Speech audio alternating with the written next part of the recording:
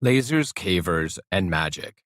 A true story of the one man's journey from guns and lasers to metaphysics and spirituality by Stephen D. Kelly.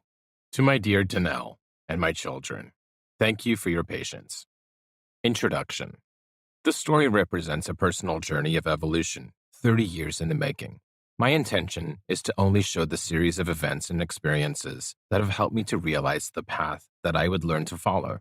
There are no coincidences that arbitrarily happen to us. Every person we meet and everything that takes place in our lives is intended to move us along to our ultimate destination. By recounting my steps, I hope to show the reader the influences that allowed me to connect the dots and become the person I am today. At times, the information may seem heavy and possibly difficult to accept.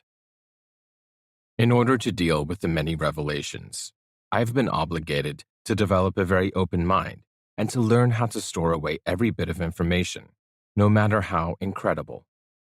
This skill has served me well over the years, as I would find that what I may conceive as impossible one day will resurface many years later to be reconsidered under new circumstances. This ability to maintain an open mind and to file away vast amounts of disparate information is a very important part of what I would like the reader to develop. I ultimately hope that you will come away from this with a positive message. The major lesson is that we can choose to become mostly service to others as opposed to being mostly service to self. This is the path of all the greatest spiritual teachers that have lived on the earth. This is also the most effective way to increase our own human potential. We humans have great power that is waiting to be awakened. This is the magic. The world we live in today is a product of our mass-perceived reality. A time will come soon when people will be able to create their own reality. This is the ultimate gift bestowed on humans by our Creator. We start by increasing our psychic skills.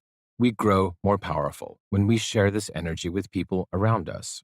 This is why it is so important to realize we are all related, and that we need to learn to love every other human. Once we have learned to avoid being drawn into the negative effects of being polarized by issues that the media bombards us with, we can learn to practice unconditional love. When we watch the news, we are force-fed stories that play on our emotions and compel us to hate those that are portrayed as evildoers. We take sides and allow ourselves to become polarized, which divides us and limits our ability to understand and have compassion. I know this is difficult to do. I personally went through a great shock to my core beliefs before I could come to terms with this concept. If you visualize the yin and yang symbol, imagine that it is always spinning. The amount of black and white is ever changing. There is always a small amount of white or black at any spot on the circle. This is a perfect representation of the world we live in. Nothing is ever black or white. It is always shades of gray. Likewise, this applies to good and evil. When it comes to humans, there is always a small amount of both present. This is the first thing we learn on the road to becoming observers. There is a list of suggested reading for further research. I hope that everyone will want to learn more about the people I have listed. Several of them have made great contributions and have paid a steep price for their leadership. There is also a glossary that I hope will help with some of the technical terms I have used. Telling this story is very important to me, and I hope the reader can appreciate the commitment and personal sacrifice I make to bring this information to you. My motivation is to help others to grow and become more powerful individuals and leaders. I am very passionate about this message, and I look forward to the result of my being able to share it with you. A day in the life of Stephen Kelly. There was a time when I was like everyone else. I was happy and innocent, and looked forward to living my life and growing old with my family close by. All of that changed for me in one day in the early 1990s. Like many Americans, I was raised to be patriotic and believed my country was righteous and could do no wrong. Now, I was in an office in front of a desk with a man that I thought was CIA sitting across from me. He was smiling and telling me a story about a village deep in the jungle of Honduras. There were people living there, men, women, and children, and all of their animals. Supposedly, these people were sympathetic to forces that wanted to change the government. One day, a group of soldiers came to that village deep in the jungle. They surrounded the area and systematically killed everyone and everything living in that village. They killed every man, woman, and child there was. They killed the animals, every goat, pig, chicken, and dog. And when they were done, a big helicopter flew in with a bulldozer hanging underneath it. Somebody got on that bulldozer and dug a big trench. He then scraped the entire village into that hole. Every hut, every person, every dead animal went into the pit. The trench was covered with earth, and the helicopter flew away, taking the bulldozer with it. The men with the guns disappeared back into the jungle and left behind nothing but a clearing where the village once stood. This was a CIA death squad, and these men did this in the name of my country. I was in shock, and everything I was raised to believe about right and wrong was shattered. My innocence was taken away from me that day, and I could never go back to being the person I was before. Every child is born a genius. Richard Buckminster Fuller. Early years. I was born in Long Beach, California, on May 28, 1958. I came out 3 minutes after my identical twin, Norman. We were premature and spent some time in an incubator before going home to my parents, Dorothy and Henry, in Los Altos, California. My younger sister, Erin, was born a little over a year later. My parents both came from broken families, where the mother had left the father and relocated from the East Coast to a small town in Oregon, the kind of place where everyone knows everyone else and you can't get away with anything. My dad was a handsome young guy who had come back from the war in Korea. He worked as a lumberjack and as a fireman. Like all the men in my family back then, he drove a motorcycle. My mom had red hair and was your typical small-town beauty that dreamed of moving to the big city and having the best of everything.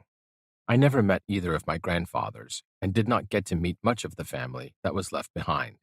I think in later years, I resented how an unhappy woman could relocate her family and cause them to lose the connection to their roots and diminish their standard of living. When my brother and I were 2 years old, the family moved to a new home on Cherry Street in Los Alamitos, not far from Long Beach. Kathy Rigby, the Olympic gymnast, grew up down the street from us, and I used to play with her younger brother, Jeff. I remember as kids, we used to watch her practice on a balance beam in her parents' front yard. I had no idea what a balance beam was, but she could do amazing tricks on it.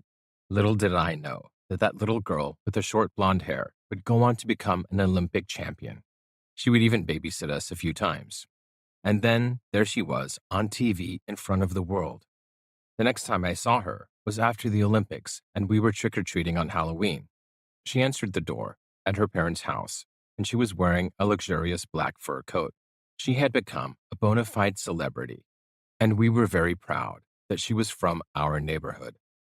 My earliest memories were when I was 5 playing in a local park on a huge swing set. My mom would take us kids there because it had the best playground in the area. I know I was 5 because I remember playing with a little girl there and announcing to her, "I'm 5." I also remember that we had a little black dog named Pepper and that my dad planted a maple tree in the front yard. Years later, I would go back and visit that house, and that tree was enormous. I also remember when I became self-aware. That is a very important time in anybody's life. It's when you realize that you are inside your head, looking out on the world, and that everyone around you is a separate person, and not just there for you to see and interact with. I was in my room, which I shared with my brother, and I was sitting on the top of our bunk bed. Those thoughts and feelings never really go away. Some people call that the center of the universe syndrome. Today, I still have to consider everything I experience and why I am here. Even at that early age, I had visions of a great desert war, which seemed strange to me at the time. I had never read the Bible, but I knew that this was Armageddon, and I was going to play a role. Was I having a glimpse of my future? Was this a clue that our lives are programmed in advance, and we plan everything to the last detail before we are even born? Is there really such a thing as free will? And do we have the power to control our destiny? My mother had decided to become a Catholic when she was young for reasons I never knew. Her family was Protestant and still attends a Lutheran church. My father was not very religious, as I recall, and went along with my mother but never really became Catholic himself. My brother and sister were enrolled in St. Hedwig's Catholic School, where we also went to church. My brother and I would even become altar boys. This was a good way to get out of class once in a while, and was a little fun also. Back in those days, the nuns who were all Irish would administer discipline with a ruler on the knuckles. I was a pretty good kid, but even an altar boy gets in trouble sometimes. In 6th grade, I was elected class president, which just meant that I was responsible when the teacher was out of the room. My brother and I were very artistic at a very young age and loved to find a good clean piece of paper to draw on. I remember when we were very little, we would tape sheets of paper together to make large elaborate drawings of underground cities with extensive tunnels, elevators, and submarine pens. Where the heck did that come from? Did I live in such a place in a past life? Much of what I write will include stories about my brother because we are two sides of the same coin. The significance of that will become more important in later years. The family moved to a larger house in Suburbia Estates, not far from where we were living before. And we continued at parochial school until the 6th grade, when we were enrolled in a public junior high school.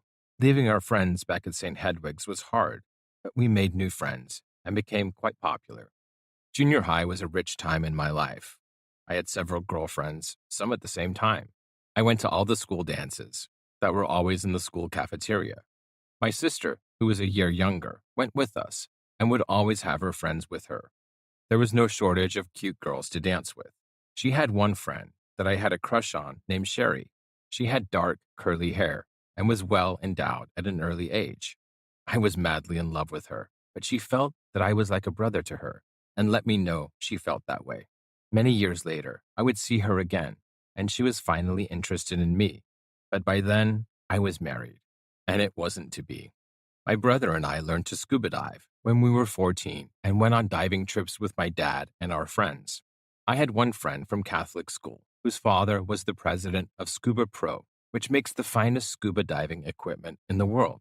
We would visit and see diving gear all over his garage. When we were being trained, the instructor found out about our connection and treated my brother and me extra special.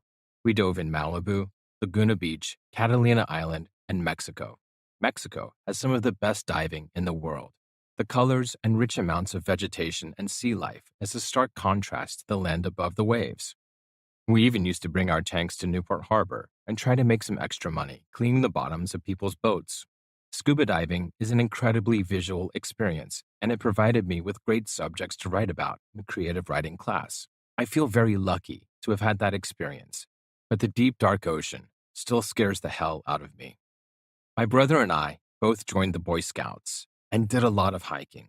A couple of our friends were scouts, and it looked like a fun thing to do. We were both 14 at the time, and were a little old to be starting in scouts, but our age allowed us to be involved in the more elite activities normally reserved for the Eagle Scouts. Several of my friends were well off, and we spent much time on the ocean sailing or enjoying their families' yachts. Being scuba divers, this was great because it's a heck of a lot easier to dive out of the back of a boat than to swim out from the beach.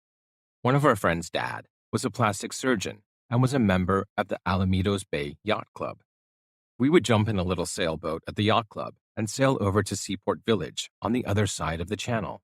After buying some goodies, we would sail back to the center of the bay and relax with our lunch. We rode our bikes everywhere and would go to the beach often. Sometimes, one of us would have to sit on the handlebars and hang on for dear life while we zipped through intersections. Living in Orange County had one major perk. We had Disneyland in our backyard. I used to feel sorry for all the kids that had to grow up in other states with no Disneyland nearby. We used to plan our trips out like military operations. We were always looking for ways to run amok. We would bring grabbers and try to get jewels from inside the Pirates of the Caribbean ride. We would sneak around the fence on Tom Sawyer's Island and run around the area that was not open to the public. We even stole the arrow from the chest of the dead settler in front of the burning cabin. One summer, I got in trouble at Disneyland, and my mother put me on restriction. My brother was with me, but I took the rap. I was not allowed to go anywhere or see my friends. I spent most of that summer doing yard work in the backyard. I must have been doing a good job because she decided I needed something else to distract me, so she gave me a book to read. It was Ian Fleming's James Bond, Dr. No. Of all the James Bond books she could have given me, this was the one that contained a small amount of sex. I don't think that was her intention, to expose my young mind to that, but it was just enough to get my attention and cause me to consume every James Bond book in the series. That was the beginning of what would become a voracious appetite for reading. I became addicted and went through more books than I can remember. I spent many hours reading in bed or laying on the beach with a thick book like The Lord of the Rings. I enjoyed historical novels and would pick an author and read everything they wrote. I read all of the Conan books, every Edgar Rice Burroughs. My parents had a good collection in the family library, so I read most of their books, which were mostly written in the 60s. Eventually, I grew tired of fiction and moved on to biographies and historical or scientific subjects. My parents tried to instill a work ethic in us, so I had several jobs when I was young. Living in Los Alamitos, my brother and I were both paper boys. I had to get up early and ride my bike around tossing papers at people's doors. Getting up early and sitting on a street corner folding newspapers while freezing was not fun at all. We used to light little fires on the sidewalk to warm our hands. The streets were empty, and we could be delinquents. It's amazing how much trouble you can get away with when you have bags full of papers on your handlebars.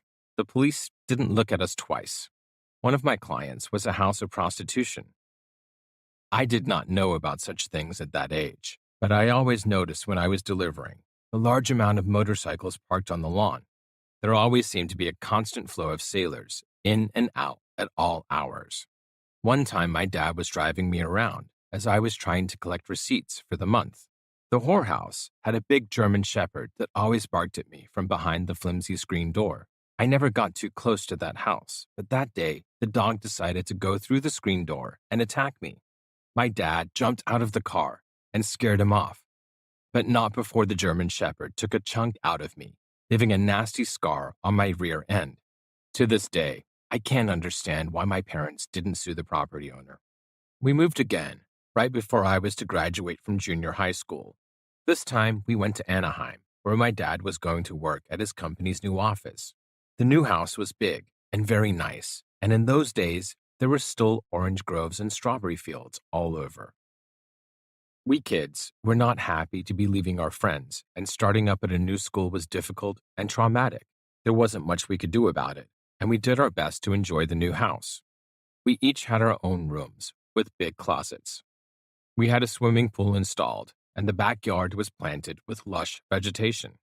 More than likely, my dad was buying this big to keep my mom happy and give her a showplace to impress her friends. When we moved, I had 3 girlfriends at the same time, and they all found out about the others after I left. Whether or not my leaving would have prevented my getting caught, I don't know. In hindsight, I wish he could have just commuted and left us where we were. The best memory I had from that new junior high was a girl I met in Spanish class named Teresa.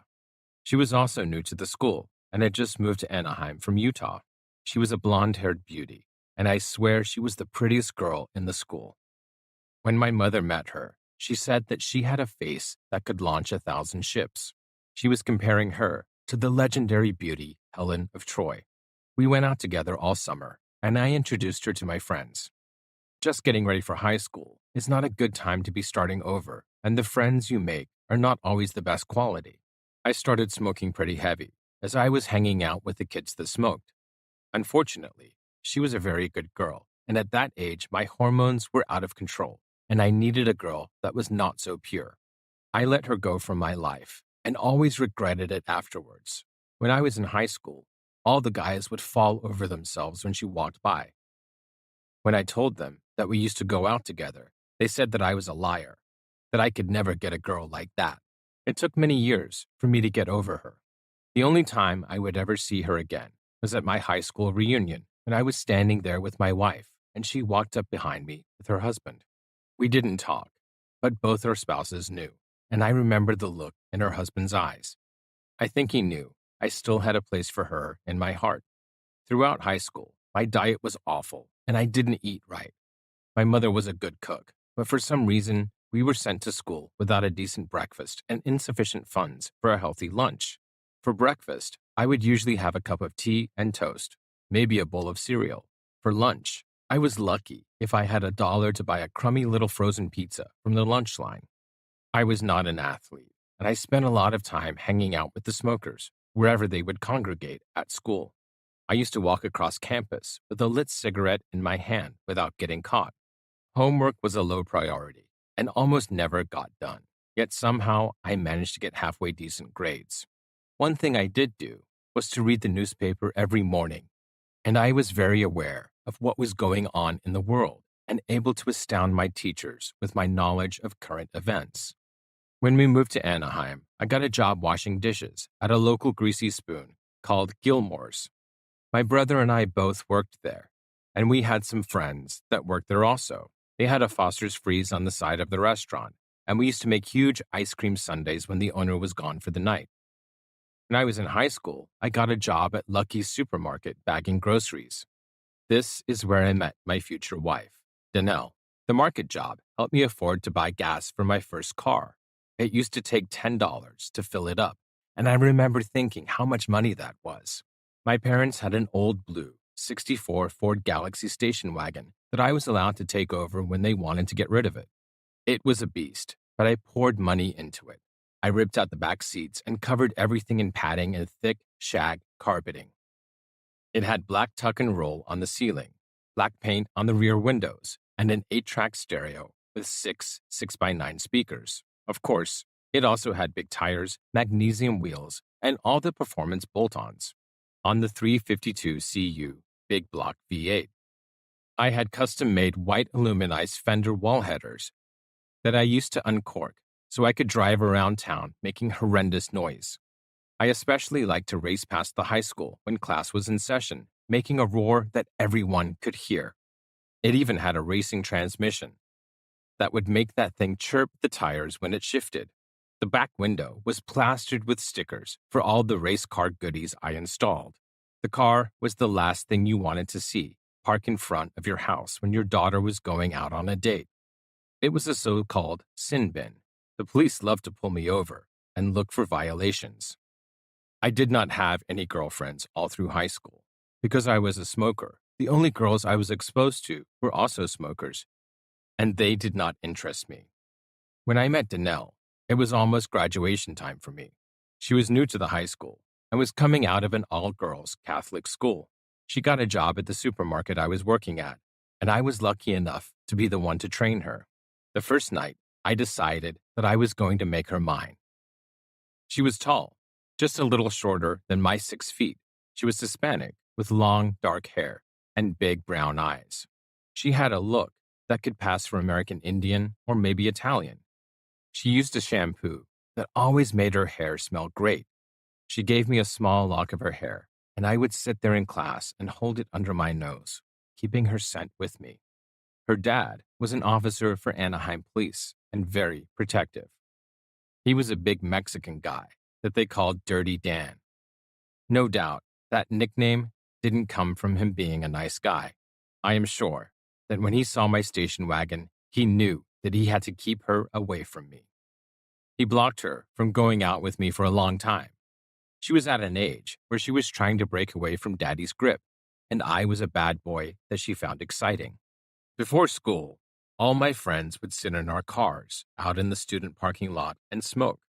Danelle would watch us from afar and wonder what it was like to be part of our group. Psychology being what it is, the more her dad tried to keep me away from her, the more I wanted her. Persistence pays off, and eventually I was able to go out with her. Often I would come to her house to pick her up, and her dad would be out front, talking to a nice young policeman that he wanted her to meet. That didn't work out very well. She wasn't interested in dating a cop. Several times, I would be leaving my parents' house, and there would be a police car sitting down the street, waiting for me. I would get pulled over, and the car would be inspected for violations. The things we put up with for love. After some time, I was somewhat begrudgingly accepted by her family. Her grandmother, who lived with her family, was nice to me. and I got exposed to lots of new foods, such as chorizo and eggs, which I now eat almost daily. One night, I was sitting in her parents' living room, and she told me that both she and her younger brother were both adopted. This was a shock to me, and I was not sure what to think. Later, after many years of marriage, I would come to understand the dynamics of having a spouse with adoptive parents. Danelle and I dated for 4 years. It was 8 months before I ever touched her. The first time was one night when I was dropping her off in front of her parents' home. She was just as anxious as I was because we both went straight for the goods. Oh my, that was something. She had very white skin with freckles, and after we would get hot and heavy, her skin would get flushed and red on her chest. That was something she could not hide, and her parents must have noticed. After I graduated, I would come onto the campus and visit her as she was younger than me and still in high school. I had devoted my artistic abilities into making jewelry using lost wax casting. I was very good, and the woman who taught the jewelry class would allow me to continue to use the equipment at the school. This was a great way for me to see more of Danelle, who was in the class. Many of my projects were destined for her. Most of the jewelry I made was sterling silver and sometimes gold. This was back when you could buy an ounce of gold for $35.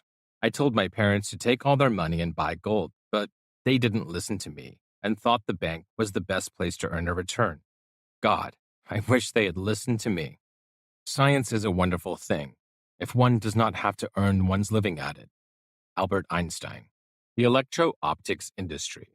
After high school, I went to the local community college and started a business major, accounting, sales, and some general education, while still taking jewelry making classes. At the same time, I thought I wanted to open a jewelry store. I thought a business major would help me be able to run my own company. My old high school had an ROP training program that taught precision optical lens manufacturing. A friend of mine took the class and got a job right away. This sounded like something interesting, so I enrolled.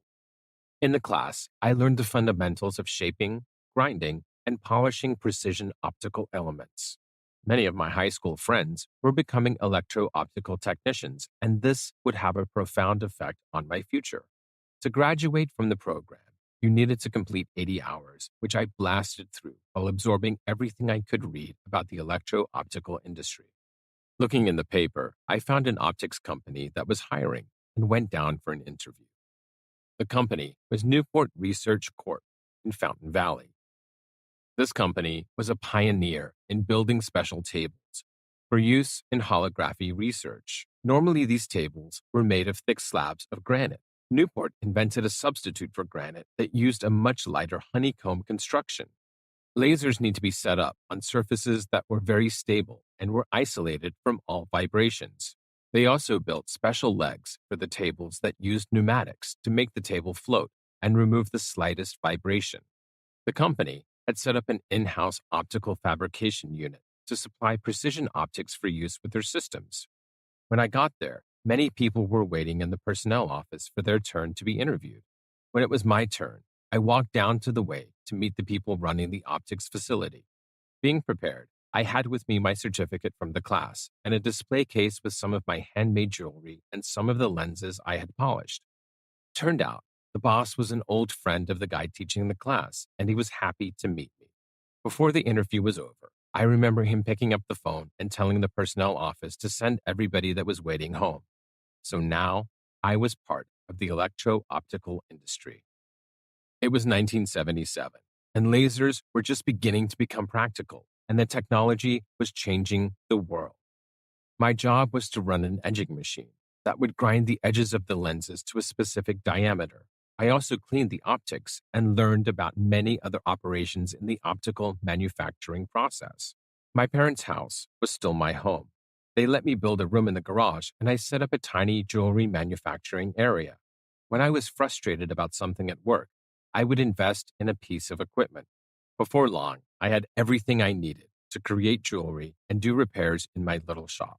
The room was only about 8 feet square, but I could sit there and access all my equipment and do great things.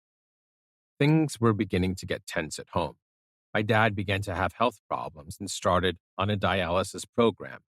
My mom was not there for him, and I resented the way she took care of her needs and left him alone constantly. Things at home began to deteriorate fast after that.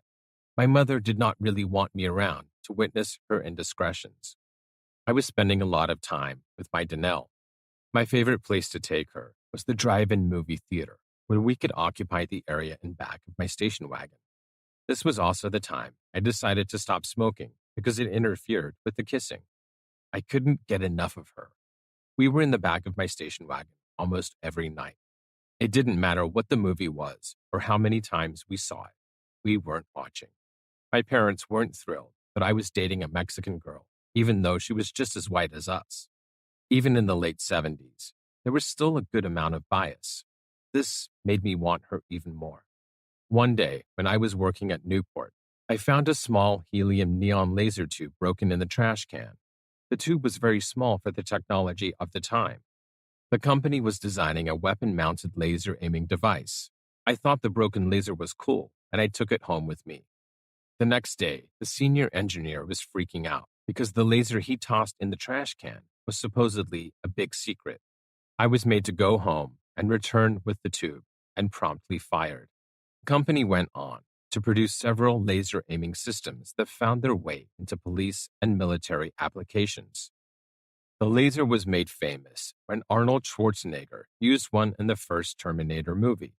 You might remember the scene when he walks into the nightclub and shines the little red dot on Linda Hamilton's head.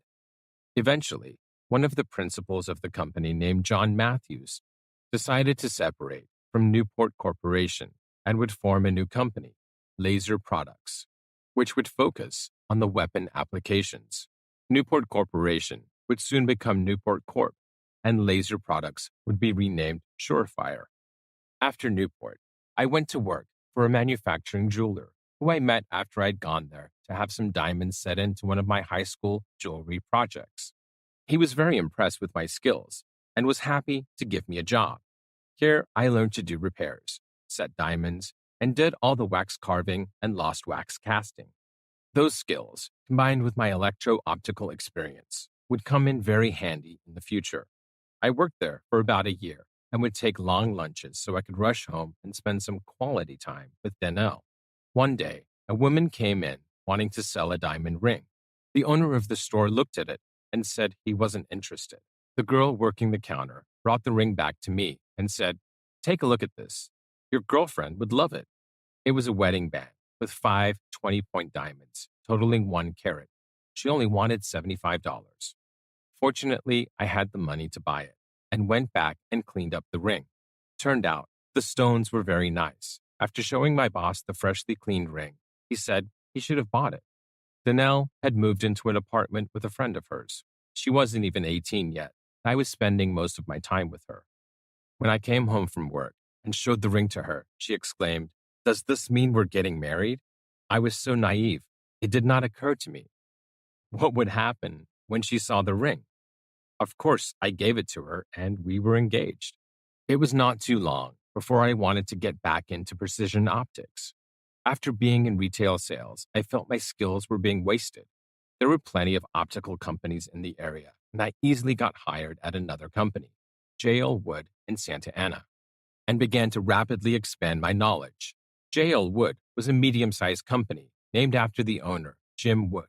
They produced a high-quality product and were responsible for designing and building the special camera lenses that made the Star Wars movie possible. They put me to work in quality control, and I spent many hours using a laser interferometer to evaluate optical elements during production and final QC. I was now beginning to get paid pretty well and could afford to buy myself some toys, like my first handgun, a .357 caliber revolver. I also moved out of my parents' home and rented my own apartment. My mother was in a big hurry for both my brother and me to move out of the house. He was very bitter about that, as he was not as prepared as I was. On the other hand, I wanted a place where I could be alone with Danelle. When I talked to the manager lady at the apartment complex, I told her that I would move in with my wife as soon as I got married. She thought I was wonderful for being so old-fashioned. Danelle and I got married, March 1st, 1980, at St. Anthony's Catholic Church in Anaheim. The reception held at the Phoenix Club in Anaheim was relatively big, with 300 people. My friend Bill, whom I knew from junior high back in Los Alamitos, was my best man. Bill and I both were big fans of James Bond books and iced tea. Drinking large amounts of iced tea daily is still a big vice for me. Bill was a major influence in my life, and I will return to him many times in this story.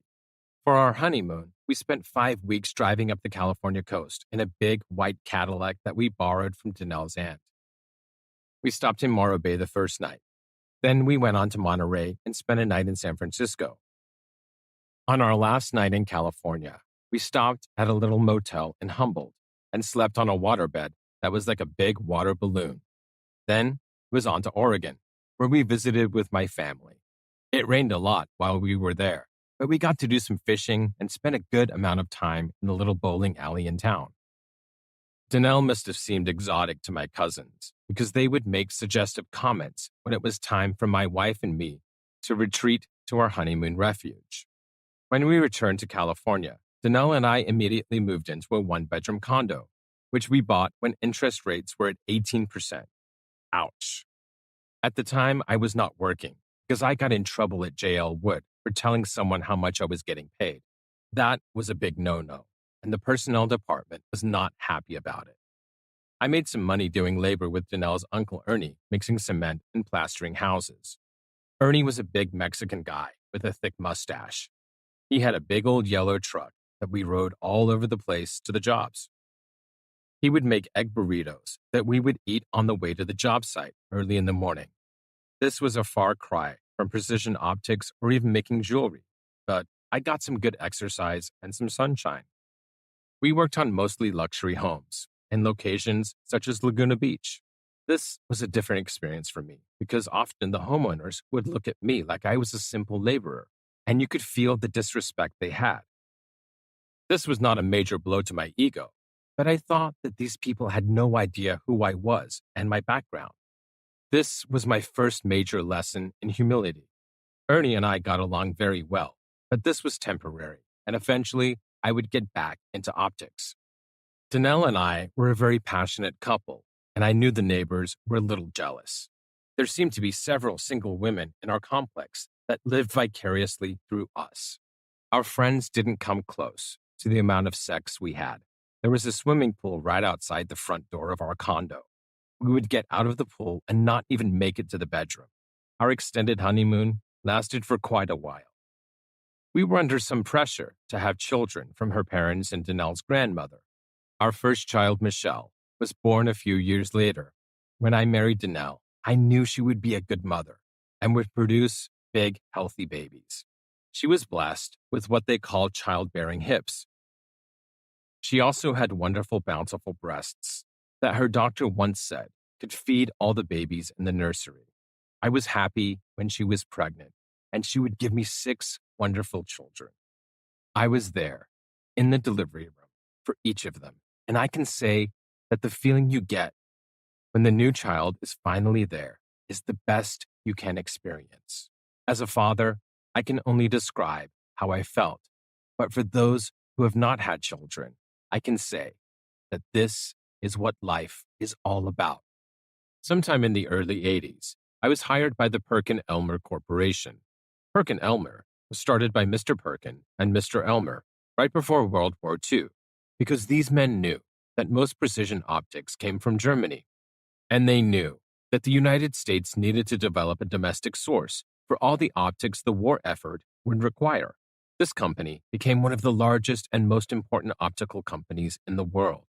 They were famous for building many of the large observatory telescopes all over the world. They even built the primary lens for the Hubble Space Telescope.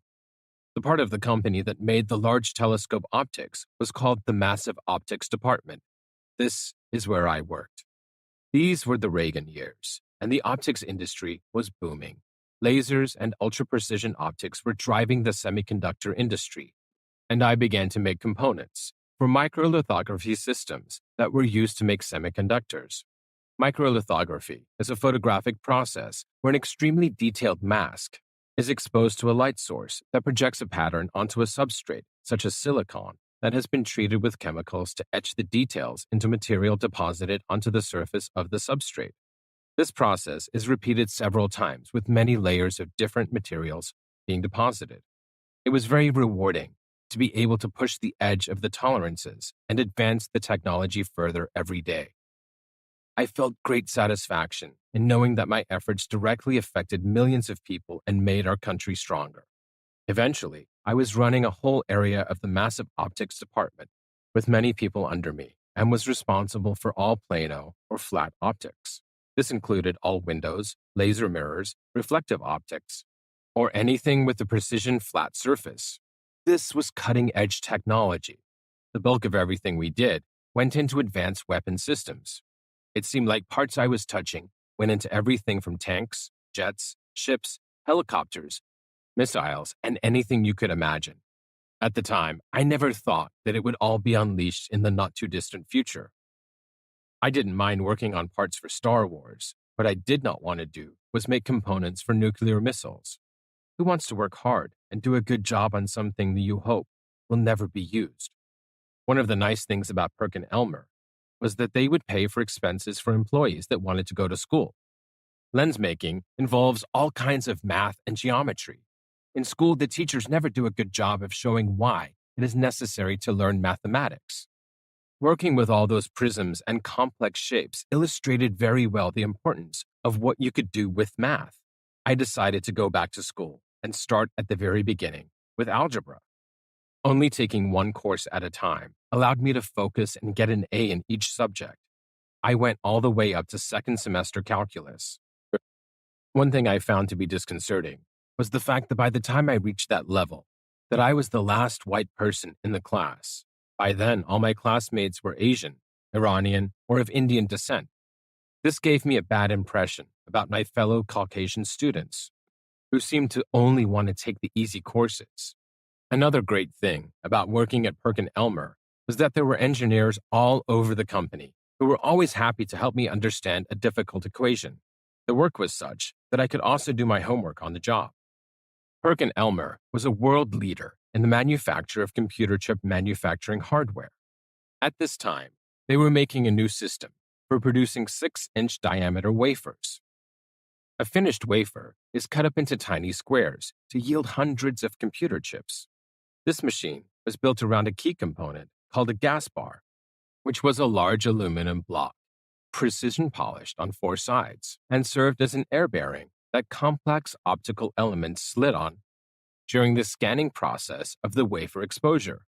Meanwhile, the company was only able to produce 2 units a week of this component, and it was causing major issues with assembly line production and the corporate bottom line. This was unacceptable, and I knew that I could change all of this, but to do so, I needed to be given free rein to come and go as I pleased, and have final say on equipment and methods. Like many skilled polishers, I was a major prima donna and couldn't stand the corporate environment. One night, I slipped a note under the door of the plant manager. I was working the second shift, so I was unable to talk to him in person. On the note, I told him that if he gave me full freedom and allowed me to work without any control of a supervisor, I would deliver to him at least 6 gas bars a week. I knew I could do things my way and control who touched the parts. I would be able to turn this thing around. The next morning, my now ex-supervisor came to me and said, "I don't know what you did, but you are on your own now and you better deliver." This was great. I could work when I wanted to and put in as many hours as I liked. Company engineers were provided to me, and I designed new machines and developed new methods to produce these parts. The first week, I surpassed my promise and delivered 12 units. This would continue, and many units would flow out of my area. As I could control the hours of my crew, one of the guys I had working with me was able to take advantage of this. He could spend more time completing parts for another project that went into the M1 Abrams tank. This would prove to be very important very soon when the Gulf War started. Because of my success, whole assembly lines were now able to produce large numbers of a machine that sold for close to $1 million per system. By the end of the year, the corporation was able to realize a significant increase in revenue. Almost everyone involved with this project from planners to production control personnel, received raises and promotions, except for me. At the Christmas party that year, the general manager gave me a pat on the back and said thank you. The plant manager took me out for a prime rib dinner. It's like they say, the better you are, the more you stay where you are, and everyone rises to their own level of incompetence. The good part of the extra overtime was that I was able to buy Danella a nice two-tone Rolex watch for Christmas that she is still wearing today. Needless to say, my success and independence made me a target for some people that felt snubbed by what I had done. In the optics industry, we have a saying that nothing you do matters unless you can actually finish the part. Getting something close to specification doesn't count. We had lots of people that thought getting the parts close was being productive and equivalent to actually finishing a job. They would toil for days on something and depend on me to bring it to specification and completion. One day I came into work and was told that some important part was very close to being complete, and I only had to take it off the machine in a few minutes and perform the final test. The guy promptly punched out and left, expecting to get credit for all his hard work. Needless to say, the part was not finished and would require more work to pass. The next day, this person complained and was able to convince my ex-supervisor that I had dropped the ball and allowed the part to miss being completed. This ridiculous story was seized on and used as an excuse to relieve me of control of my department. There was no way that I would let them get away with humiliating me and continue to receive the benefit of my labor. That night, I called my brother from the office and told him I was going to leave and wanted to help him with his company. The next day, I went to see my doctor, told him I was stressed, and with the note I got from him, I returned to PerkinElmer and took an immediate leave of absence. The personnel department was shocked, and the effects were instantaneous. The remaining crew was unable to maintain production levels. Work had to be sent to other areas, and contracts were lost. The department I had built was eventually closed down. The special machines I designed were sold to Japan, and the end result was a loss of strategic capacity that I believe hurt our country. Whenever you are asked if you can do a job, tell them, certainly I can. Then get busy and find out how to do it. Theodore Roosevelt. NK Entertainment. My brother Norman, like many of our friends, also went into precision optics manufacturing, except he was involved in another aspect, thin film coating. This is the process of evaporating micro-thin layers of material onto the finished surface of a lens, such as magnesium fluoride, for an anti-reflective coating, or aluminum for a reflective coating. Magnesium fluoride is what gives the bluish color you see on the lens of a camera or binoculars. He did this for several years before starting his own business that was involved with specialty lighting for the entertainment industry. This was an era of discos and nightclubs, and there was a big demand for the installation of dance floors and lighting features associated with such. Many restaurants decided to build these areas into locations to increase revenue and sales of alcohol. Norman had several contracts to retrofit whole chains of restaurants and was doing quite well. Besides installing off-the-shelf lighting systems, music systems, and related hardware, he also designed and marketed his own line of lighting controllers and a variety of laser projectors. Laser projector is a system that shoots out laser beams to perform a laser light show. This was an industry in its infancy, and he was able to offer a product at a substantially lower price than available from other sources. One of the more interesting people that became involved with my brother in his laser endeavors was a brilliant yet eccentric person named Fred Lord. Fred was a protege of a laser pioneer named Gary Stadler, who was in turn a protege of the eminent scientist Dr. Bob Beck. I mention this because Fred would go on to be instrumental in future developments of both Norman's company and my company, the one that I would form later. Bob Beck would also reemerge later in my life and be responsible for important developments, historically and technologically. One of the ongoing projects that Norman was working on with Fred was the attempt to construct a 300-watt continuous beam argon laser projector system that would be capable of displaying graphics on anything from the side of a mountain to the surface of the moon. At the time, nothing existed capable of such a feat, and effort was focused on finding a corporation interested in using the system for the purpose of advertising. Images of a laser beam riding on the moon were used by NK Entertainment to promote their laser projector systems. This was not lost on certain entities operating on levels of the U.S. government. This was a time when anybody involved with laser technology was closely watched by the CIA. By the time I left PerkinElmer and went to work with my brother, he was already well established and had built many nightclubs and sold numerous laser projector systems. About the time he was contracted by the Hilton Hotel in Las Vegas to produce entertainment-themed aspects for a large private party being put on by Conrad Hilton for New Year's Eve. This was a lavish affair that had a James Bond theme. The contract required large murals depicting different James Bond movies, a huge mock-up of a moonlander-type structure located in the center of the ballroom, numerous lighting and pyrotechnic effects, and a high-power laser light show. Norman brought in an artist from Hollywood who was famous for having done major portions of the set design for the recently released Star Wars movie. The artist brought with him an associate named Gil that would prove to be a very interesting character. When I came to Vegas to get involved with the project, we were down to 2 weeks' time to complete the job before the party. Things were going slow, and we were having difficulty dealing with the local Vegas Hilton production personnel who were not at all happy with Hollywood people coming into town to produce a show that they felt should be done in-house. We were not allowed to use any Hilton equipment or facilities. We were constantly subject to backbiting and unfavorable comments. Fortunately, the work was completed and the show proceeded. One of the perks that came with the job was a suite at the Las Vegas Hilton that I stayed in for the 2 weeks, and a table at the party for my brother and I, and our family and guests. This is a black tie event with the best food and live entertainment that the Hilton Hotel could muster. Before dinner, the guests gathered in one ballroom where the Bond murals were located. There were tables all over, loaded with hors d'oeuvres. I have never seen so much shrimp.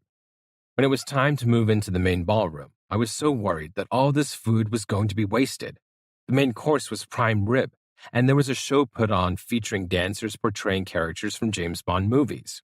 Once midnight arrived and the show was over, their ballroom doors were opened, and I was amazed at how fast the people cleared out and began gambling. The next day, our crew tore down the installation and prepared to return home. That night, when I went back to my room from my final night at the hotel, I was met in the hall by Gil, the mysterious associate of the Hollywood artist that had already left for home. Gil was an older guy, balding with his hair going gray. He spoke with a thick accent. He advised me that he had been sharing a room with the artist and needed a place to sleep, and would it be okay to stay with me that evening? Sure, no problem, I told him. Yes, and he was happy to sleep on the floor. That night, he used to tell me about himself, and things got strange. Gil explained that he was from Lebanon, and he was working with the U.S. government and some well-known high-ranking people. It seems that he was involved with the CIA in some capacity to assist Iraq in its war with Iran, which was going on at the time. Apparently, something bad happened to Gil's family in Lebanon at the hands of the Hezbollah, and Gil had a grudge against Iran. In the short time he had spent with me that evening, not too many details were disclosed. Most of the information and activity was handled by my brother.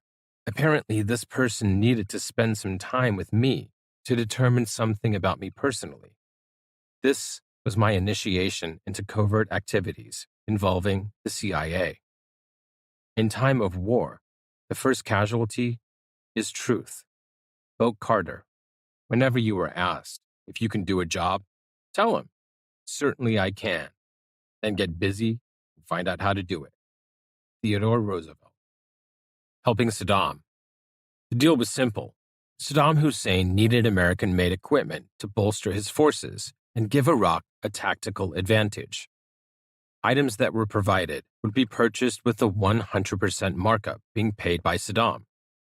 The first items on the list were Motorola handheld communication devices.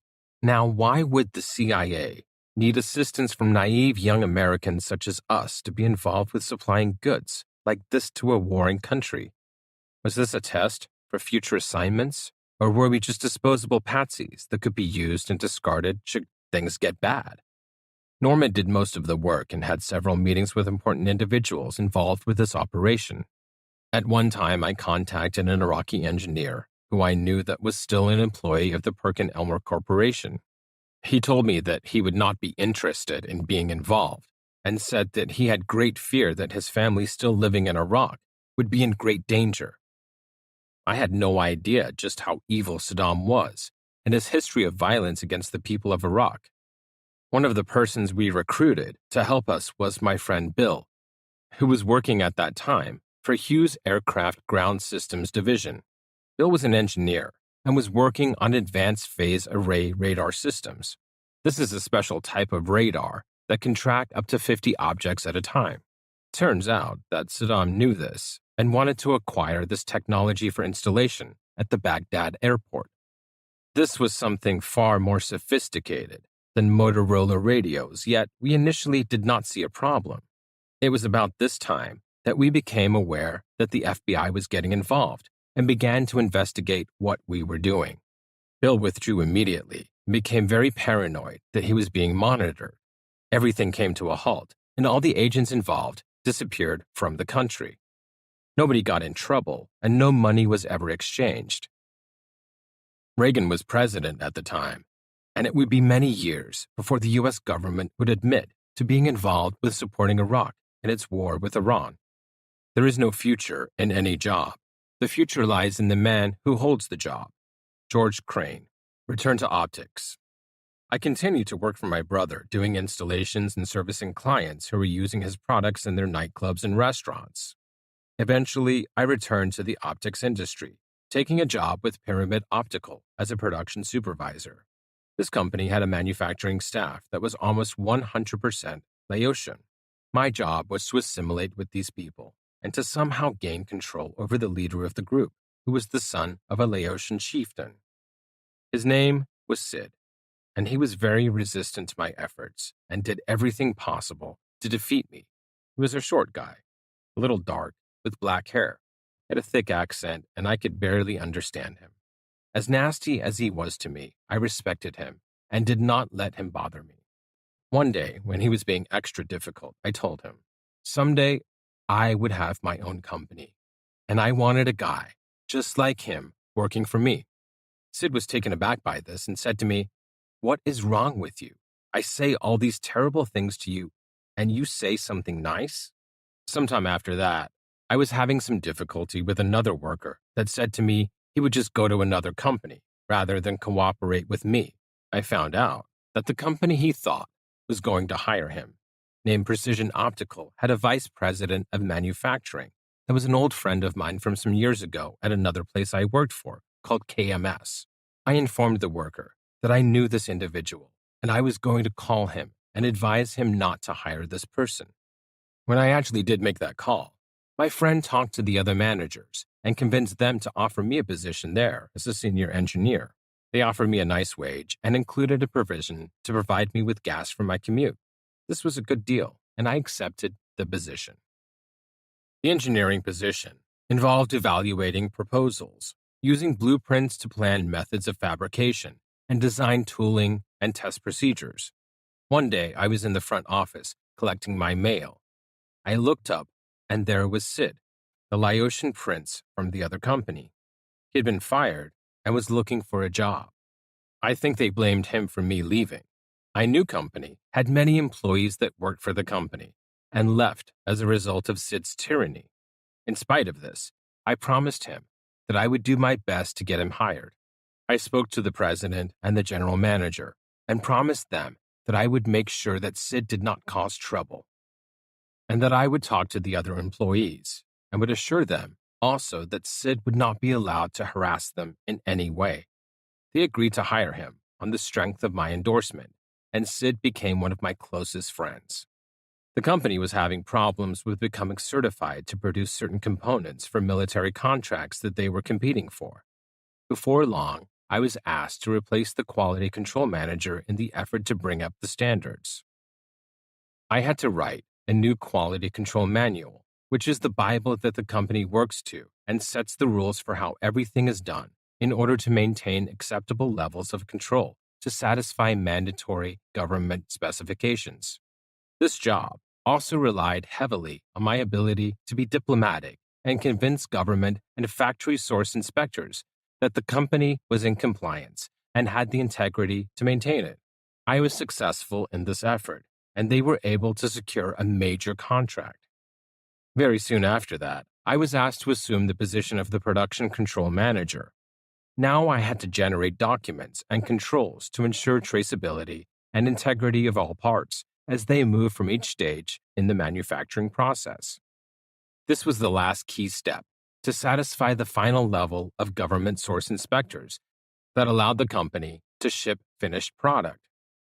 Again, accuracy as well as charisma and diplomacy were critical to achieving this. After all, that company was able to shed any negative history and become a certified vendor. I remember asking the government source inspector if I could apply for a position as one of them, and I was told, "Sorry, you need a degree." My reward for everything I had done was to be let go, and the positions I held were filled by people I had trained who were paid less than me. That day, I made a phone call to another local optical company called Prisms Unlimited Incorporated. The owner's name was Tom Bialik, and I had met him when I was doing some consulting at Perkin-Elmer. Tom hired me, and I started work the next day. My old boss at Precision Optical could not believe how fast I was able to be hired by another company, and insisted that I had been planning this for some time. The new company was very small, but had a great reputation for delivering extremely high-quality product. They also invested heavily in the finest equipment and testing instrumentation. They had a lunchroom that was fully stocked with massive amounts of food and snacks and a full kitchen to prepare meals. On top of all that, it was the cleanest factory I have ever seen. In spite of my experience, I was actually put back onto the production floor. I was made to run some polishing machines that I had no experience on, while nearby, there were several machines that I was an expert at using. I did my best and learned to operate the equipment and learn some new skills. After about only 2 months on the job, I was injured when one of my fingers was smashed between two moving parts. The boss sent me to a clinic, which promptly sent me back to work, even though I clearly could not operate my machine with my injury. The boss let me go. I should have filed a workers' compensation claim or even unemployment assistance, but I didn't. Before I left, Tom gave me an old single spindle grinder polishing machine called an idiot stick. I took it home and used it to make some money doing optical fabrication services in my garage. Luckily, I was still friends with the person who started the optical shop for Newport Research Corp, and he helped me by giving me a second polishing machine and a fair amount of miscellaneous equipment. The general manager at Precision Optical also helped me and let me have a bunch of old tooling, such as cast iron grinding surfaces and old diamond cutting wheels. It's amazing what you can do with old surplus equipment. I now had my own optical company. I am enough of an artist to draw freely upon my imagination. Albert Einstein. Electroforming. About this time, Danelle became pregnant again, and we needed to find a larger place to live. I was still making money by selling jewelry I made in my small shop, doing some consulting in electro-optics, and the occasional remodeling project for friends and family. Before the second child was born, we decided to save some money for a new home by renting out the condo and staying with her parents. I spent some time building a large living area in their attic as the house had a very high vaulted roofline. It really was nice, about 900 square feet of new living space, with the stairway located in the garage, providing a separate entrance. We had 2 large rooms, with a small kitchen area and a bathroom, but we had to come downstairs to take showers. During the time I was building our new living quarters, a new opportunity for business presented itself. A friend of mine who was familiar with my jewelry manufacturing experience had a sister who was working for a fashion jewelry designer in Santa Monica, California, named Susan Cummings Design. This company was selling a line of jewelry consisting of bracelets, pins, and earrings to upscale stores such as Neiman Marcus and similar high-end boutiques. The main component used for these items were a variety of small animal shapes that were made from wax and coated with a thick layer of fine silver. The process was known as electroforming, and at the time, this process was primarily done in two places, South Africa and Israel. The problem for Susan Cummings was that production was being halted due to labor unrest from apartheid in South Africa and the Intifada in Israel. They needed a domestic supplier for this manufacturing service. Because I was operating a complete jewelry manufacturing facility inside of my parents' garage, I already owned all the equipment needed to perform electroplating of precious metal, such as gold and silver. I performed several experiments with different conductive coatings on the wax forms and eventually was successful in producing finished products using a special organic paint that I had located. First thing I did was design and build two 15-gallon plating tanks, one for copper and the other for fine silver. These tanks were first set up in a bedroom of a house my brother was renting. He was using another bedroom to build high-power laser projectors for his entertainment company. One day, the police decided something was going on because of the hoses and ventilation systems in the window and came to the house to look around. I am sure they did not know what to think when they saw the unexpected sophisticated technology occupying the bedrooms. They left everything as they found it. The plating tanks each held a rack suspended in the center between two rows of anodes, solid copper for the copper solution and solid fine silver for the silver bath. Each rack held a minimum of 54 parts, twice as many if the parts were small. Susan Cummings paid $5 for one part or animal figure. Each rack would generate $275 minimum every 6 hours.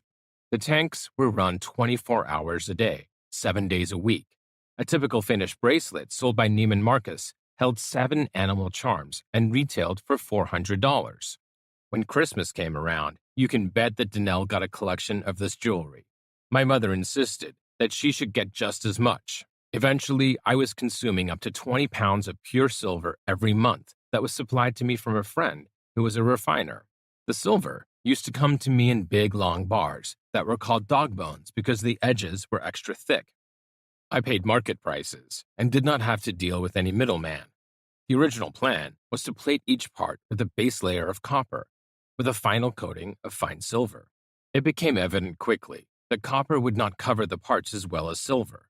The realization of this fact would prove to be a very significant piece of information. This lesson would come back in the future when I would discover just how important pure silver is as a building material with applications I could not even imagine at the time. During the plating process, silver is transferred from the anode, which has a positive electrical charge to the surface of the work, or cathode, which is negative. Silver molecules, or ions, separate from the surface of the anode and travel through the plating solution, or bath, and attach to the surface of the negatively charged cathode one ion at a time. What makes the silver ion so special is that unlike any other material you can use, it has the ability to find and enter the smallest details of an intricate part. This means that silver is the best material available if you want to construct something with microscopic precision. Eventually, I would discover other secrets that make this material so important and useful for advanced technological applications. By now, the construction upstairs at Danelle's parents' house is complete, and we are ready to move in. Danelle is pregnant with our second child, and we have a crib set up in our bedroom, waiting for my first son. There are so many extra spaces that I even have a separate enclosed work area to set up my plating operation to continue production 24 hours a day. By now, the volume has increased to the point that I contracted some labor to perform all of my pre-plating processes. I was good friends with the owner of a jewelry supply company, and he referred me to a person who came into the store looking for an opportunity to make some extra money. This person was from Vietnam, and he recruited several members of his family to become involved. When he came over to meet me at my in-laws' house, my mother-in-law commented that now she knew I was going to be successful because I had Vietnamese people working for me. Primarily, I dealt with two brothers, Mai and Man. Man was a little older and had served in the military in Vietnam. We used to socialize, and often I would join him for Sunday breakfast in the little Saigon area of Westminster. This would usually involve first having iced coffee in a little Vietnamese coffee bar. Enjoying iced coffee is a ritual to be done very slowly, usually in a room full of men smoking cigarettes. A small metal cup with tiny holes on the bottom is filled with some finely ground French roast coffee, and a metal filter screen is placed over the coffee. This sits on top of a coffee cup, and hot water is poured into the metal cup containing the coffee. The thick, rich brew slowly drips into the coffee cup underneath. This is a slow process and provides time to relax and enjoy conversation. When all the hot water has dripped through, the coffee has sugar added and is poured over a glass full of crushed ice. The result is a thick, sweet, syrupy drink that is delicious and energizing. It is not recommended to drink more than one. Sometimes we would be joined by one of man's senior officers from his military service, and being the only white guy there, the other patrons would assume that I was CIA catching up with old war buddies. After coffee, we would go to a second-floor restaurant in the heart of Little Saigon called the Seafood Palace. Here, we would enjoy dim sum. Dim sum is a Cantonese term for a type of Chinese dish that involves small individual portions of food, usually served in a small steamer basket or on a small plate. Going for dim sum is usually known in Cantonese as going to drink tea. Naturally, we would drink tea, but usually have a bottle of Heineken also. They say there are 1,000 different types of dim sum, and women would push carts around the room, loaded with many steamers, filled with several different varieties of dim sum. By the time we were done eating, I would be very full and usually have a bit of beer and caffeine buzz. My association with this family would continue for many years and lead to many interesting future endeavors. In addition to my plating operation, I also set up a small lab downstairs in the garage where I would do some electro-optical manufacturing processes for a small company that produced infrared aspheric optical components for programs such as the stealth bomber.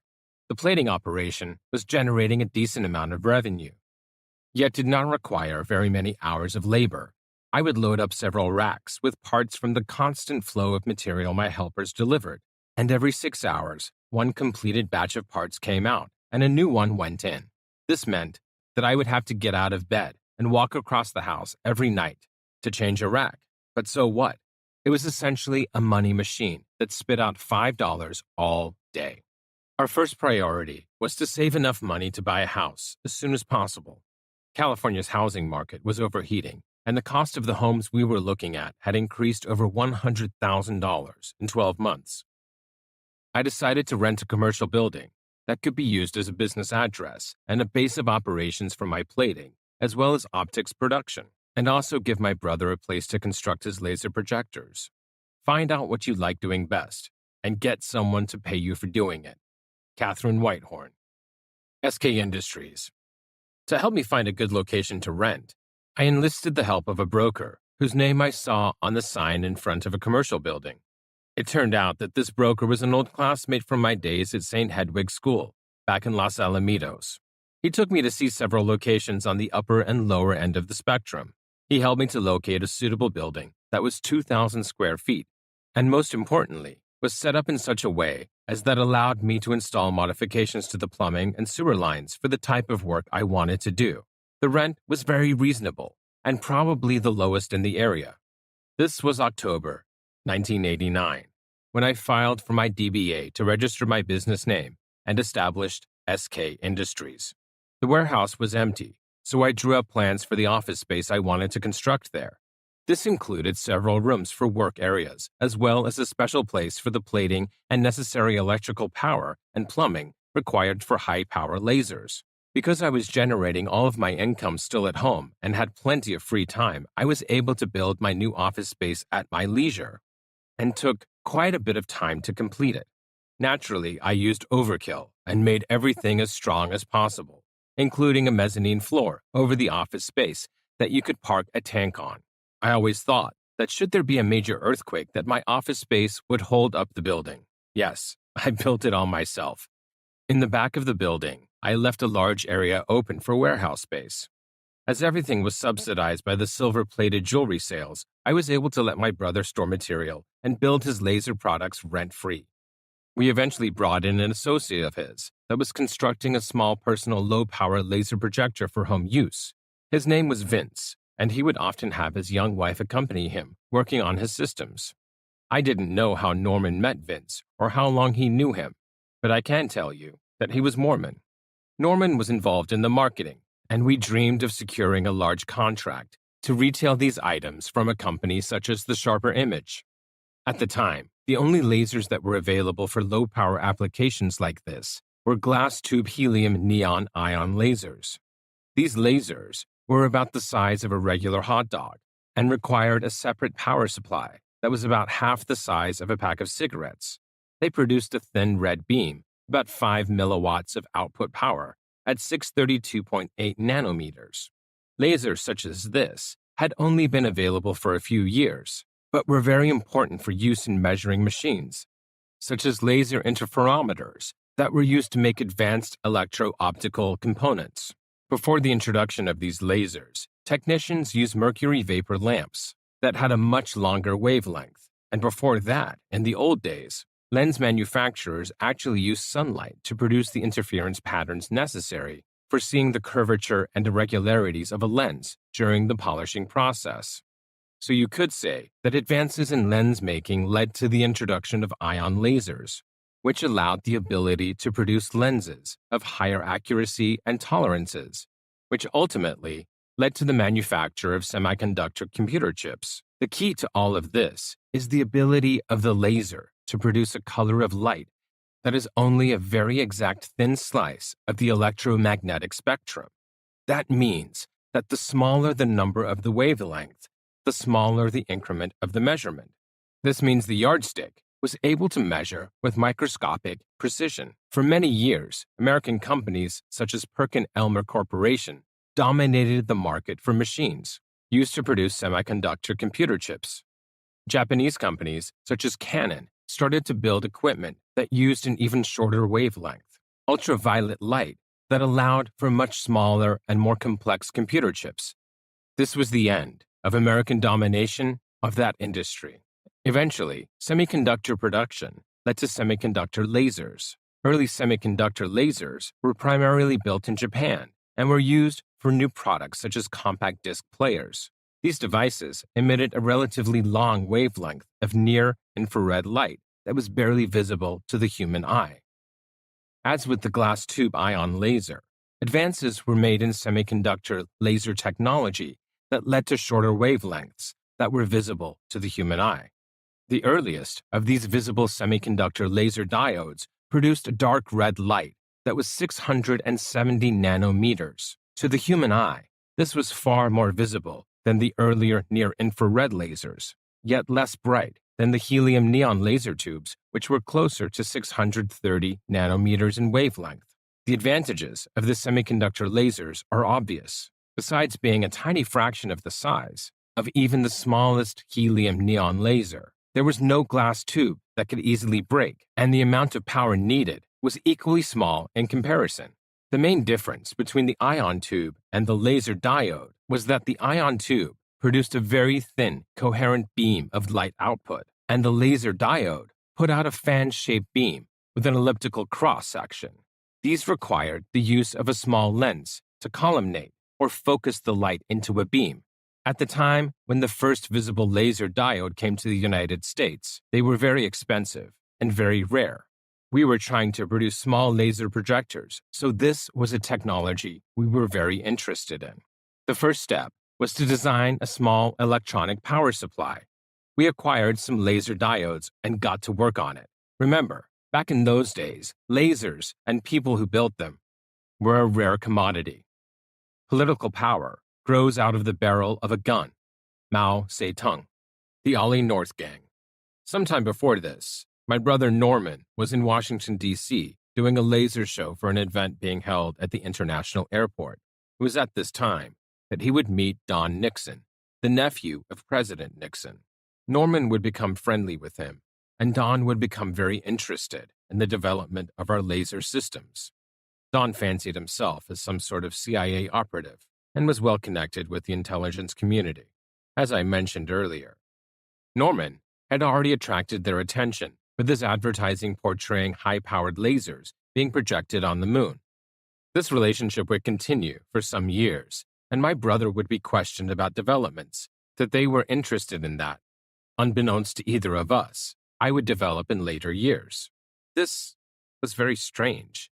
How did they know about laser technology that had not even been invented yet? And I had no idea they were even talking about it. Pretty soon, Norman was asked to talk to some CIA people about a laser contract. For whatever reason, Norman was uninterested or felt he was too busy. I don't think Norman realized how big or important this project was. I don't think he had any moral reservations about dealing with the CIA. He was just kind of flaky that way.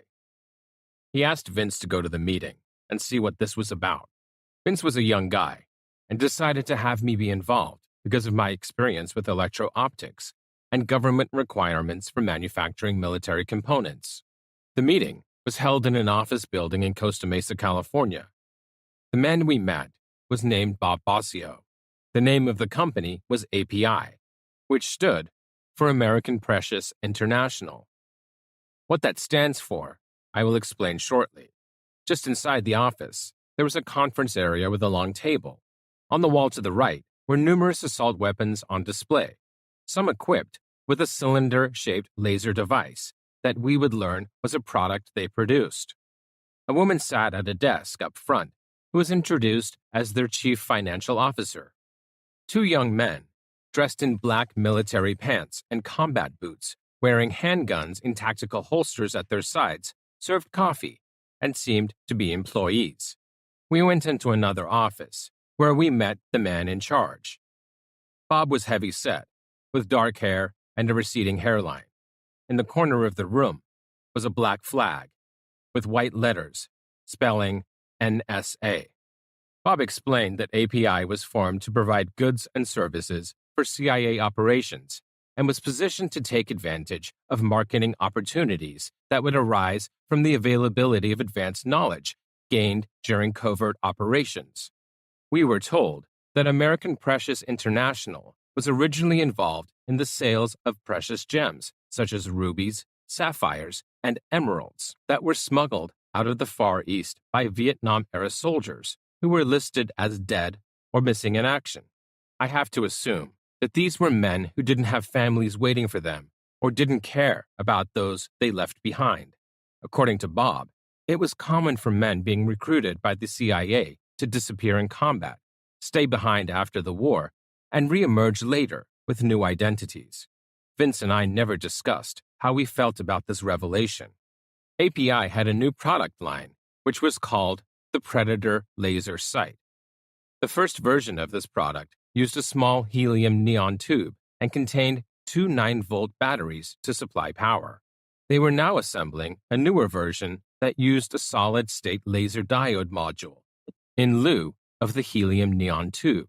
A laser module is basically a small metal tube that contains a laser diode, a focusing lens, and a small circuit board to drive the laser. They were looking for a new source for laser modules to go into the Predator Laser Sight. The sight was a tube, 1 inch in diameter, about 5 inches long. The tube assembly attached to the weapon like a conventional optical scope using 1-inch scope rings. The module was less than 2 inches long with a small diameter and fit inside the front of the longer tube. There was a rubber base that fit on the end of the module, and at the front, 4 small set screws were positioned at 90 degrees to provide adjustments for aiming the beam. A battery fit into the back, and there was a length of wire with a pressure pad to activate the laser. This was a very primitive design, typical of the very early laser gun sights. The sighting system was available for sale to the general public, but the main priority of API was to provide the units to the laser module fighting the Sandinista government in Nicaragua. I don't know how many units had been sold prior to us getting involved, but I do remember seeing a Predator laser sight in a magazine once. Bob told us that the laser was well suited for use in the jungle because the thick canopy blocked the sun and made the laser spot easily visible. He also told us that when the laser was attached to a laser module, it was very easy to take out a truck because of the flat trajectory of the rocket. API wanted us to build 40,000 laser modules and deliver them over a 12-month period starting with 1,000 modules the first month and increasing the number every month until completion. We went home and started to make a plan. Vince would design a small laser driver power supply, and I would design the housing and source the vendors for all the parts. This included a machine shop to produce the aluminum housing, a supplier for the laser diodes, and a lens to focus the beam. The next day, I went to my parents' house to talk to my dad. He was not working because of health problems. He was suffering from kidney failure and had to receive dialysis several times a week. It was not a good situation. Still, I needed his opinion, so I told him about the meeting and what they wanted. I said that these people were CIA and asked him if he thought it was a good idea to get involved with them. He told me he didn't see a problem and said I should go ahead and take the contract. At this stage in my life, I was still naive and didn't think about the reality of what these lasers were being used for. Like all of my friends, we had grown up with the Vietnam War hanging over our heads. We had the fear that when we got out of school, we would be drafted and sent overseas to fight against people who had been fighting since childhood. Learning how to shoot and develop combat skills to stay alive was a big priority. All the guys I hung out with invested in rifles that we all learned to shoot with. I felt that developing technology to improve shooting skills was important and a good way to serve my country. The first step was to locate a collimating lens, so I acquired samples from many companies, foreign and domestic. Eventually, I settled on a small plastic aspheric lens made by Diverse Optics Inc. in San Dimas, California. An aspheric is a lens that has a special curved surface that allows it to do a job that would normally require multiple lenses. This was the same lens used in countless compact disc players. First, I designed a threaded lens housing to hold the lens with a slot on the front to allow for adjustment with a tool. Diverse Optics would produce the housing from plastic and provide the complete assembly to SK. The spot quality from the plastic lens was not as good as the more expensive glass elements, but Bob decided it was fine for his purposes. I'll always remember what he said. We don't care what the spot looks like. We just want to be able to see it on a man's chest so we can kill him. Once the lens was located, it was possible to design the aluminum module housing. Given that we now knew the working distance of the lens to the laser diode, a local machine shop was located and contracted to produce these parts and imprint each unit with a serial number. Now came the important part. It was time to select a vendor to supply the actual laser diode.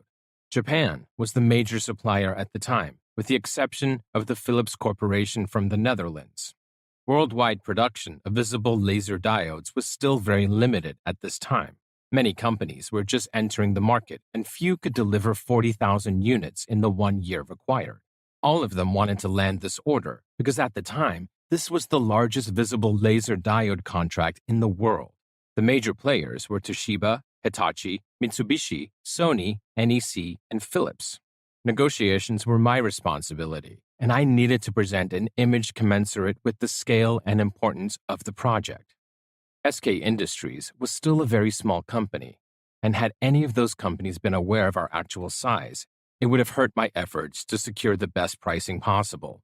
It was time for a good dog and pony show. We had the commercial building, but not much inside that would impress the representatives of the corporations I was dealing with. So I focused on my front office and purchased enough furniture and accessories to project the appearance of a much larger company. The door to the rest of the company remained closed, and visitors were informed that everything beyond was confidential, and no one was allowed to see what we were doing. This worked very well. Our reputation was that of a supplier of the electronic laser power supplies, and it was natural that we would not want competitors stealing our designs. Because of the high cost of the materials needed to build 40,000 laser modules, the deal with API was that they would be responsible for purchasing the laser diodes, lens, and aluminum housings. In order to protect our interests and ultimately maintain control, my plan was to withhold the ownership of the electronic driver board and absorb production costs for that part of the assembly. This would prove to be a very shrewd decision. All of the vendors and potential vendors were informed that the ultimate end user and financial backer was the CIA. Naturally, this gave the project a special air that magically fascinated the people who I was negotiating with. We all, to some extent, find the secret stuff sexy. I know I did. I was raised on James Bond, and these people were no different. When you combine the notion of lasers for aiming weapons, you create a futuristic science fiction adventure flavor that grown men leading average lives find hard to resist. The cost of visible laser diodes was very high at the time, approximately $140 for one unit. Because of our projected volume and the prestige of our client, I was able to secure a price of $33 for a 3 milliwatt and $36 for a 5 milliwatt diode. This was from Toshiba. Mitsubishi bid $30, but were unable to deliver the quantities required. So you could say that I was instrumental in bringing down laser diode prices for the rest of the world. I remember when Toshiba representatives first met with API to complete the deal. They sat at the conference table in API's office and were served coffee by gun-toting employees. Quite an impression must have been made on them, and it cemented my reputation as a contractor for the CIA. Before delivering anything, I decided it would be a good idea to have an attorney draw up a contract detailing the relationship between SK Industries and API. When I delivered it to Bob, he told me it didn't matter if the contract was 12 inches thick. He would be able to do whatever he wanted and get away with it. This was to be my first clue to the integrity of these people. There was so much money involved that I decided to continue regardless, and to be careful not to let them get any advantage over me. Vince had completed his design for the laser driver. I was securing the components and was in the process of having circuit boards created. Fortunately, I had a great connection for circuit boards. The Vietnamese brothers that were doing the pre-processing for my electroformed jewelry parts had set up a circuit board company. One night, I was at home, visiting with my friend Bill, who was an electrical engineer.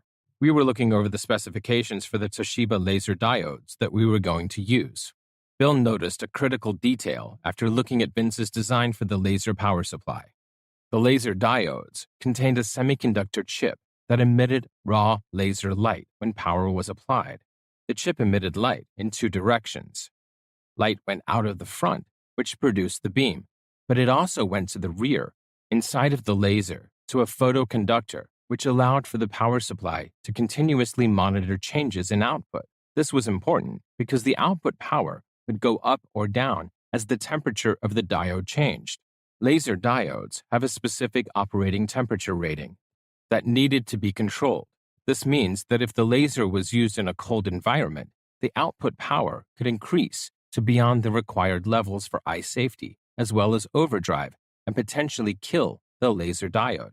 If the laser became too warm, which lasers will do as they run, the output power would go down and the beam would become less visible. This is the nature of the two types of power supplies for laser diodes: constant current types and constant output types. Cheap and expensive lasers tend to be the constant current type. That night I went to the shop with Bill, and we met with Vince, who was working on his laser projectors. We took one of the laser module prototypes and proceeded to test it. We turned it on and measured the output. We then put the module in the freezer for a few moments and took it out and measured the output again. Sure enough, the output had gone way above the desired level. Regrettably, I had to inform Vince that his power supply was unacceptable and that I would have to immediately find a new source. This was his only contribution to the project, and he was no longer of any use. He could continue to use the space he occupied for his projector fabrication, but he would no longer be involved with the CIA project.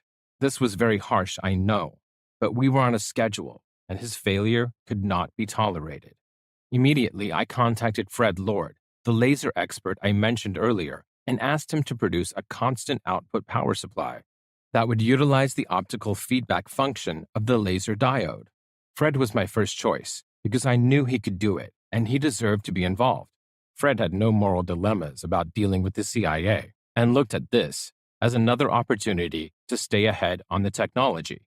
He designed a simple yet elegant driver and had the unit produced in Oregon, where he lived, and shipped the first 1,000 pieces to us very soon.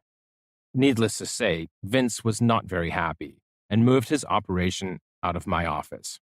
We took delivery of the first 1,000 laser diodes from Toshiba. Bob had decided to go with the cheaper 3 milliwatt diode in order to save $3. I was very disappointed in his decision and thought he was being a cheapskate. My hunch would prove correct. The total contract for the 40,000 laser modules would be $2.4 million. My personal profit would have been $600,000. This was going to be a very good year for me. Fred came to California to help, and I hired a small crew to assemble the modules.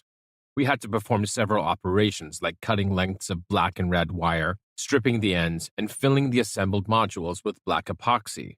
You really get a feel for the size of the number whenever you have to do something 1,000 times. We were having about 1% failure of the laser diodes. Laser diodes are sensitive to electrostatic discharge as well as voltage spike. Toshiba insisted that we were doing something wrong, or that it was something wrong with our power supply. Failure was common with early visible laser diodes, and 1% was not a high amount, yet seems like a lot when you have 1,000 units. When the first batch of modules was completed, I delivered them to API. Bob was not happy with the power of the beam and decided he could not use them. Even though he had seen the first prototype laser module, he didn't complain about the brightness of the spot then. This was ridiculous, considering that he was the one to make the poor decision to use the lower power obsolete laser diodes in the first place. I knew the 3MW were not going to be good enough. We were not paid for building these modules, and it was up to me to try to sell them to recoup the expense. This was the beginning of major problems I would have with API. Unfortunately, I discovered a major flaw in my contract. I had not specified a firm delivery schedule, and he was able to so delay and string us along. Things would get worse. API contacted Toshiba and made arrangements to change the order to the 5 milliwatt laser diodes. Toshiba was not about to let API string them along, so they insisted that API take delivery of 10,000 of the 5 MW laser diodes. I took 2,500 of these new laser diodes back to SK, and we started to assemble more laser modules. At this point, it was clear that these people could not be trusted. The decision to keep control over the power supply production proved to be very important. Bob did everything he could think of to hijack the assembly from me. I had several meetings with him, and every time it was something different. Besides the laser gun sights, API had big plans for other projects for a war that was about to happen in the Middle East. Bob tried to entice me to get involved, and I read the prospectus for the new products. There were to be stealth speedboats that were going to be made with Kevlar instead of standard glass fabric used in most fiberglass boats. There were going to be drone aircraft for surveillance and armored dune buggies for fighting in desert terrain. Bob took me to a vacant building close by, where they intended to set up a new manufacturing facility. This was all supposed to impress me and convince me to fall under their wing, something I knew I would never do. Bob also told me that eventually they would relocate to somewhere in Nevada, where they would buy property that butted up against a military base. The purpose of this was to allow for the movement of material back and forth over the fence without scrutiny. There were times when I was with Bob that men would come to the office that made an impression on me. They tended to be white guys with dark glasses, safari shirts, and the obligatory pack of cigarettes rolled up in their sleeve. To me, these guys were comic book CIA types. Bob did his best to intimidate me and force his will. He would look at me and say, "You've obviously never been in combat before." I learned an important lesson dealing with these people that would continue to serve me well. Even though I knew they were no good and out to screw me over, I never let on that I was upset and continued to work with them without ever saying what I was thinking. One day, Bob told me something that would change my life forever. I was in his office, sitting across the desk from him. He told me a story about a CIA hit squad that would go into villages in the jungles of Honduras. These were villages that were thought to be communist sympathizers. The squad would kill everything in the village: men, women, children, dogs, pigs, and chickens. A big helicopter would fly in with a bulldozer hanging underneath it. That bulldozer would dig a trench and scrape the entire village into the hole and cover it up with dirt. By the time the helicopter flew off with the bulldozer and the hit squad departed, there would be nothing left except a clearing in the jungle. Years later, I would read in the newspaper about mass graves being unearthed in the jungle. The man sat there and told me this with a smile on his face. I knew then and there that we were not the country I grew up thinking was one nation under God. Who has the right to kill innocent men, women, and children? For some reason, his description of all the animals being killed really affected me. My innocence was gone, and I would never be the same. I was in shock, and I didn't know what to think. If the good guys could be evil, did that mean that the bad guys were also good sometimes?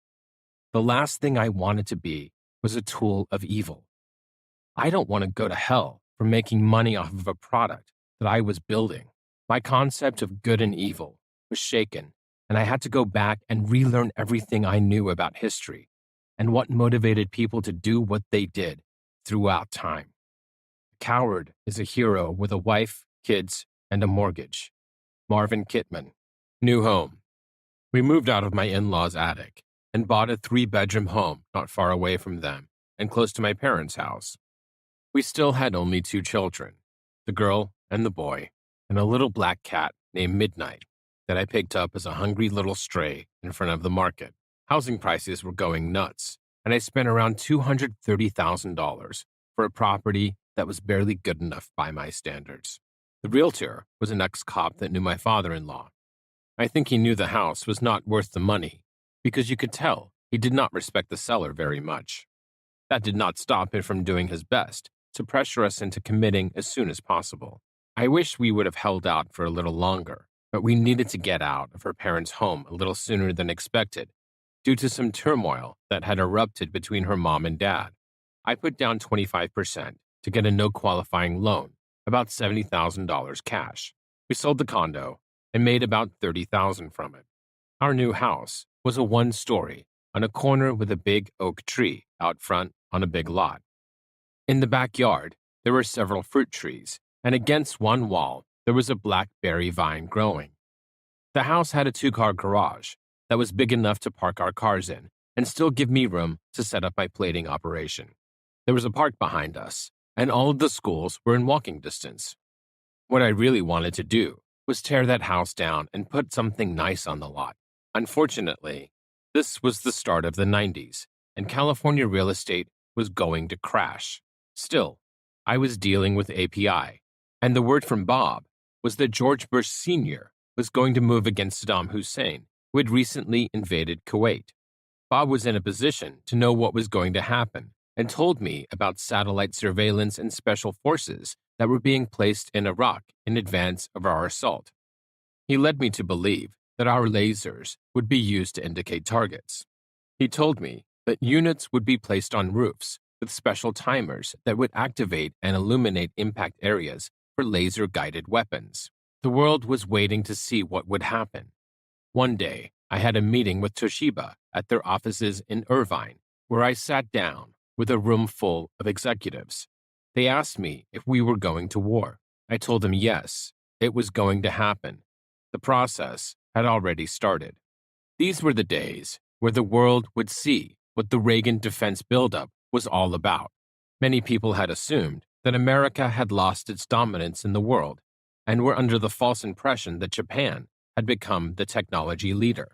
The truth was that when they were building cars and consumer electronics, we were building advanced laser-guided weapons, M1 tanks, fighter aircraft, and cruise missiles. Working in the optics industry, I had spent many years making components for these systems and assumed, like so much material that came before, it would never get used. When the war started, I, like everybody else, was glued to the television, watching the spectacle unfold. I had a case of the flu, so I spent many nights on my couch, up all hours, watching the live feed. Because my fingers had touched so many of the weapons being used, I could feel a connection to the extreme violence taking place. When the war ended and Saddam's troops were retreating on the road from Basra, I remember feeling quite sick. General McCafferty was slaughtering several 100,000 retreating Iraqi troops, and like they say in the Star Wars movie, there was a great disturbance in the force. By now, I was no longer dealing with API. They were not paying me and had no intention of honoring the contract. Fortunately, they were responsible for paying all the vendors and found themselves being sued. I had taken possession over $100,000 worth of laser modules and began to sell them to recoup as best I could.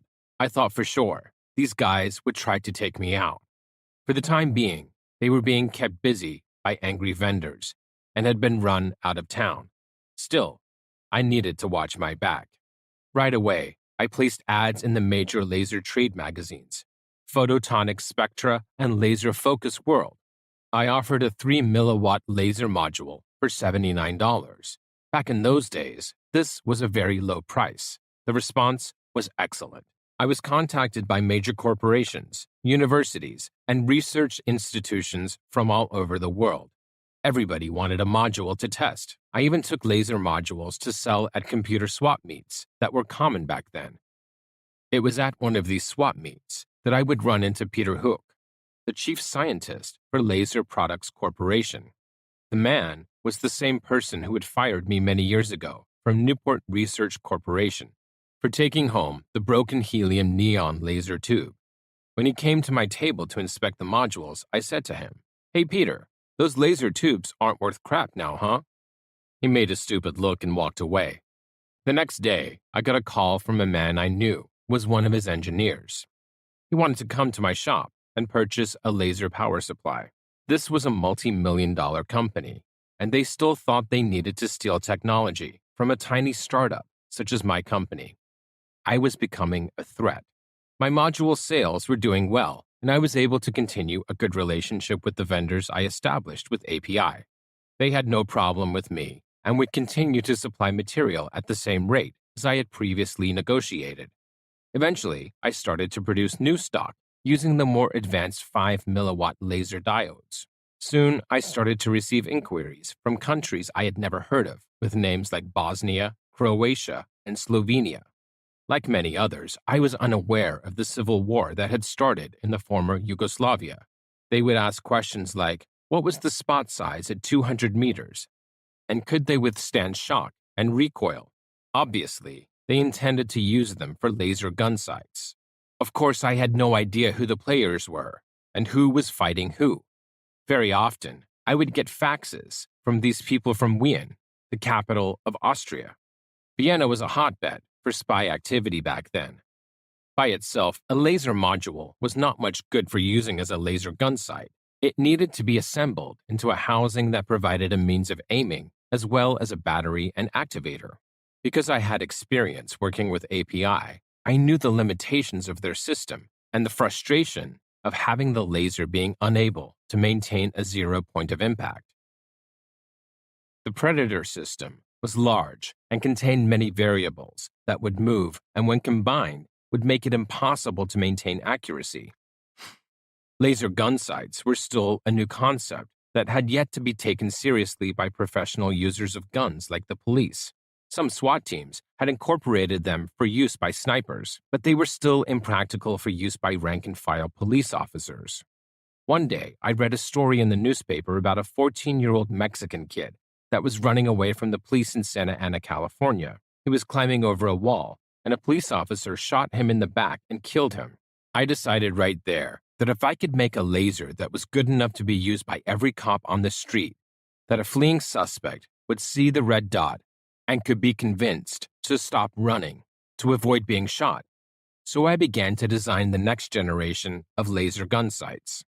In the years that would follow, after I had actually put lasers on the guns of thousands of police officers all over the country, I can proudly say that many people are alive today because of my product, criminal and police officer alike.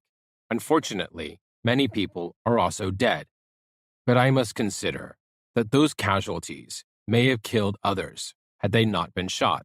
Affecting the life and death of so many people is a burden that gives you a certain gravity. This must be similar to the feeling a soldier has after being in a war. Eventually, when I was making product for the military, I was no longer able to tell myself that the laser was preventing the target from having to be shot.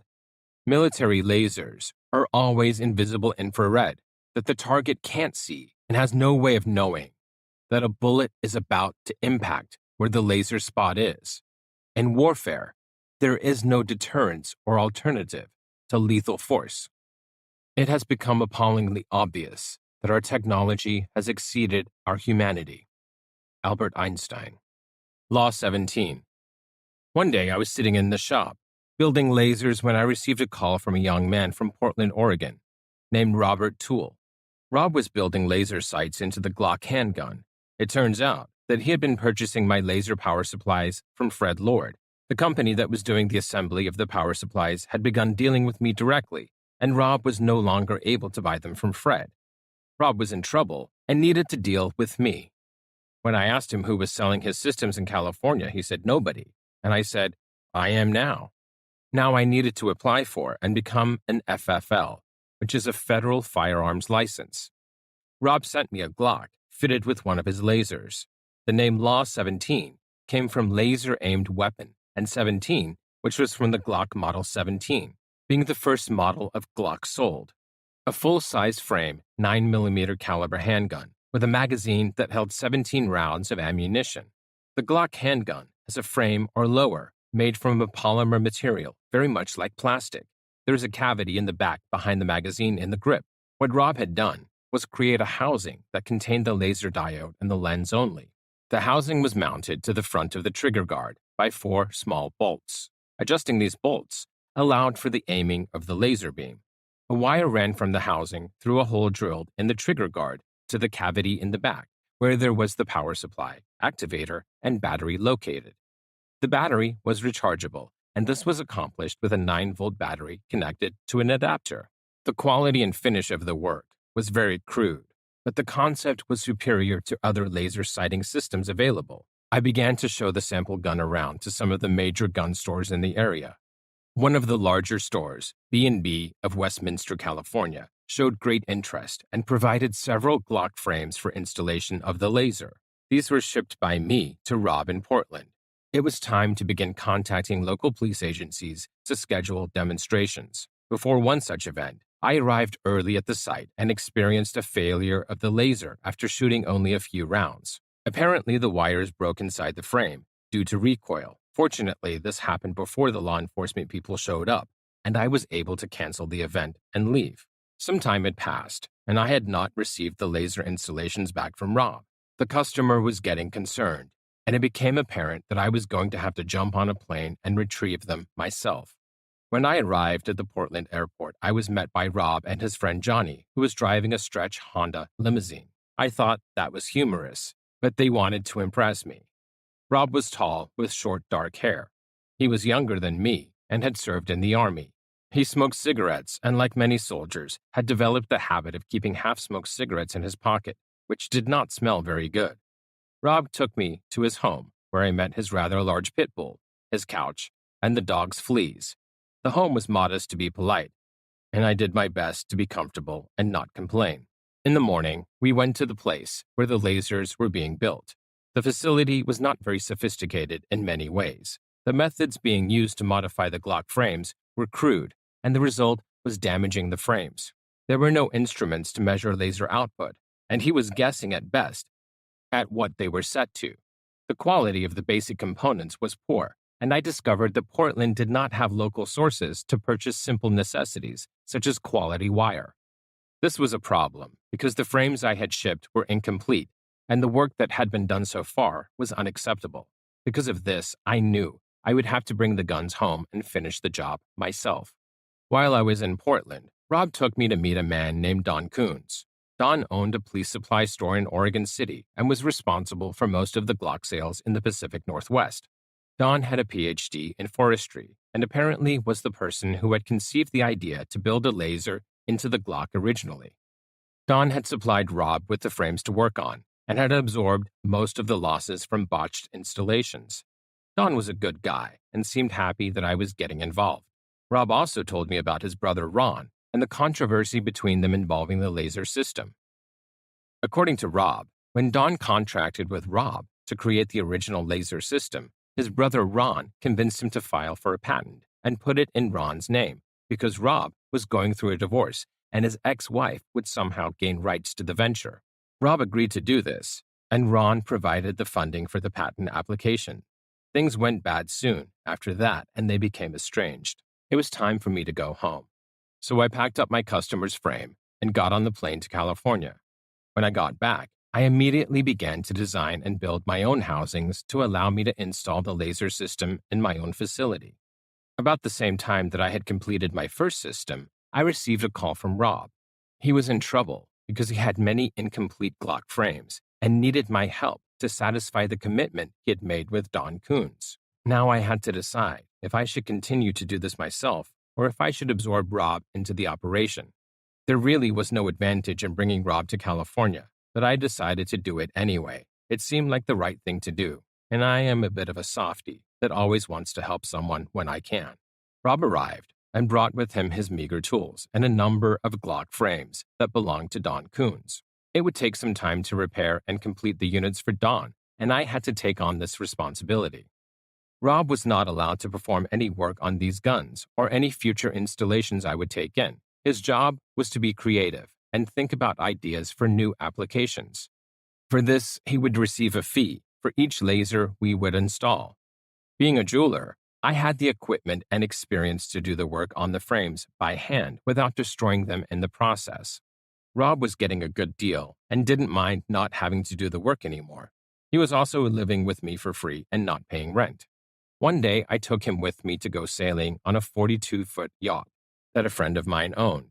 This kind of lifestyle was a far cry from his existence in Portland, Oregon. He told me later that when he saw me sitting there behind the wheel of that boat, it somehow made him think back to how out of place I was when he made me sleep on his flea-infested couch. Quickly, I designed new laser housings and instituted new assembly methods that solved the failure problems that I had experienced before when Rob was doing the manufacturing. The product was now reliable and suitable for use by police in life and death situations. One day, I remember Rob talking on the phone to his friend Johnny and telling him that every laser sight we produced was a work of art. It's true. Being handmade, we were the Ferrari of laser gun sights. Because of the unique configuration of the system, we were also the most accurate and durable laser gun sight in the world. This fact would endure throughout the history of this laser and would not be disputed. It is not often that a person can do anything and be able to say that it is the best in the world. I am very proud of this and happy that at least this one accomplishment can be said about my life. Being a small company, I wore many hats, and marketing and promotion was also my responsibility. We decided that our first major advertisement would be large in order to impress the other media sources and convince them to give us the greatest amount of editorial coverage possible. We placed a full-page color ad in Police Magazine in 1991. Police Magazine had a good circulation, and it would get the attention of potential customers, as well as the other magazines that would want a portion of our advertising dollar.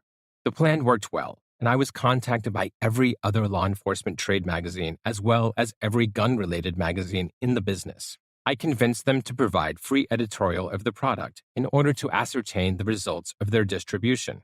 This provided significant exposure, resulting in sales.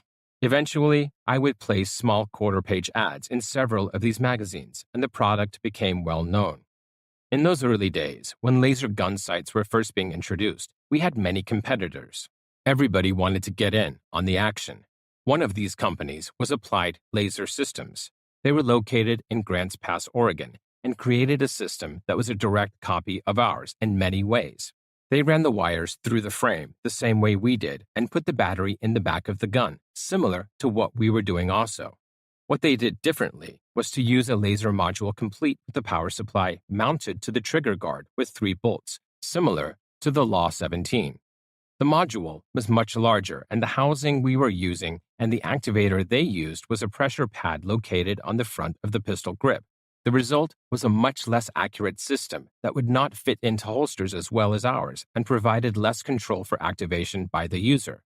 To make matters worse, Applied Laser Systems would be granted a patent for the laser module. This was a farce because the concept for a laser module was universal and many people had been building them for years. This was a perfect example of what is wrong with the American patent system.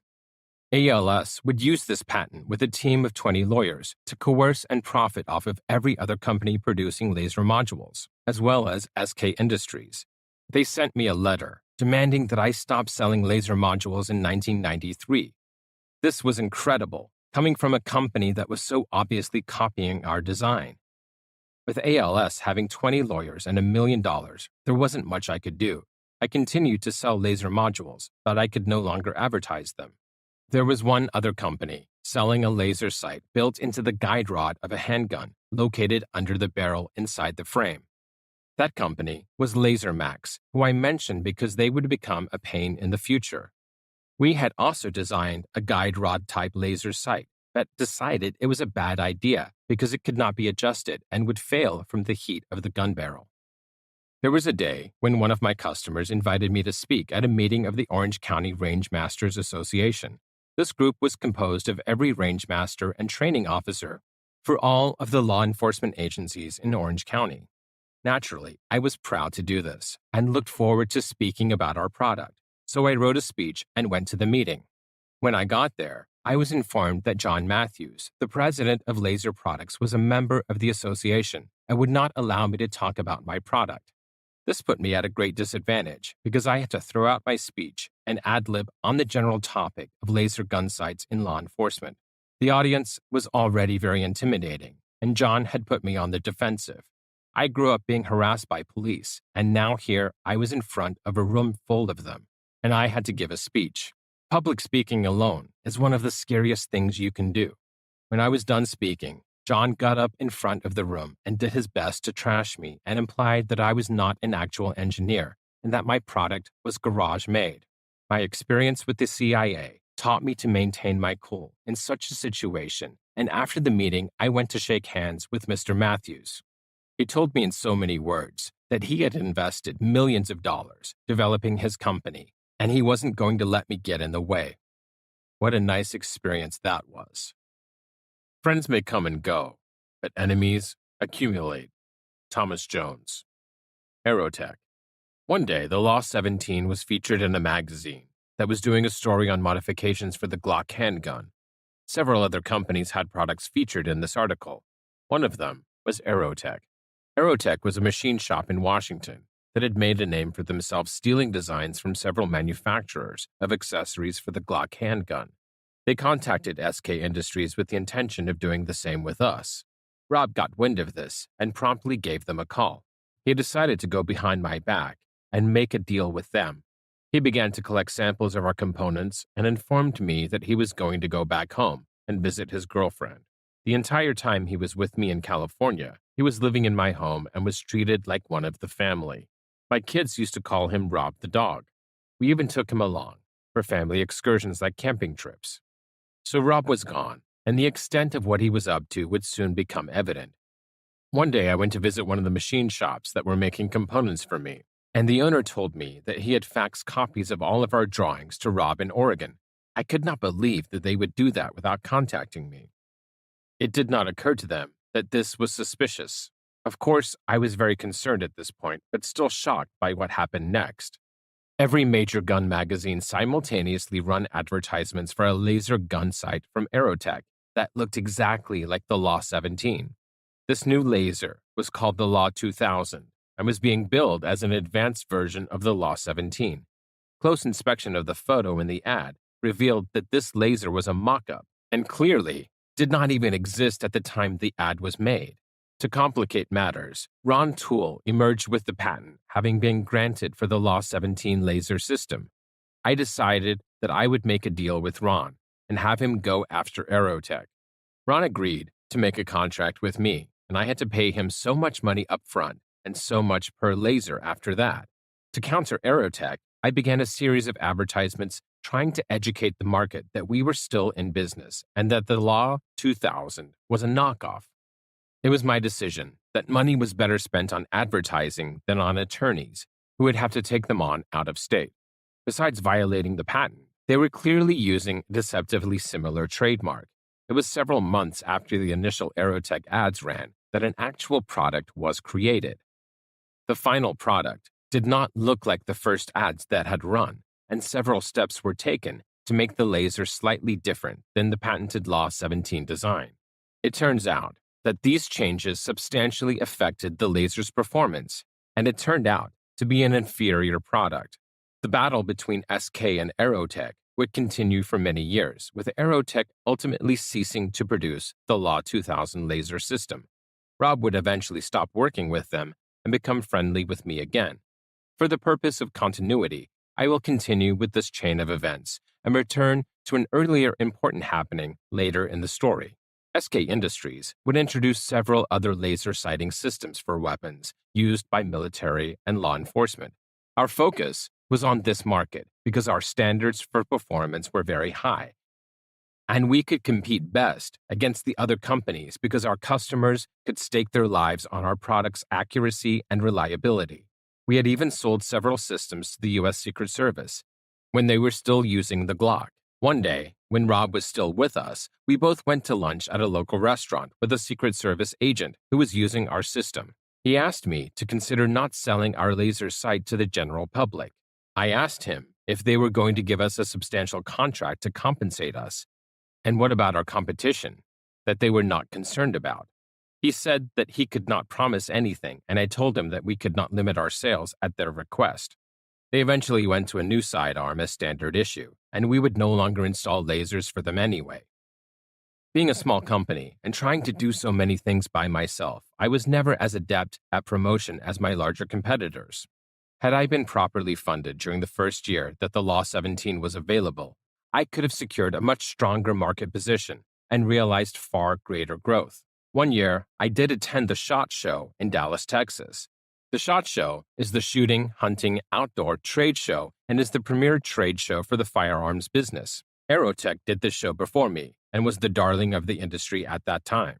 It was time that I would go there and do my best to reestablish our product. I flew to Dallas with my wife Danelle and enlisted her father, a retired police officer, to assist me at the show. We stayed with family of hers that lived nearby. All of the major players were there, including Aerotech, Applied Laser Systems, Laser Max, and Laser Products, who were now known as Surefire. Surefire was now primarily involved with producing a high-quality flashlight that was intended to be mounted onto weapons as well as handheld. The light was very durable and capable of enduring the stress of high recoil from weapons. Surefire still produced a laser sight, but it was very large and not as practical as the Law 17 system. One very successful product that Surefire produced was a replacement forearm or handguard for the very popular German-made Heckler & Koch MP5 submachine gun used by numerous police and military agencies. This forend featured a Surefire flashlight built into it that extended under the barrel of the weapon. This allowed the user to illuminate an area and target during tactical operations. I had produced a laser that was incorporated into this forend and could be used in conjunction with the flashlight. This was an extremely effective system and eventually would be used by many special operations groups all over the world. It amazed me to see how many people stopped at my booth. Little did I know that some of the connections I made that day would be more than impressionistic in my future. In fact, one of them was a straight and handsome man from Spain who later became my primary rep for our international sales.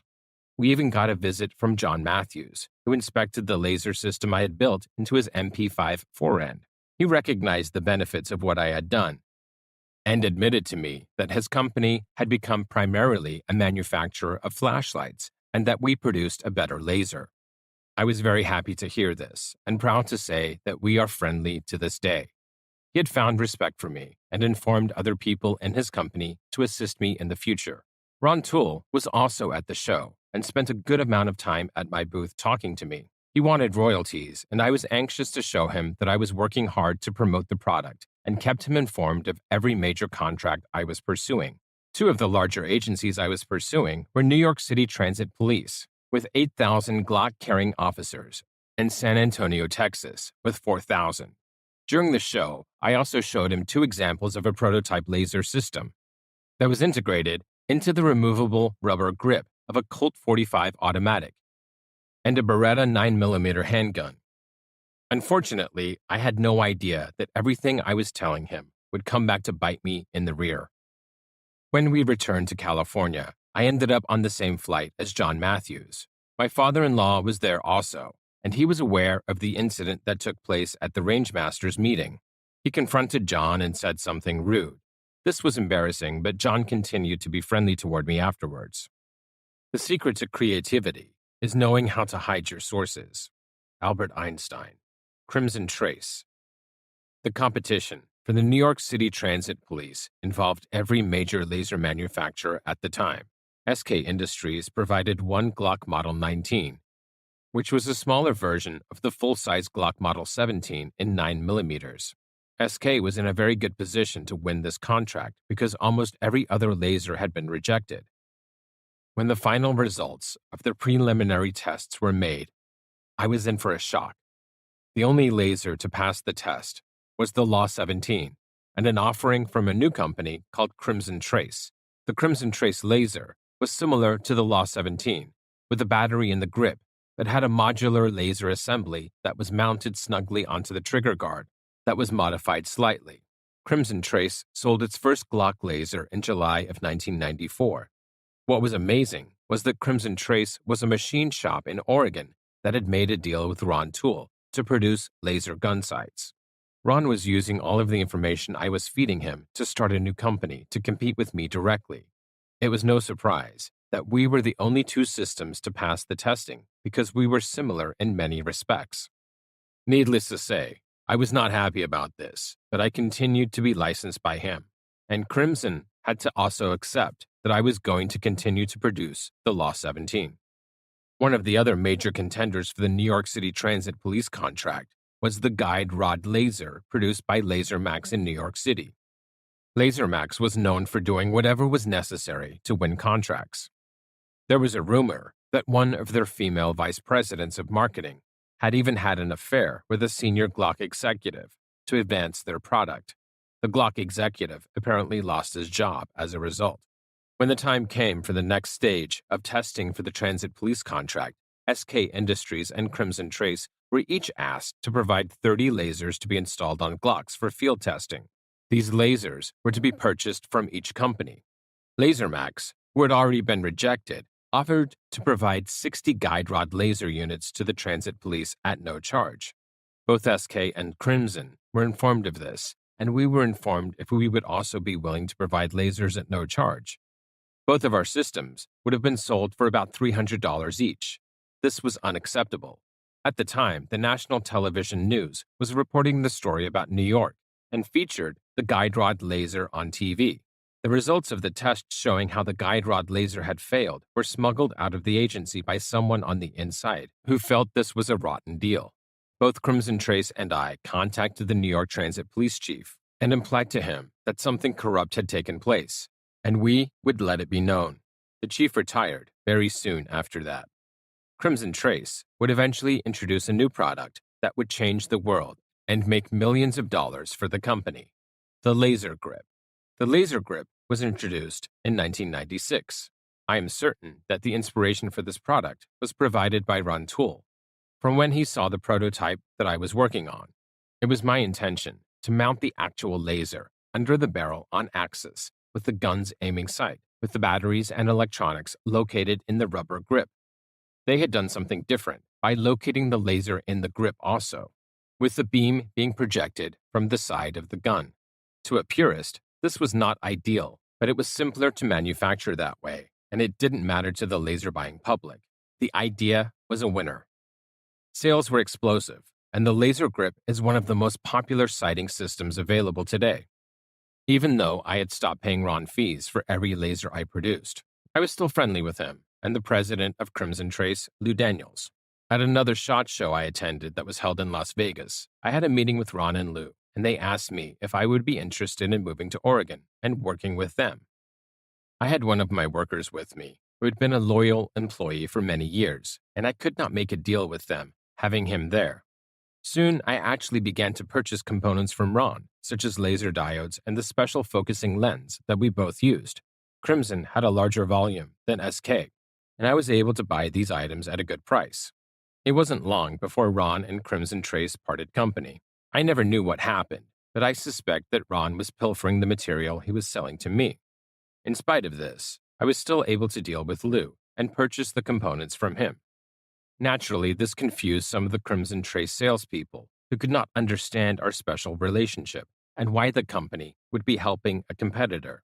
Such is the nature of the Brotherhood of Laser Gunsight Manufacturers. Faith is believing what you know ain't so. Mark Twain. J. Dreyfus and the Aliens. Early in the history of the Law 17, and shortly after my time with API, I met a man named J. Dreyfus, who sold body armor for a company called U.S. Armor. Jay was familiar with API because they had contacted him about supplying Kevlar for the stealth boat project. He knew about my situation with them and offered to help me by supplying me with body armor in exchange for installing a laser on his Glock. This was relatively soon after my negative experience, and I was still afraid these people were going to come after me. So I thought getting some protection was a good idea. I went to the factory and was introduced to the president as well as a man named Easy, who was in charge of the manufacturing. Jay gave me a tour of their facilities, where I learned about the different levels of protection and methods of construction. I was measured and fitted for a top-of-the-line Level 3A concealment vest. It was an interesting experience, and before I left, Jay made it even more interesting. Jay was sitting at his desk, and he pulled out a book and showed it to me. In the book were photos of what I was told were flying saucers or UFOs. At the time, I had never seen anything like this, and I didn't take it very serious. But at the same time, I remember thinking that these were some pretty incredible photos. I went home and filed this in the back of my head, not really giving it much thought. As I was doing a laser installation for Jay, we continued to talk, and each time I would be given a little more information. He would tell me more about himself and give me more literature and VHS movies. Everything he gave me became more fantastic and always related to aliens and UFOs. All this was new to me, and I took everything with a grain of salt. Eventually, I would learn that Jay was associated with some people who had also enlisted Jay to help them with some security issues. 3 of the people I would come to know were Lee and Britt Elders, and a man called Wendell Stevens. These people were involved with a Swiss man named Billy Myers. Now, Billy Myers was a one-armed Swiss bus driver with a big, bushy beard who claimed to have made contact with an extraterrestrial from the Pleiades star system. This man, Billy, was becoming quite famous and had supposedly taken many photographs of flying saucers or beam ships. Supporters insist that the images are exceptionally high quality and that a one-armed man could not possibly have fabricated them. He had also written a book about his adventures called Message from the Pleiades, which I was able to read. He was also in the possession of a sample of material said to be a small chunk of an actual flying saucer, given to him by his alien contact. The Elders and Mr. Stevens were helping Billy to disseminate the information and were responsible for helping to provide security for Billy. When Billy began his mission to tell his story, he met with a great deal of scorn and derision, in addition to 21 assassination attempts. Some of these were allegedly initiated by hostile extraterrestrial entities and subsequently defeated, largely through the intervention of his Pleiadian friends. Jay was involved with the effort to provide security, and I was brought in to assist him. Eventually, I was asked to help the group to market some unrelated products. After having been exposed to the UFO material in its entirety, I have to admit that I was inclined to believe the events had indeed taken place, and that Billy's experiences were legitimate. I saved everything they gave me, but still intended to remain objective to the information. Almost as soon as I began to have contact with these people, strange things began to happen. Right away, I began to notice strange clicking noises on my phone whenever I used it. We also started to get numerous calls, where there would be no one there, and the phone would hang up as soon as I picked it up. This would continue for many years, and it would actually get worse as I became deeper involved with covert groups and unconventional activities. All of the information that the Elders were producing was being sold. Even if I believed in the content, I found it distasteful. All of the effort made to generate money from the sale of the information. This feeling would continue for me as I eventually became involved with metaphysics. Everybody needs to eat and survive, but as soon as you start charging for a gift, you discount the value of it. Jay Dreyfus would disappear from my life for a few years and reappear later when he was down on his luck. Like Rob Toole, I would take him into my home. Almost any information I think is valuable, and I believe we should absorb information from every source and always remain objective and keep an open mind. I leave it up to the reader to learn about Billy Meier and draw their own conclusions. One of the videos that was given to me dealt with the metal sample given to Billy. This video was particularly interesting to me because the metal was silver. Because of my electroforming operation, I was intimately familiar with special construction capabilities of this material. In the film, the metal was shown to have microscopic channels laced throughout it, and also continued traces of materials that were some kind of crystal. This also intrigued me because of my experience with laser diodes. Semiconductor laser diodes contain very tiny chips of material, such as gallium arsenide, that produce large amounts of energy in the form of laser light. It stood to reason that if you were trying to push something at the speed of light, the only thing that would do that was light. It was becoming obvious to me that the strange experiences I was being subjected to were the result of people I was talking to, my work with electroforming, with its consumption of large amounts of fine silver, and the fact that I was an electro-optics laser pioneer. The combination apparently was making somebody nervous. These strange occurrences were also experienced by my family and friends. There was a woman named Gail who was a neighbor of ours when we lived in the condo. She was a Jewish girl who was a little older than me and used to be a Playboy bunny when she was younger. Gail was very well endowed. She always had a crush on me and tried to get my wife and me to spend some time with her. We never went down that road. I was a good boy, though, and never touched her. Gail was ambitious and was always looking for something that she could sell to make a few dollars. One day, she brought me some quartz crystals to see if I could use them to create jewelry using my silver plating system. I selected some pieces of quartz and glued some metal rings to the top and applied a little of my special paint to the tips to allow them to conduct electricity and become plated with silver in the desired area. To my surprise, some of the crystals became coated with silver on the entire surface of the crystal. This was not supposed to happen. Quartz is like glass and should not be conductive. This was long before I knew anything about the special metaphysical properties of crystals. It would take many years before I would understand the potential significance of what I had discovered. Even if I was unaware of what I was doing, the resulting increase in bizarre activity would happen immediately. My intuition told me that I had inadvertently discovered some great secret, and the more reaction it caused, the more I knew I needed to pursue that path. Gail still lived in her old condominium complex. She had a 2-bedroom unit and used to rent out the extra room. She had rented this room to a man, and very soon she became suspicious that something was not right, and that this person was keeping her under surveillance. Naturally, I thought she was being silly, and there was no reason for her to be getting special attention. Then one day she brought to me a passport that she had secretly removed from the room of the person she was renting to. Gail knew me enough to know I was someone that could help her with her problem. She knew about my experience with CIA types, and she thought I could help her locate any electronic devices that may have been planted in her home. She also felt that I was well armed and could deal with someone who would threaten her. I looked at the passport and showed it to Jay. She was right. This person was not your average tourist. His passport was stamped with countries that an average American would probably never visit. There were stamps from countries such as Syria, North Yemen, Nicaragua, and more. This person was what we would call a spook.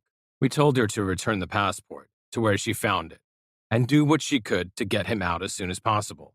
Even after she was able to get rid of him, she continued to be paranoid and constantly thought she was being watched. How much of her fear was warranted, I will never know.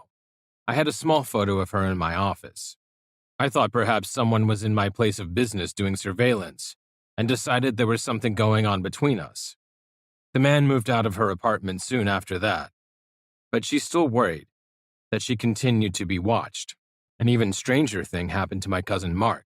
Mark was a truck driver that drove a semi-truck across country Now, Mark was a big guy who lived in Oregon with my aunt and uncle and had served in the army. He wasn't the sort of person that would get easily scared, and he had no idea of what I was involved in and what had been going on.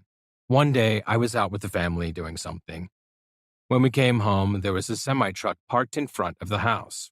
We had no idea who would park a truck like that in front of the house, or who was the driver. When we got out of the car, Mark appeared from the side of the house, and he was as white as a ghost. I had not seen Mark in many years, and we had no warning from him at all that he was in the area and was going to stop by and visit. He told us something very weird had happened to him. According to Mark, he came to the house and we were not home.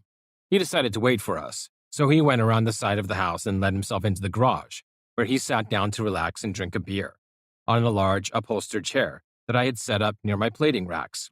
No sooner had he sat down and become comfortable when he became aware of two men that had suddenly entered the garage from the back door he had just used to come in.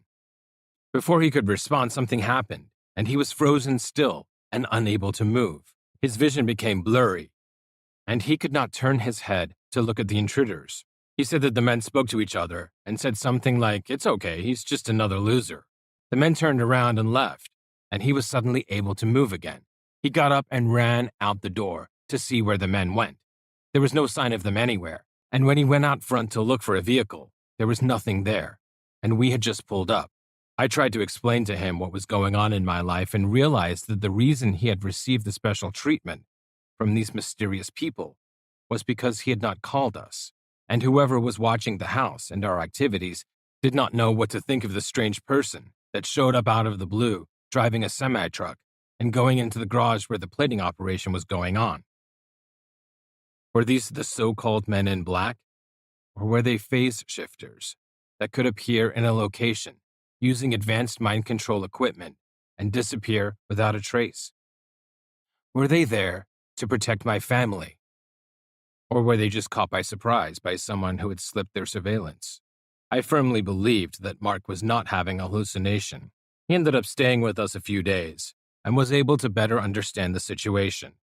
He told me he could never try to tell his parents about any of this because they wouldn't understand, and they would think he was crazy. He did not think they would have minds that were open enough to believe any of the things I was telling him. My wife took all this in stride, as she was getting used to the funny phone activity that she also had to deal with on a regular basis. In the future, I would become familiar with these mysterious people and what they were capable of. In the meantime, I was becoming more convinced every day that these occurrences were directly related to what I was doing, and that I would pursue this route even more vigorously. Neither fire nor wind, birth nor death can erase our good deeds. Buddha, my father's passed. My dad was becoming weaker every day. The dialysis was taking its toll, and he was wasting away. One of the reasons I bought a house so close by was so I could be nearby and visit often. One day I was out in front of my new home soldering a new valve to my plumbing where the main water supply came into the house. My dad came over and sat down to watch me. Before long, my brother showed up for some reason. He asked my dad if he had come over to help me work on my plumbing. My dad told him, "No, I'm just there to watch." My brother seemed surprised by this. He had trouble understanding that the torch had passed, and my dad was just happy to sit and watch me do the chores. That would be the responsibility of a father and homeowner. He would not live much longer. My sister was always the favorite, I think, but I had produced a son that would carry on his name, and I know this was important. One day during a dialysis treatment, he suffered a heart attack and slipped into a coma. Before he died, our family assembled by his bedside. I drove off and fetched his mother, who was living in a convalescent home nearby. I drove her inside to see him one last time. I told him that we would be okay, that it was all right for him to leave. He died very soon after that. Danelle would give birth to my second son soon after he died, and I would name him Henry, after my father. I always felt a little cheated because my dad was only 60 when he died, and I missed him and wished he was there to see everything that was happening, and to be there to help me and give me support. Although I had a twin brother, I was the daddy now and became the leader of the family. Even if my mother disagreed with my opinions about the course her life would take, she eventually had to admit that I was right. My father was a quiet man and never spoke much about his past. We knew that he served in Korea, and I was given the understanding that he was some kind of clerk working in an office. I had seen the old photos that he saved, and they seemed average enough, pictures of buddies and that sort of thing. There was one photo of him standing with some general that was unidentified. We had no clue about what he did in Korea, but we believed that something he was exposed to over there was the reason for his kidneys failing later in his life. After he died, his remains were buried in Riverside at the military cemetery. My mother had hired an attorney or something to help her contact the government about locating any benefits that might be coming to my father's estate to help with expenses. What she found out was the secret my father had hidden from all of us. It turned out that he was CIA. He had been involved with some secret project that was very important but so terrible that he wanted to get out and have nothing more to do with it. He was told he could leave, but he would have to give up medals he had been awarded as a result of his work. To this day, I don't know what he was doing, or if whatever it was contributed to his future health problems. I was told that he was a hero, and he was greatly respected in Japan. Learning about his past gave me a new perspective on his feelings about my getting involved with the CIA for the laser project. I came to realize that this is the nature of these organizations. There tends to be a legacy system that recruits new blood from inside of the family of those already involved. More often, this happens after the death of a member. I would learn that the Masons had a similar practice, although my father had no desire in becoming involved with them. Think for yourselves, and let others enjoy the privilege to do so too. Voltaire. The United Arab Emirates. I had come to be aware that the country of the United Arab Emirates wanted to purchase a number of Surefire 4Ns for the HK MP5 submachine gun, equipped with my laser to be used by special forces that protected the airport from terrorists.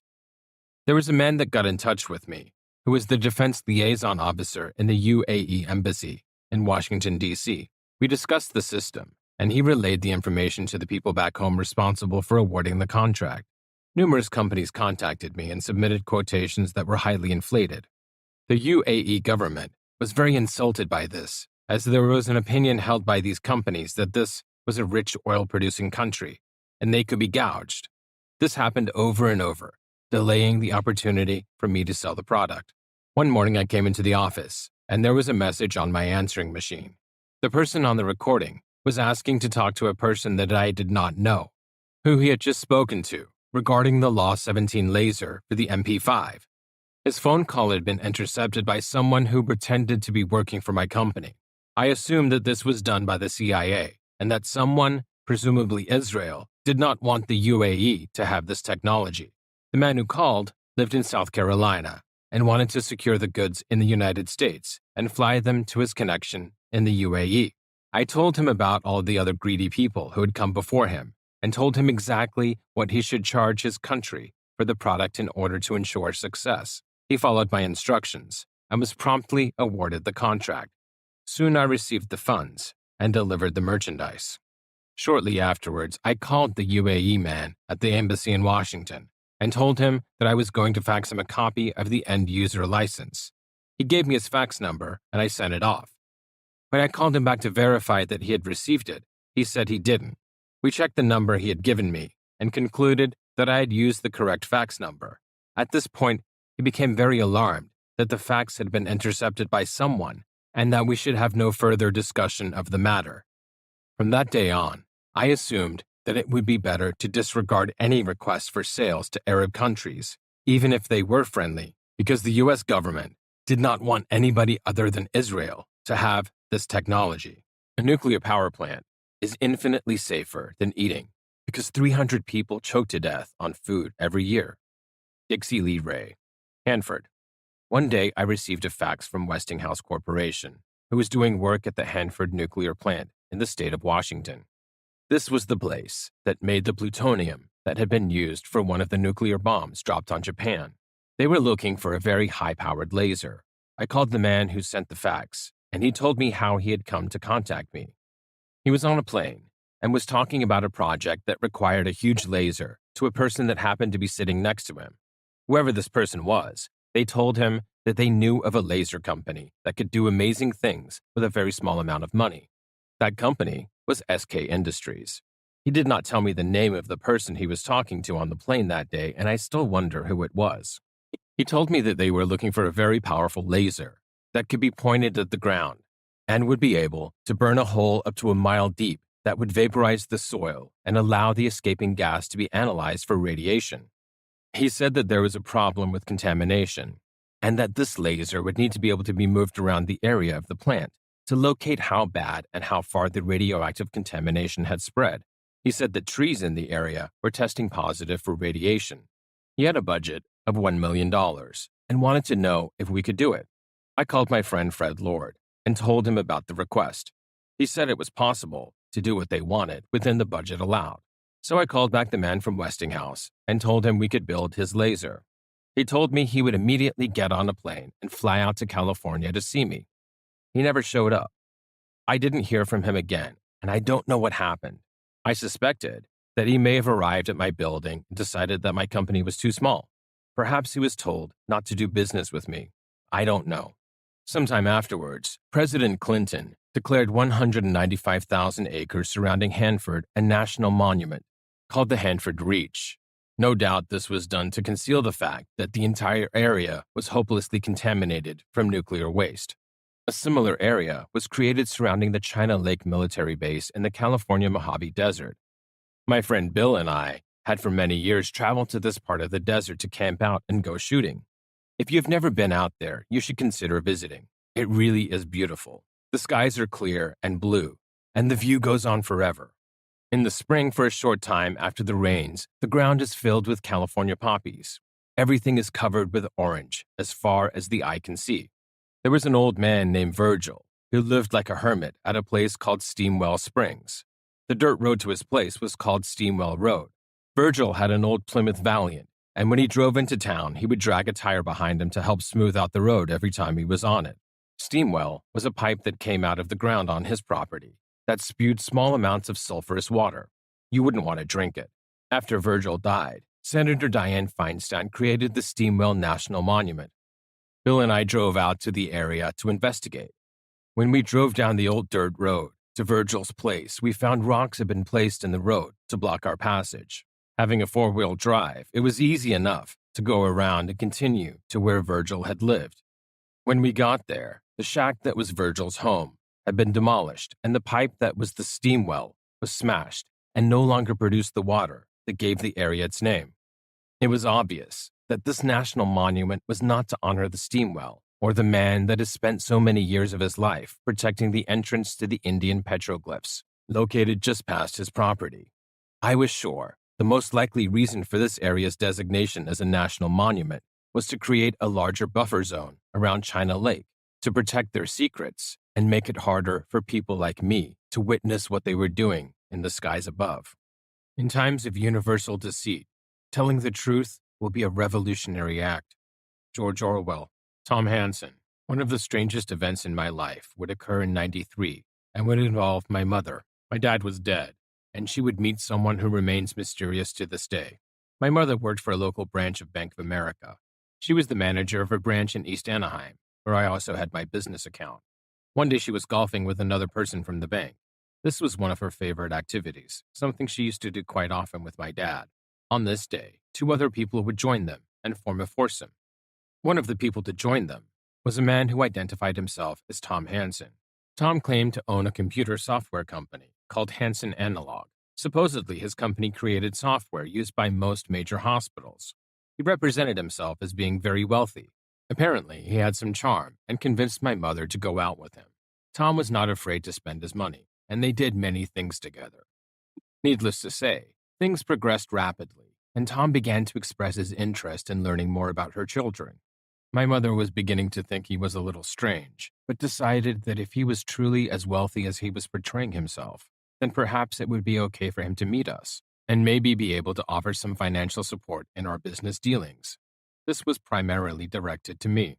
She called me up and told me that she was dating this guy, who supposedly had millions of dollars and informed me that he was interested in meeting to discuss a possible business venture.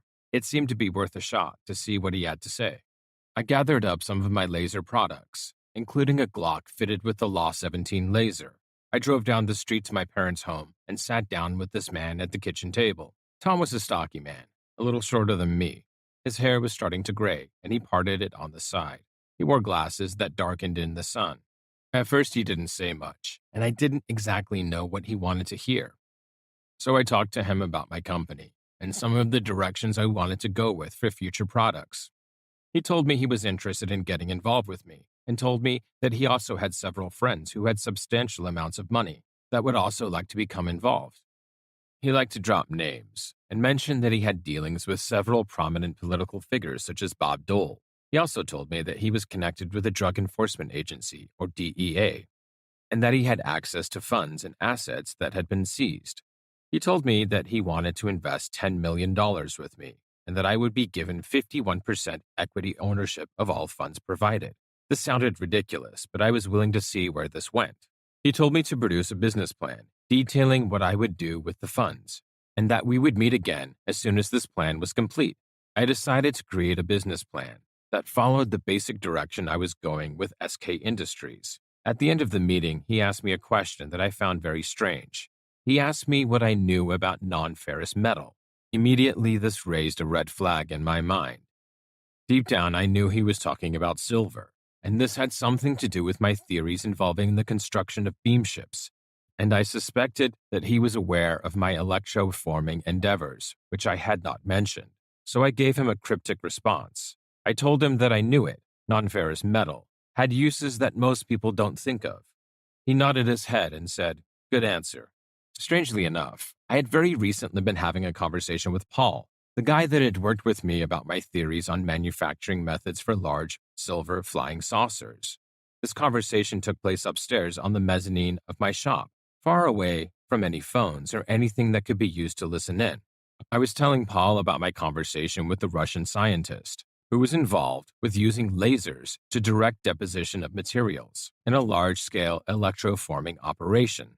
I surmised that this would be similar to a monstrously large semiconductor wafer that would be up to 21 feet in diameter and consist of billions of layers of deposited material, based primarily of fine silver and laced with billions of tiny amounts of material, such as the material used in laser diodes to produce light. I suggested that if billions of particles of tiny yet powerful amounts of lasing material were scattered throughout the entire body of the structure, each crystal could be energized via a microscopic conductor, and the light could be channeled to a desired location via tiny capillary-type tubes that were also microscopic and would act as a light pipe.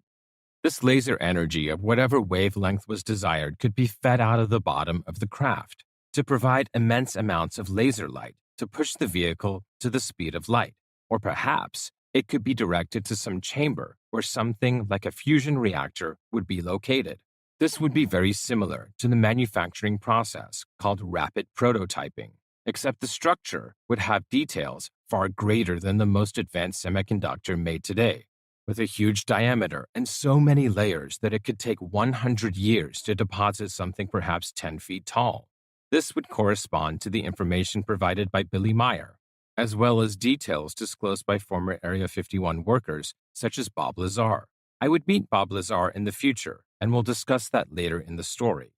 In any case, my intuition, which is very strong, told me that Mr. Hansen was there in my mother's home as a result of my conversation in my shop with Paul. So I needed someone to help me prepare a business plan. I had the perfect person in mind. His name was David Kellerman, who I'd met through my friend Bill. David was a Jewish guy who was a very good businessman, had experience running companies, and was capable of producing the Excel spreadsheets this project would require.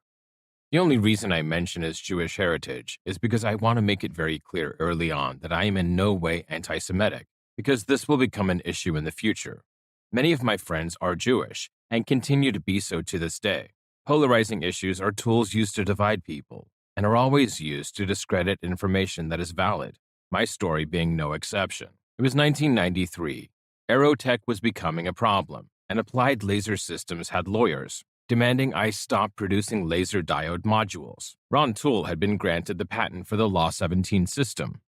This was 1 year before Crimson Trace was started and introduced their laser for the Glock handgun, and 3 years before the introduction of the laser grip. The first priority of SK Industries was to eliminate the Aerotech issue. The business plan we created for Tom would address all these details to secure our market share in the short term and position the company to dominate the gun industry in the future. Plans were made to buy out competitors, such as Applied Laser Systems, as well as the purchase of vendors, such as Diverse Optical. I had also planned to purchase one of the premier aftermarket gun grip manufacturers, a company called Hogue Grips. The intention for Hogue was to use their reputation and extensive product line to facilitate the introduction of our laser grip sighting system. So I had planned to introduce a full line of laser sight built into handgun grips a full 3 years before Crimson Trace. We intended to use our resources to eliminate Aerotech legally and secure a permanent licensing agreement with Ron Tool via this endeavor. So these acquisitions and short-term plans would have provided SK Industries with substantial growth and profit. The long-term plan was to create a new generation of weapon systems that would incorporate electronics such as laser aimers and range-finding technology directly into the weapon as an integral part and not a bolt-on accessory. These were plans that I developed personally based on the initial $10 million investment. Our completed business plan was delivered to Tom Hansen. After reading what we had prepared, he informed me that more investors wanted to be involved, and what could we do with substantially more money. He repeated this process each time, making the investment amount higher and causing us to modify the business plan accordingly. Each time he did this, the story became more elaborate, and he would allude to this being only a preparation for creating a company that would eventually embark on a much more sophisticated manufacturing project. SK Industries was going to be a well-funded front company for something secret. Each time I would meet with him, he would also make a subtle reference to wanting to talk about the subject of non-ferrous metals. Again, my intuition told me where this was going, but I wanted the money and was determined to be patient and write this out. There were several other things that Tom would do and say that were very strange. Every time I spoke with him on the phone, he would use a payphone. I asked him why he didn't use a cell phone, and he always claimed that he would get one soon. He drove a modest car and claimed to have a secret compartment in one of the wheel wells that contained a handgun. He also insisted that my brother Norman be included in the flowchart of the company as a free-floating entity that would be paid a salary without having any responsibilities in the company. He continued to talk about making money from the sale of seized automobiles. He also continued to make reference to well-known and powerful people.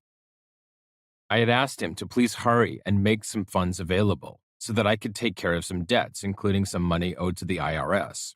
One day, I received a call from him, and he was actually in the federal building in San Francisco, looking at my federal tax records from inside of the IRS offices on their computer.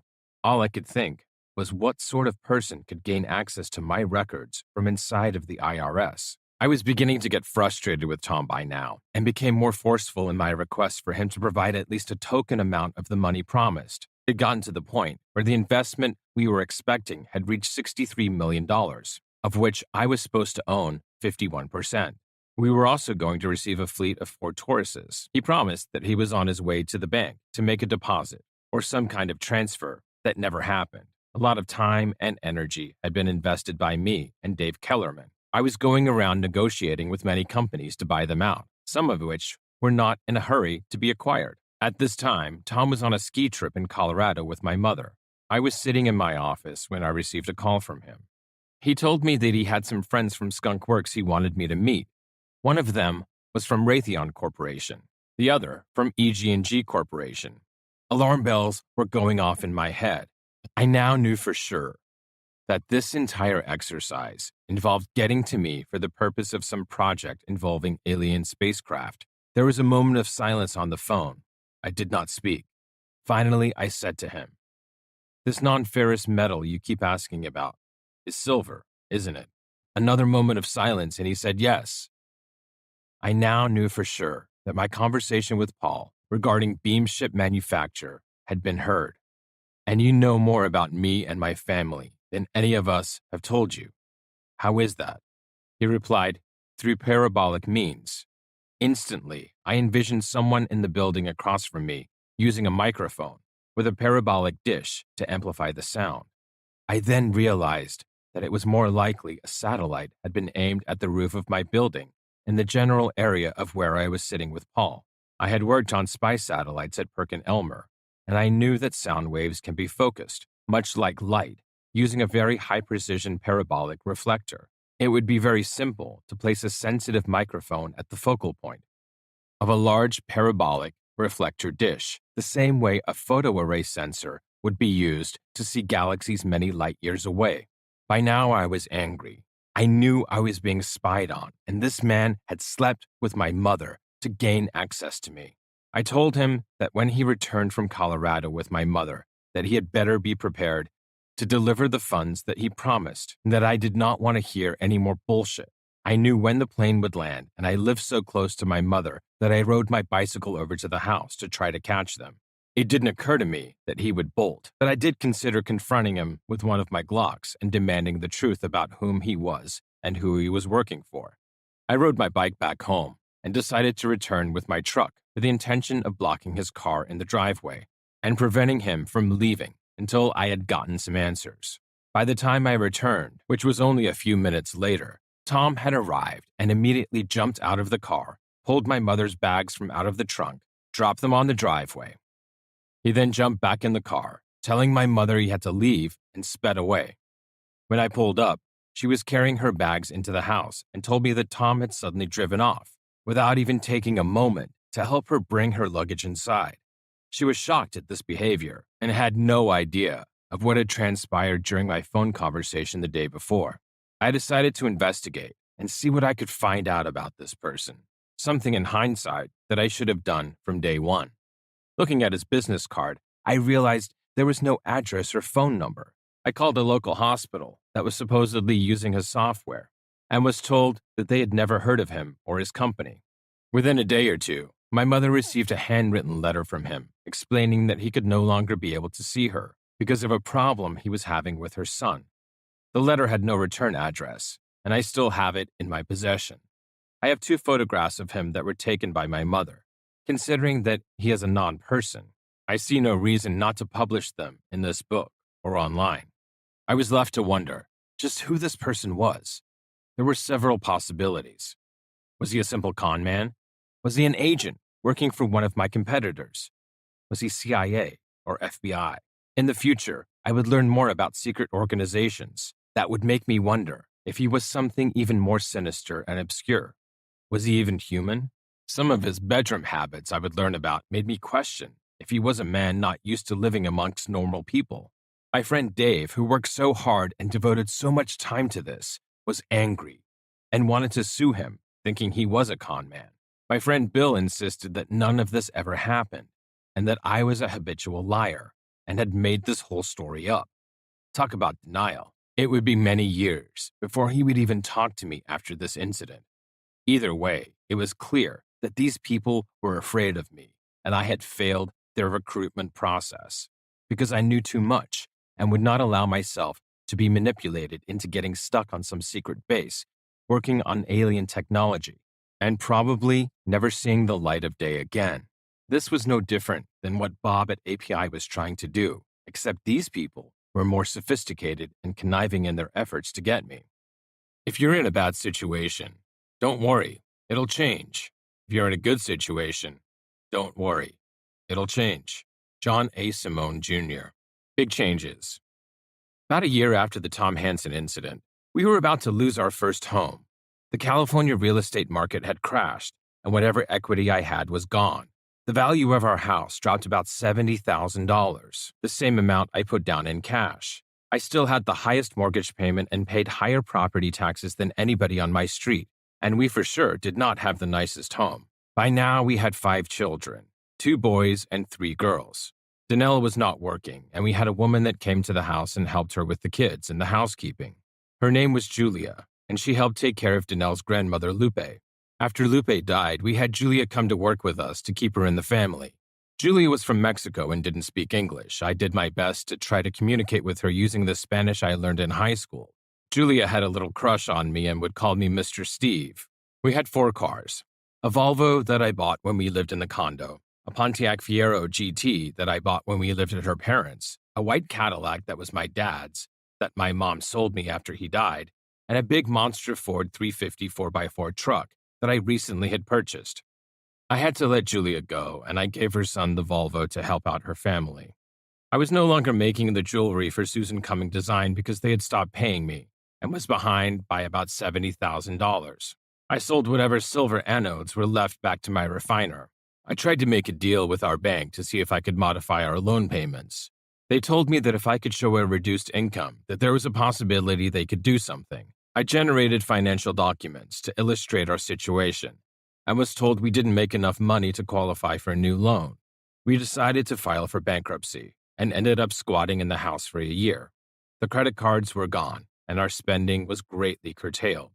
Before we moved out, God smiled on us, and Danelle spotted a small sign on a nearby street advertising a home for rent. The house was nearby, located on the other side of the park that was behind our home.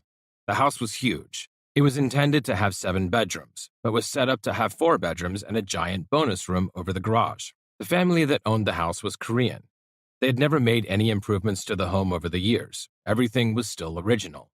They only wanted $1,400 a month, which was over $200 less than my mortgage, and I didn't have to pay for property taxes or insurance. This was an incredible deal. I met with the owner and explained to them that I was self-employed and that we had recently filed for bankruptcy. I offered to give them double the amount they wanted for a security deposit, which would be twice the amount of the rent. They agreed, and we had a new place to live. The day we moved out of our old house, it was raining. My boys were getting pretty large, so they were a big help moving our furniture. We had one more child that would be born, and life would get even more bizarre for me and the family. There was a very large master bedroom. I set up a long row of tables on one side of the room. Here, I placed my computers and other equipment, such as scanner, printer, and a fax machine. I had a wonderful view of the treetops from a window just behind my computer monitor. I enjoyed watching the birds that would frequent the bird feeder I placed just outside the window. When I came home from the office at night, I would do my work on the computer, such as building my website and creating advertising for the laser systems. I also spent many hours doing research. Many years would be spent doing this, studying everything from ancient history to all the world's religions. I was on a quest for answers. I also had a television in the room, and I constantly monitored the cable news network and C-SPAN. There came a point when I thought I had the answers. In the years I spent in that house with my family, the world would change, and my beliefs and confidence in my understanding of the big picture would be shattered. China is a big country, inhabited by many Chinese. Charles de Gaulle, China Connection. Bill Clinton was president, and I was becoming more of an activist and hardened every day. I was disgusted by the political situation. I was angry with the murders being committed by people in our government. I was writing to the newspaper editors and keeping a scrapbook of every newspaper article that showed complicity and deceit by the CIA and people in power. Too many puzzle pieces were falling into place, and I did not like the picture. On June 17, 1994, I went to the home of one of my customers, a man named David Chow. David was an older Chinese man who had come to the U.S. to make his fortune. He told me that he was a martial arts advisor to the producers of the well-known television show Kung Fu that starred David Carradine. He had also made a lot of money importing concentrated food flavorings. David lived off of Sunset Boulevard on Mockingbird Lane in a house once owned by George Harrison of the Beatles. The Beatles have a song that mentions the home on Mockingbird. His house was very nice and had a wonderful view of the city below. David was still active in Hollywood and considered himself some sort of talent agent. He owned a Bentley and had a young man that worked at the house and chauffeured him around town. In his office, he had a very long stack of photos of young women who were looking to be discovered. The stack must have been at least 12 feet long. It was fun to go through these photos to look at all the pretty girls and see if I could find any that had become famous. I remember seeing a photo of Anna Nicole Smith in the stack. I asked him about her, and he made a face and said something derogatory. Apparently, he was not impressed by her. I had been to David's house many times. He owned a Lost 17 laser on his Glock, as well as a K-grip laser for his Heckler & Koch SP-89, a compact 9mm subgun. David always wanted personal service from me and insisted I come to his house for whatever he needed. One time, he had his driver take him to my shop. On this particular night, he wanted me to meet some important visitor and make some adjustment to his laser. I arrived at his house early in the evening and was let in by his servant. David was in his bedroom with four other Chinese gentlemen and two very pretty young blonde girls. They were watching something on the television very intently. When I came in the room, I could see that it was O.J. Simpson making his famous low-speed chase from inside the back of his white Ford Bronco. David seemed to be very concerned and saddened by what he was watching. Apparently, he knew O.J. and said, "This is too bad." O.J. always had the nicest parties at his home for the 4th of July. I was introduced to his guests. The most important person was the Consul General for the People's Republic of China. Two of the other men were introduced as his staff, and the last man was a wealthy owner of a chain of luxury hotels in China and other countries in the Far East. I don't remember if I was introduced to the girls, but I think they were there for the pleasure of his guests. After watching O.J. for a while, David announced that it was time to go get some dinner. I was expecting that it would be time for me to leave, but instead, David sent the girls away and asked me to join them. This was a surprise, as it didn't occur to me that my presence was important. The Consul General was in town ostensibly to be involved in a Hollywood event meant to promote Chinese films in America.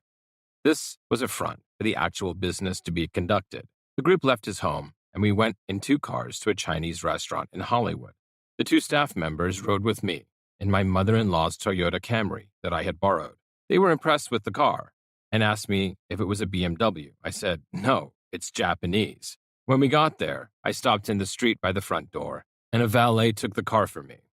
When we all walked into the restaurant, I discovered that the business had been closed to the public that night, and the owner of the restaurant was standing just inside the door, with the entire staff lined up for inspection. The owner greeted us, and we were led to a large table in the back. The restaurant owner joined us for dinner, and the menu to be served was specially prepared to include foods from the Hon province of the Consul General. I remember that there was a lot of tofu. The conversation over dinner was very interesting. The Consul General did not say much and seemed to be a little reserved and possibly nervous. The others were much more talkative. The topics ranged from how proud they all were of the progress of China to the superiority of Russian and Polish hookers hired to work the luxury hotels in China.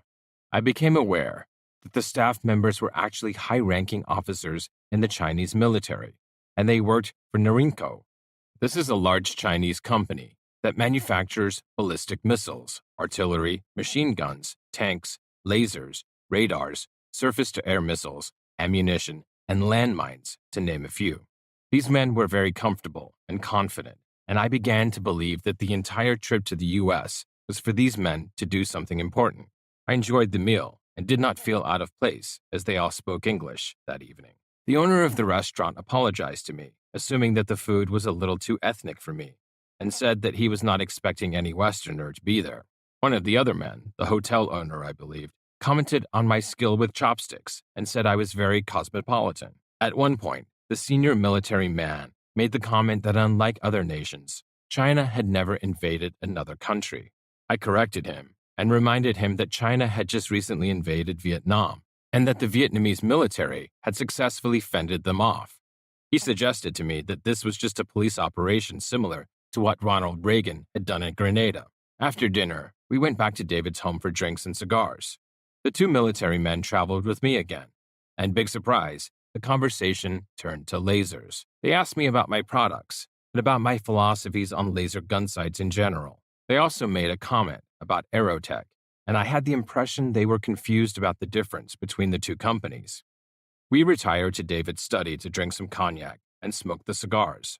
The mood was light, and everyone was having a good time, sharing laughs. I decided to surprise them with a treat. I excused myself and went out to the car to retrieve something I had in the trunk. What I returned with was a fully automatic Heckler & Koch MP5 SD submachine gun. The MP5 SD has a large integral silencer and is the premier silenced 9mm submachine gun in the world. They were very impressed, and I offered to let them shoot it in the backyard, as this was a gun that was extremely quiet, and they could easily fire it into the hillside behind the house without anybody being able to hear it. David declined because he said he was afraid it would start a fire. At this point, one of the military men went out to their vehicle and returned with a piece of advanced Chinese-made body armor. The vest was dark green and had many pouches that held titanium plates that overlapped each other like scales on a dragon. I was informed that this vest was capable of defeating the AK-47 round, which normally would be able to pierce the soft armor worn by soldiers and police. I was really hoping that they would give this to me, but instead, David insisted on keeping it for himself. The result of the evening was that they wanted me to go to China to engineer lasers for them. Being a patriotic American, I was not interested, but was willing to hear what they had to say. They offered me $100,000 to fly over there for a short period of time. I suggested that I would want to have the money first and leave it behind with my family before I left. This idea sounded bad to them, which made me suspicious. Before I left to go home, they told me that they were going to travel deeper into our country to conduct some business. Sometime after our meeting, the news broke out about a scandal involving Bill Clinton and Norinco.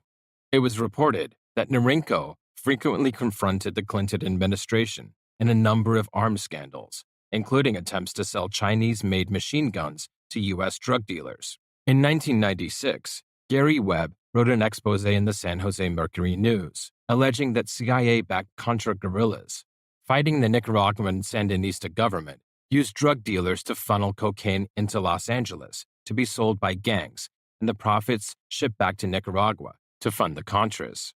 I talked to Gary sometime after the story came out and told him about my experiences relating to this subject. The controversy effectively ended Webb's career as a mainstream journalist, and I wanted to offer him support. On December 10, 2004, he was found dead from 2 gunshot wounds to the head. His death was ruled a suicide. How someone can shoot themselves in the head twice is a mystery to me. What the American public doesn't know is exactly what makes them the American public. Dan Aykroyd. More revelations. One day in June 1996, my friend Steve asked me if I wanted to go to an auction. It was a U.S. Customs Service auction of seized property. There were also items from the DEA and the IRS. He had seen an advertisement in the newspaper, and one of the lots listed was a quantity of lasers made by one of my competitors that were seized when someone tried to take them out of the country. I thought, sure, why not? Maybe I could get them for a good price and resell them. When we arrived, there were many people there. The auction was held inside a large warehouse that was filled with valuables, as well as samples of commodities of everything you could imagine. Many of the lots were from cargo ships that had come into port with some discrepancy on the manifest that caused the entire cargo or perhaps a shipping container of goods to be confiscated. For instance, one of the lots was for a huge supply of Chinese-made Q-tip swabs, the kind you might use to clean your ears. Only this was millions of packages. There were many luxury items and pieces of expensive furniture that I imagine once adorned the home of someone caught selling drugs, or perhaps someone who didn't pay their taxes. One item that caught my attention was a wedding ring. The band had been cut on the bottom of the shank, suggesting that this ring was forcibly removed from some poor woman's finger. To me, this was horrible. A wedding ring is sacred. The whole atmosphere inside that warehouse was evil. People were there to profit on the misfortune of others. The whole thing was very depressing. We were given a catalog that was about half an inch thick. We were also given several pages of pink paper listing all the items that were removed from bidding before the auction even started. I remember having the distinct impression that many of the people bidding on the items were insiders that worked for government agencies. The entire process seemed to be corrupt, and something was definitely not right. I left the auction with my friend feeling sickened. On the way home, I was looking at the catalog when I noticed something significant that was right in front of my face the whole time. The name of the company running the auction was EG&G Dynatrend. EG&G. Holy crap. EG&G is a large multinational super high technology company that is also a major contractor for black projects at the Groom Lake Nellis military base in Las Vegas, known to most people as Area 51. The same company that the engineer Tom Hansen wanted me to meet worked for. What was a company famous for advanced optoelectronics and other high-tech gear doing running the U.S. government's asset forfeiture and seizure program? The answer was obvious. The proceeds from all of this loot confiscated from all these people was being used to fund top-secret black programs being conducted at Area 51 and probably at other secret locations scattered across the country. This would also explain the list of items on the pink pages that never made it to auction. The cream is probably removed and sold by the insiders and never makes it to the auction floor. This reminded me of Tom Hansen. He was always talking about confiscated cars. These people grow fat off the goods they take. Profiting off of the sale of confiscated goods would become a reoccurring theme I would see. Some say that half the gross national product, or GNP, is spent to build an underground world. Fortress bunkers, miles below the surface. The government will tell us they are for continuity of government. They are modern-day Noah's Arks, allegedly built to preserve our civilization in the event of a worldwide cataclysm. Or are they for something else? Kings are in the moral order, what monsters are in the natural. Henri Gregoire, The Metropolitans. My Vietnamese friends started a circuit board company. They made me president because they thought it would be easier to gain clients if there was a white guy in the figurehead role. I was happy to help them get their new business off to a good start. I remember one day coming back from a sales meeting in the San Fernando Valley. My friend Mai Pham was driving, and we were heading south on the 405 freeway, passing through the Santa Monica Mountains. I looked over to the side, and I saw what appeared to be a tram going up the side of the hill, just off the freeway. My first impression was, what the heck was that for? Was this some kind of theme park ride? My intuition told me something was not right.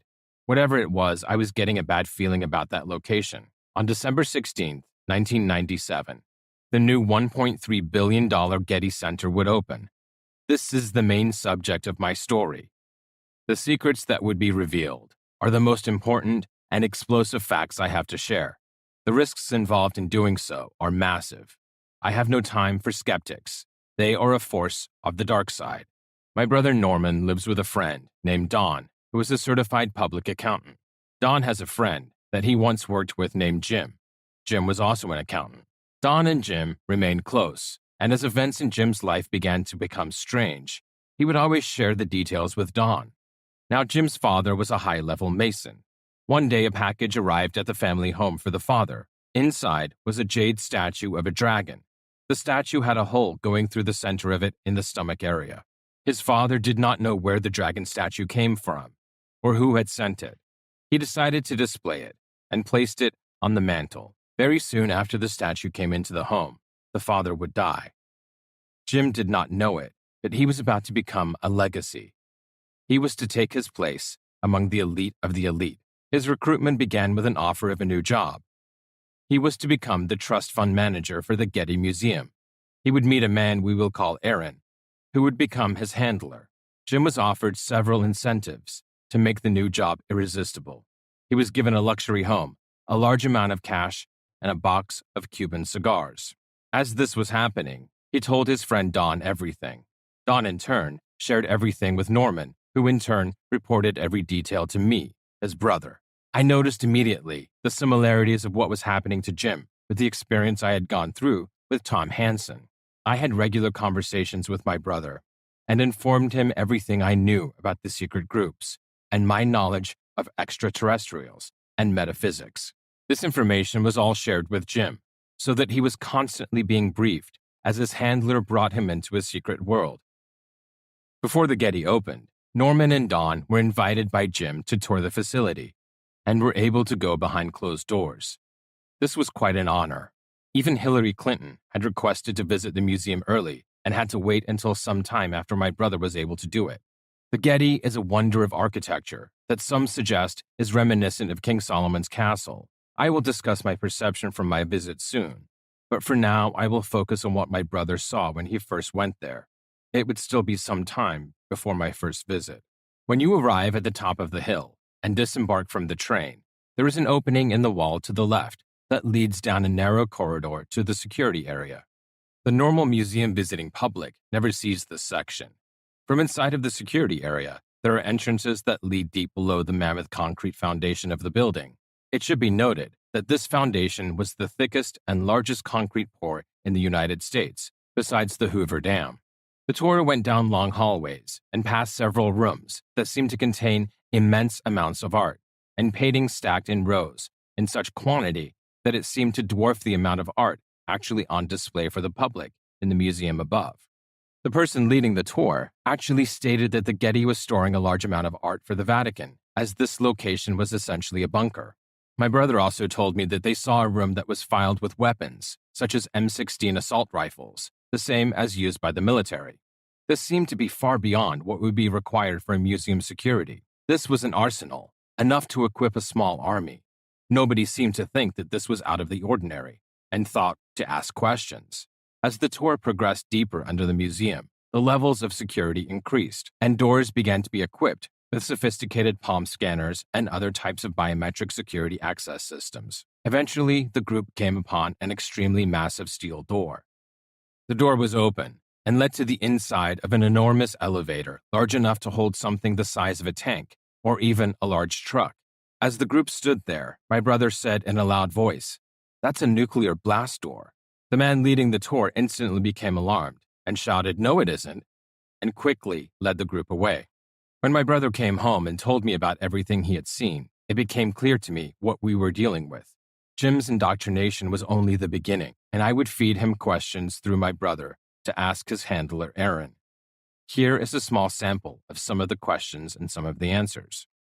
When Jim asked, "Why was Flight 800 shot down?" the answer was because we missed the first plane that went up before it. Remember that the plane that went up before Flight 800 was a Saudi airliner that reported a strange flare, like light streaking past the nose of the plane. It should also be noted that the plane went down off the coast of Long Island, New York, in very close proximity to Montauk Point, which is the location of our East Coast Star Wars weapons. It is also directly across from the Brookhaven National Laboratories that contain enormous particle accelerators capable of generating the beams of charged particles necessary to guide a directed energy weapon. To the skeptics, I would point out that I was invited to the Directed Energy Weapons Conference held in Arlington, Virginia on June 28, 2005. Further proof that such technology exists can be found in the November 1999 issue of Photonics Spectra magazine on page 100 in an article titled Beyond Franklin's Kite. In the article, it reports that research is being conducted that uses a pulsed beam of charged particles to act as a conduit capable of delivering a huge amount of electricity, reminiscent of Benjamin Franklin's famous kite string conducting a lightning bolt. In the case of this type of Star Wars weapon, the string is a beam of charged particles, and the lightning is man-made and travels upward to the target. I remember many years earlier traveling out to a remote location of the Mojave Desert with my friend Bill to watch the mysterious lightning displays coming from the China Lake Naval Weapons Base on a clear night. China Lake is the location of the West Coast Star Wars facility. Bear in mind that this method is not the only technology possessed by the United States to shoot down enemy missiles or the occasional passenger jet or space shuttle. We also have high-energy chemical lasers and X-ray lasers. This technology has existed since the Carter administration. Remember that the Space Shuttle Discovery first reported problems as it passed over the California desert and ultimately disintegrated over Texas, February 1, 2003. It is also important to remember that this flight had payload specialist Ilan Ramon, a colonel in the Israeli Air Force and the first Israeli astronaut. Colonel Ramon was a Holocaust or blood sacrifice offered up to the pagan god of war to ensure success for the military campaign that began on March 20th, 2003, otherwise known as the War of Iraq. Jim also asked Aaron if we have bases on the moon. Aaron's response was, "We landed on the moon in 1969, and do you think we haven't been doing anything since?" According to Billy Meyer, his Pleiadian contact showed him moon bases as well as a massive joint American-Russian space station type facility floating around Mars. This is not extremely far-fetched when you consider that the Nazis developed spaceships that the American pilots dubbed Foo Fighters during World War II, using technology developed by the scientist Victor Schauberger. Another very important fact to consider is that during the entire time that the Space Telescope has been in orbit, it has never been used to observe and photograph the moon. The official excuse for this is that the light from the moon is too bright, and that the delicate sensors on the Space Telescope would be damaged. Do you believe that? Jim told us that one night during his recruitment, he was visited in a dream. His visitors were two men that tested him to see how much terror he could tolerate. One of the men removed his own head and asked Jim if that bothered him. Jim said no. The other man removed his face and asked Jim how he felt about that. Jim said it didn't bother him. Jim had passed this very weird part of his indoctrination. As Jim began to reach the climax of his recruitment, he was instructed to read two books. One was on the Templars, and the other was about the Magna Carta.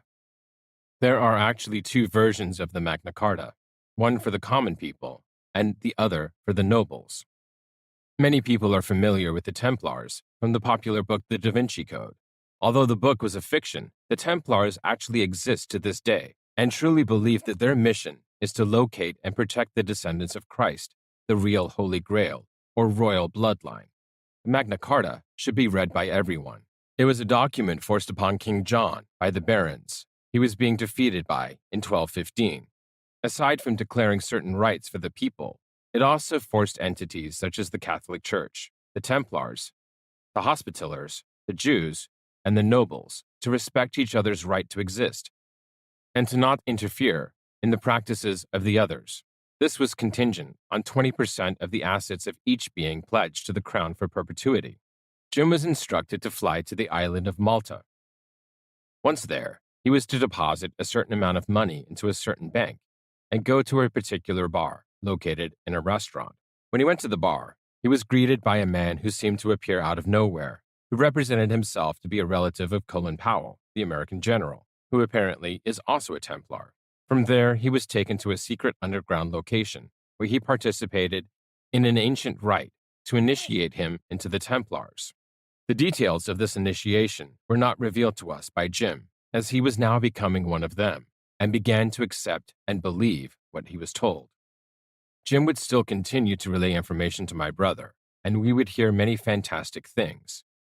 Almost everything that I had learned and filed away from my time dealing with Jay Dreyfus and the Billy Meyer people was verified by Jim's handler, Aaron. He said that after a UFO crashed in Roswell, New Mexico in 1947, the United States entered into a treaty with a race of aliens called the Greys. It was at this time that we were told of an impending attack by another alien race called the Reptoids. The Greys worked for the Reptoids, and they provided us with much technology. In 1997, a book was written by retired United States Army Colonel Philip J. Corso, a former aide to Strom Thurmond, titled The Day After Roswell. Corso claimed that alien technology recovered from the downed craft was provided to private industry to reverse engineer. These items included semiconductor computer chips, lasers, fiber optics, and photomultiplier technology used in night vision devices. These are all items I have personally been involved with. Jim told us that time was like a rubber yardstick, that they were using alien technology to stretch time to try to give the Earth more time to advance our technology, to give us a chance to defend ourselves from the threat of hostile aliens. He said that as a rubber yardstick of time was being stretched, at the same time, it was getting shorter. We were down to the last inch, and it couldn't be stretched anymore. He also said that we possessed the technology to travel into the future and the past, but they could only go as far ahead as 2012, and after that would hit a black wall.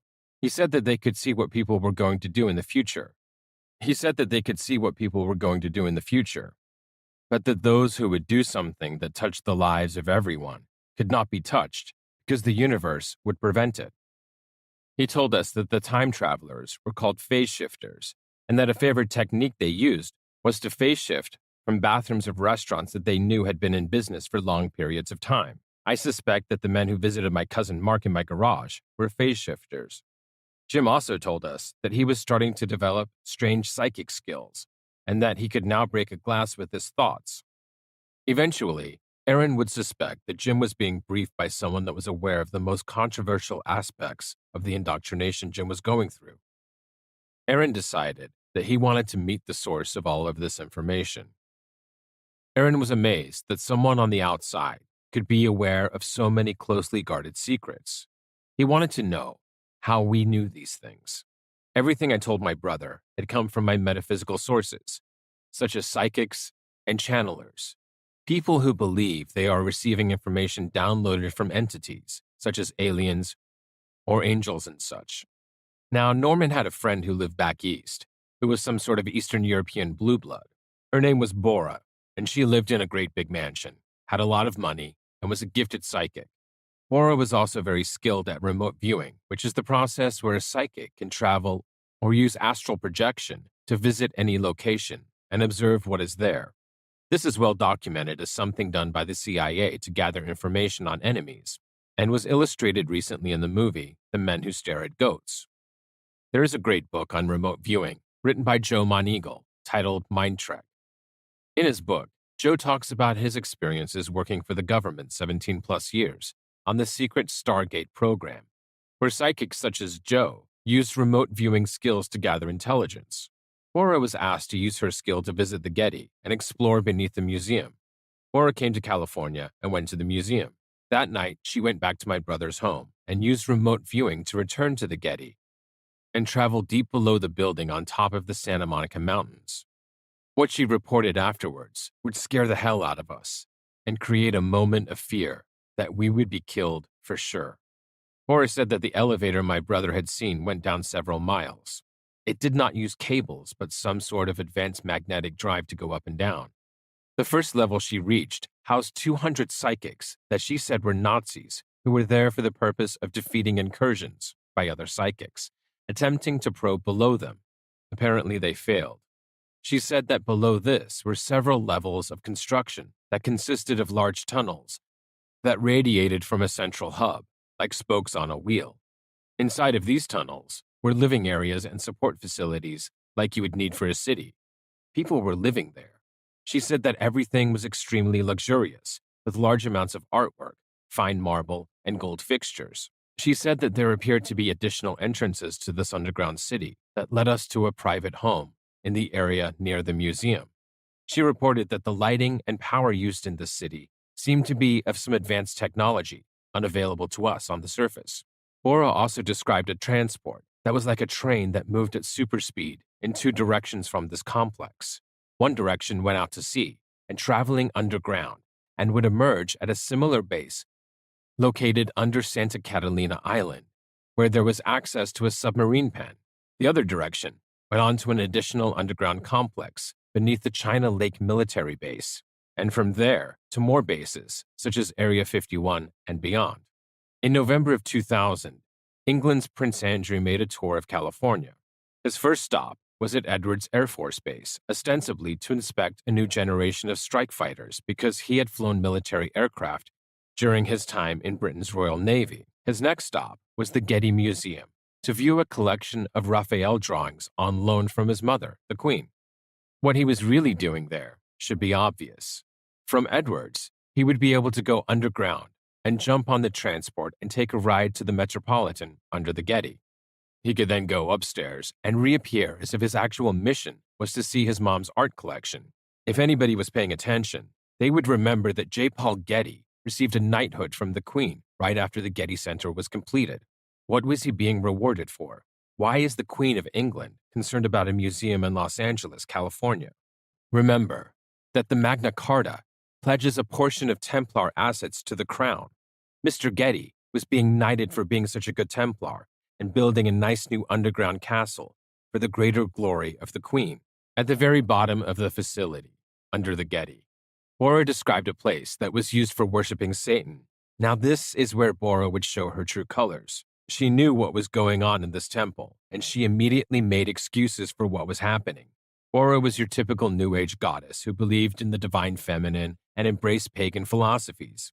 She said things like, God and Satan are the same thing. I would hear this again in the future, and it always amazes me how quick people with pagan beliefs will try to defend satanic worship and blood sacrifice.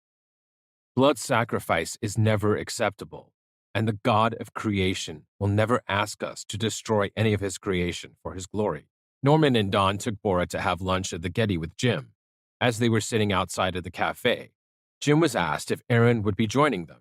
Jim told them that Aaron was away out of state and that he would not be able to meet them that day. Bora immediately said, "No, he is not. He is below us right now, sitting in the spa, and he is watching us and listening to everything we say." Soon the meeting ended, and Jim went back to work. He was shocked when Aaron appeared very angry and clearly had truly been nearby the whole time. He told Jim that he was never to have any contact with those people again. Jim was not to be easily swayed. He informed Aaron that if he was going to assume this position, that he would build his own team, and it would include his friends. Aaron was not going to give up on his charge and knew that he would have to work with Jim, and decided to allow him to incorporate his friends into the team. Laura had had enough by now and went home, and would no longer be involved. She was disturbed by what she found below the Getty. She knew that this was more than she wanted to be involved in, and the Satanic Temple no doubt caused her to become uncomfortable with her own belief system. My brother would go on to have meetings with Aaron and meet psychics that would test him and see if he had any skills. Aaron, as well as Jim, still had no idea that I was the one providing all of the information that impressed them so much. My brother was becoming caught up in all the attention he was getting, and was starting to believe what he was being fed. This is a typical strategy of the Masons. They start out filling you with praise and convince you that you are special. One day, Norman was invited to a meeting at a motel with Aaron and an Asian woman, who was some sort of psychic. She was going to probe my brother and test his abilities. She asked him several questions and seemed to be trying to trick him. The conversation turned to aliens, channelers, and other controversial subjects. He really had no idea what their conclusion was of him, but they made it clear that they felt that the majority of people, especially in the United States, were extremely ignorant, almost to the point of being like animals, because they could not comprehend or believe in concepts such as aliens. Eventually, they wanted to send Norman on a mission. He was to go to Mount Ararat and investigate something that was believed to be Noah's Ark. We assumed that they wanted to do some sort of psychic investigation. The expedition was being funded by Israel. The Israelis are very interested in collecting genetic material with the hope to be able to trace every human back to the Ark and to identify people who could not be linked to Noah's descendants.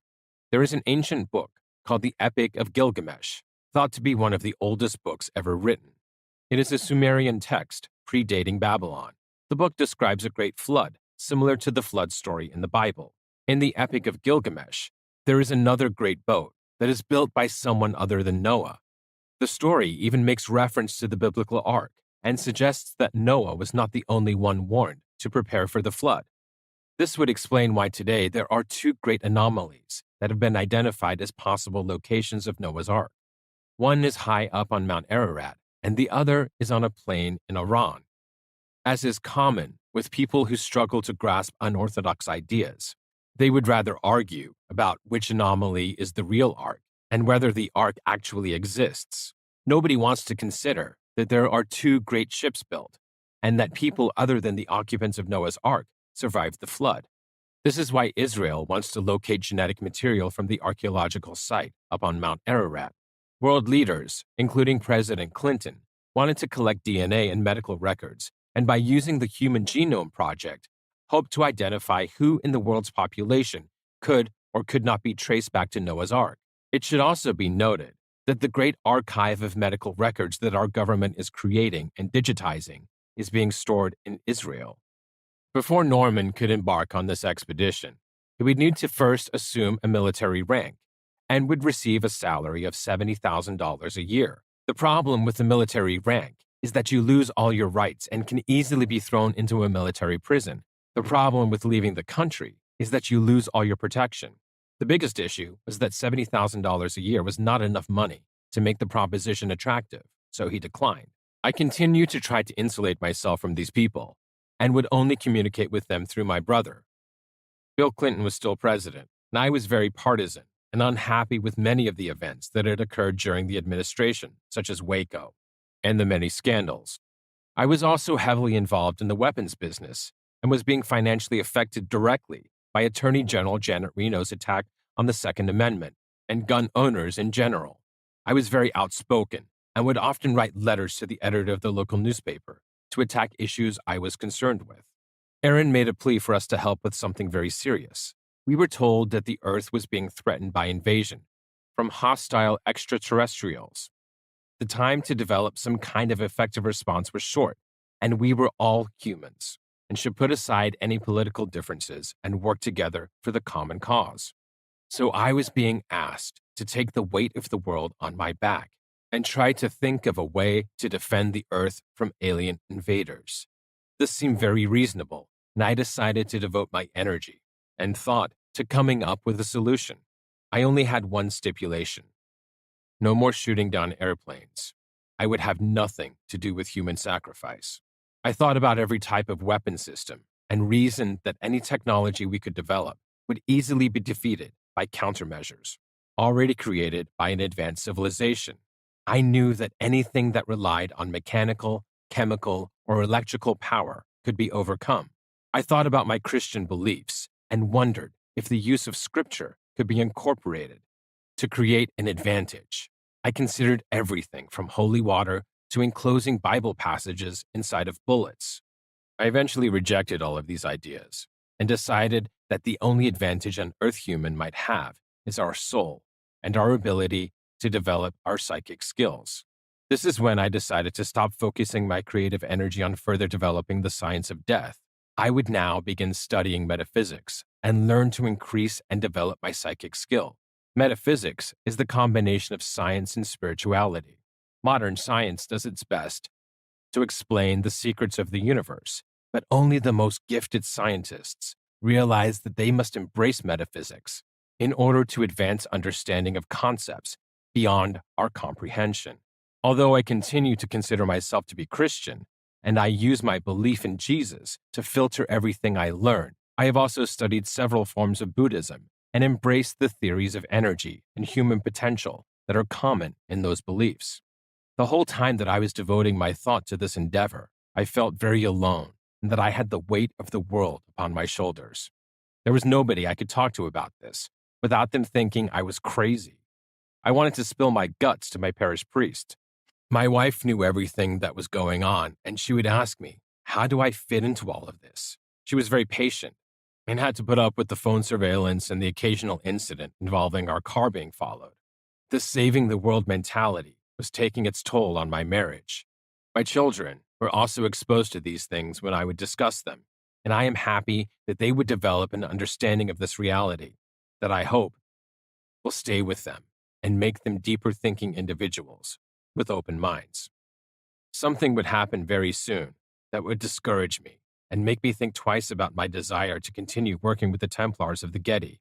I was becoming very aware that pagan beliefs and close attention to astrological formations influenced every major decision, and that the use of Holocaust or blood sacrifice, usually involving humans, would always precede an event such as war.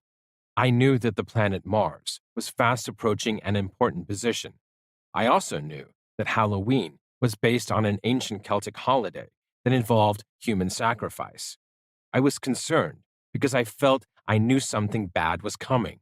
On October 31st, 1999, at around 1:50 Eastern Standard Time, the aircraft, designated Flight 990, crashed into the Atlantic Ocean, not far from Long Island, and the area where Flight 800 went down. This was the last straw. I couldn't be involved with pagan human sacrifice, and I would become an outspoken critic of anybody that would not renounce the practice for the pure evil that it was. Animals are such agreeable friends. They ask no questions. They pass no criticisms. George Eliot. My animals. Animals have always been a big part of my life, and there is no way I cannot devote some time to talking about some of the special critters that I have known. I have always been a cat person, and growing up we had several over the years. Each of these animals had a unique personality and was memorable. There was Muffin, a big boy kitty that adopted my wife and me when we lived in our condo. He spent so much time with us that when his owners moved out, they told us that he would rather stay with us. He would stick by me all day if he could. When I would sit out by the pool, he would lie under my lawn chair. When our first child was born, we were told that it wasn't safe to keep the cat in the house because the old wives' tale is that the cat will get into the crib and smother the baby. Poor Muff had to go outside at night, and he couldn't understand what he had done to deserve such treatment. One morning, my neighbor knocked on my door and said Muff was gone. She saw him standing in the little street that went around our complex. A car came and he didn't get out of the way. She told me that he seemed to know what he was doing. The cat's heart was broken, and he didn't want to live anymore. My neighbor was a cat person too, and she knew how close I was to Muff, so she took care of his body and saved me the pain of that. Several of the cats in my life were strays that I would find and bring home. One day I was walking out of the market, and right there, by the front door, was a little kitten sitting alone, shivering, with its nose pointed towards an empty cup of yogurt that was lying on its side, in front of it. How could I walk away from such a pitiful sight? White cats were my favorite, and I had several over the years. One that was special to me was another stray we called Jeff. He was white with blue eyes and had a black tail. He used to enjoy hanging out in the bathroom when I took a shower, so he could jump in and splash around after I got out. This was very funny behavior for a cat. He was a boy who wasn't fixed, and he wanted to roam around at night. One night, someone knocked on our front door about 4 o'clock in the morning. When I got up and answered the door, there was a person who said there was a cat outside that had been hit by a car, and maybe it was ours. I ran out there, and it was Jeff. He was still alive, but badly injured. I brought him inside and put him in a box and set him by the side of our bed. It was too early to take him to a vet, and he sat there patiently and waited till morning. A few hours later, the vet opened, and I took him in to be looked at. He was in bad shape. His pelvis was broken, and his tail was broken close to the base. The vet thought it was one of those situations where the best thing to do was to put the cat down. I was not about to give up and let him go that easy. The vet agreed to perform the surgery, and I was going to pay whatever it cost. Jeff was a very good patient, and the doctor and his staff grew very fond of him. The cat endured a lot of pain and never complained. Sometimes he would knock over his food dish, and the doctor would say, "That's okay, it's Jeff." When he finally came home, his tail was gone, so now he was all white with a little black nub where his tail was. Cats have a lot of nerves in the base of their tails, so when they are injured down there, they lose control of their bladder functions, which is not good for a house cat. Jeff lived for several years after his surgery, but eventually he developed bladder problems like many male cats do, and his situation was worse because of the nerve damage. We went to the vet, and when I got home, he was already gone. I should have just stayed with him. Sometimes when an animal is suffering, they just let go. When someone is into cats, you would not expect them to also have birds, but I have had many in my life, and they continue to be part of me. One day I was in the backyard of our first house. Underneath one of the fruit trees, there was this wild bird jumping around. I'm not sure what kind of bird it was. He was larger than a sparrow and a little bit darker in color. He was hopping around chirping and making a lot of noise. I reached down to play with him, and he didn't fly away. Eventually, I walked away from him, and he flew after me and landed on a cement slab where a hot tub had been. I had 4 cats that were standing by, waiting for a chance to get at him. The bird landed in front of me, and the cats decided to make a move all at once. Like a flash, I dove to protect the bird. Each hand went out and grabbed a cat, while each foot pushes a cat out of the way. This all happened in an instant, and I remember the look on the face of that bird as his eyes got big, seemingly in shock at what had just happened. From that moment, the bird wanted to be by my side. We named him Poopy because of his little bird messes he left everywhere. He flew around the house and insisted on sitting on my shoulder, chirping and playing, and wanted to sample whatever I was eating. I got him a cage to sleep in at night so I could get a rest without him sitting on me.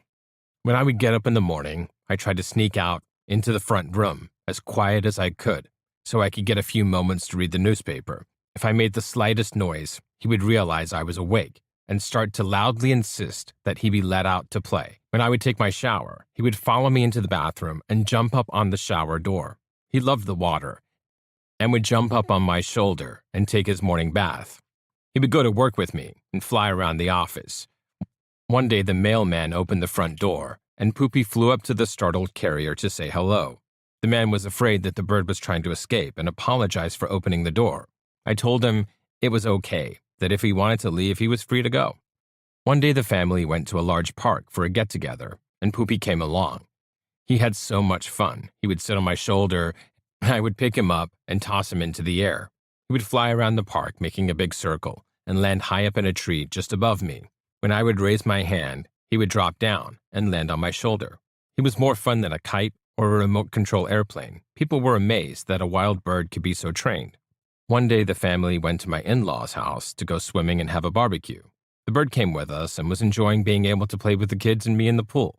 He would fly back and forth, teasing the girls and splashing in the water. Later that afternoon, I put Poopy in his cage and went to visit with my friend Bill. When I came back to the house where my family was still visiting, it was dark out and it started to get cold. I came inside and asked where the bird was. They had left him outside in his cage. I ran out back to fetch him and found him lying on the bottom of his cage. I ran back in the house and tried to warm him up with a hot towel. It was too late. He looked up at me one last time and died in my hands. I was so upset and angry. I couldn't forgive myself for leaving him, assuming that he would be cared for.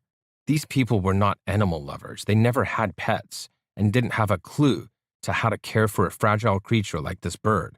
He had caught a cold from sitting in his little cage out on the patio in the dark. I regret that I never filmed this amazing little bird and all the crazy things he did. On another day, I was also in my backyard when I heard a commotion on the side of the house. I ran over to investigate just in time to see one of the big black tomcats jumping over the wall with a colorful bird in its mouth. As soon as he hit the ground, I was there and he dropped the bird and jumped back over the wall. This was a cute little peach-faced lovebird. He must have escaped from his home and got captured by my cat. Fortunately, he was uninjured. He was mostly green with a reddish head and a little blue and yellow on his tail. He had a look on his face that reminded me of how Poopy looked when I saved him from the cats. He didn't try to fly away and was happy to come into the house with me and explore his new home. I bought him a cage with a little swing and invested in bird food to keep him happy. He was full flight and was allowed to come out of his cage to fly around or sit on my shoulder. He was very vocal and had a little attitude that he would display by trying to bite fingers with his little beak. This is what birds do. They like to test you with little bites to see if you are afraid and to tell what you taste like. Big parrots do this too, and you need to have trust and let them go through this process. I called this little guy cat food because of the way he came into my life. He was most happy when he was sitting on my shoulder, doing his little love dance. Wild birds would continue to be a part of my life. One day I was walking out of the local shooting range when I looked down and saw a young crow walking around on the ground. He was a fledgling that had jumped out of the nest but was not able to fly yet. His parents were nearby up in a tree and were calling to it, trying to coax him to fly. It was clear that he was not able to do so, so I decided to pick him up and take him with me. I held him up high to make sure the parents could see that it was getting into the truck with me. Driving home only took a moment because we lived relatively close to the range. When I got there, I could see that the parents had followed me and were sitting on a street light in front of the house. Again, I made sure that they could see the little crow was all right, and I took him into the house. Young crows are easy to spot because of their size, and they have pink inside their beaks, unlike adults, that are black and have bluish eyes. They also have a distinctive cry that tells the mother they are hungry. I took him upstairs to my bedroom and made him a perch near Cat Food's cage. He would need to spend a few days with me until he was a little stronger and able to fly away on his own. The next morning, I came downstairs to sit and read the paper. I looked out my front window and could see the parents were still there, sitting on the streetlight out front. So I went upstairs and brought down the little crow so his parents could see that he was all right. Once out front, I held the baby up high so they could see him. Both parents immediately started to fly around in low circles and began to make a lot of noise as I stood in the middle of the street. This was a quiet cul-de-sac, and it was Saturday morning. My neighbors were still inside, probably sleeping. Looking out on the horizon, I could see small black shapes begin to appear and converge on my street. Soon I could see that a large group of crows were coming from every direction to assist the worried parents. Eventually, the street was filled with crows cawing and making all kinds of noise. The baby could still not fly, so I took him inside and fed him some scrambled eggs that he enjoyed thoroughly. Being a wild bird, I was concerned that he might have bugs, so I took him into the shower and gave him a bath. He seemed to enjoy this, and afterwards I made him practice flying around the room to his perch. We would repeat this exercise many times until he was ready to leave. His parents were still keeping vigil, and by now had set themselves up in a tree outside my bedroom window, where they could keep watch on their baby. One day I knew he was about ready to go, so I left the window open and removed the screen. When I got home that afternoon, he was gone. Mission accomplished. The baby survived and rejoined his happy parents. From that day on, there was a group of crows that settled in the tall trees around my home. Every morning after breakfast, I would gather up all the food scraps, bread crusts, leftover eggs, and whatever the 6 kids did not eat. Everything went onto a paper plate that I would sit out on the grass in the backyard. There would always be at least one crow. That was the designated sentry, sitting in a tree overlooking my backyard. When the food plate came outside, he would start making noise to call all the others to come and get breakfast. This went on for years, and the crows got very used to their daily meals. Some mornings we would have chorizo burritos, and it was so funny to see a crow flying away with a tortilla in its beak. One night we had trout, and I put out the scraps from dinner for them. This meal must have been extra special, because I had never seen them so happy before. It amazed me how smart these birds were. When my family would go out, they would post sentries on the corners of the streets that led into our neighborhood. When one of the sentries saw my truck pulling into the area, it would follow us home and alert the others that we were back. Crows weren't the only birds that got fed around my house. The sparrows had their own feeder, and small flocks would congregate there all day. On one side of the house, the pigeons would congregate. From one of the upstairs bedrooms, the windows looked out the side of the house to the house next door that was very close to us. If you looked out the window, there would be a flock of pigeons sitting on the roof of the house next door, waiting for their free meal. I would take a tall glass and fill it up with wild bird food, and then add water to moisten the seed so it would clump together. This would be dumped onto a paper towel, which I would use to make a ball.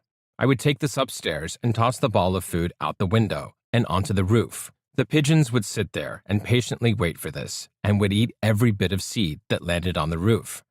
When they were done, they would fly home and return the next morning. We also had a chicken that lived with us at our first house. The people across the street had several, and most of them were white. This chicken was black, and the white ones didn't get along with it, so my neighbor gave it to me. I believe this was your basic Rhode Island red, and it laid brown eggs. Chicken food is cheap, and with 6 kids to feed, a couple extra eggs every day were a good thing.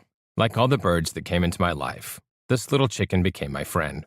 One night, I couldn't sleep and was in the front room watching television. Suddenly, there was a lot of squawking in the backyard. The chicken was in trouble.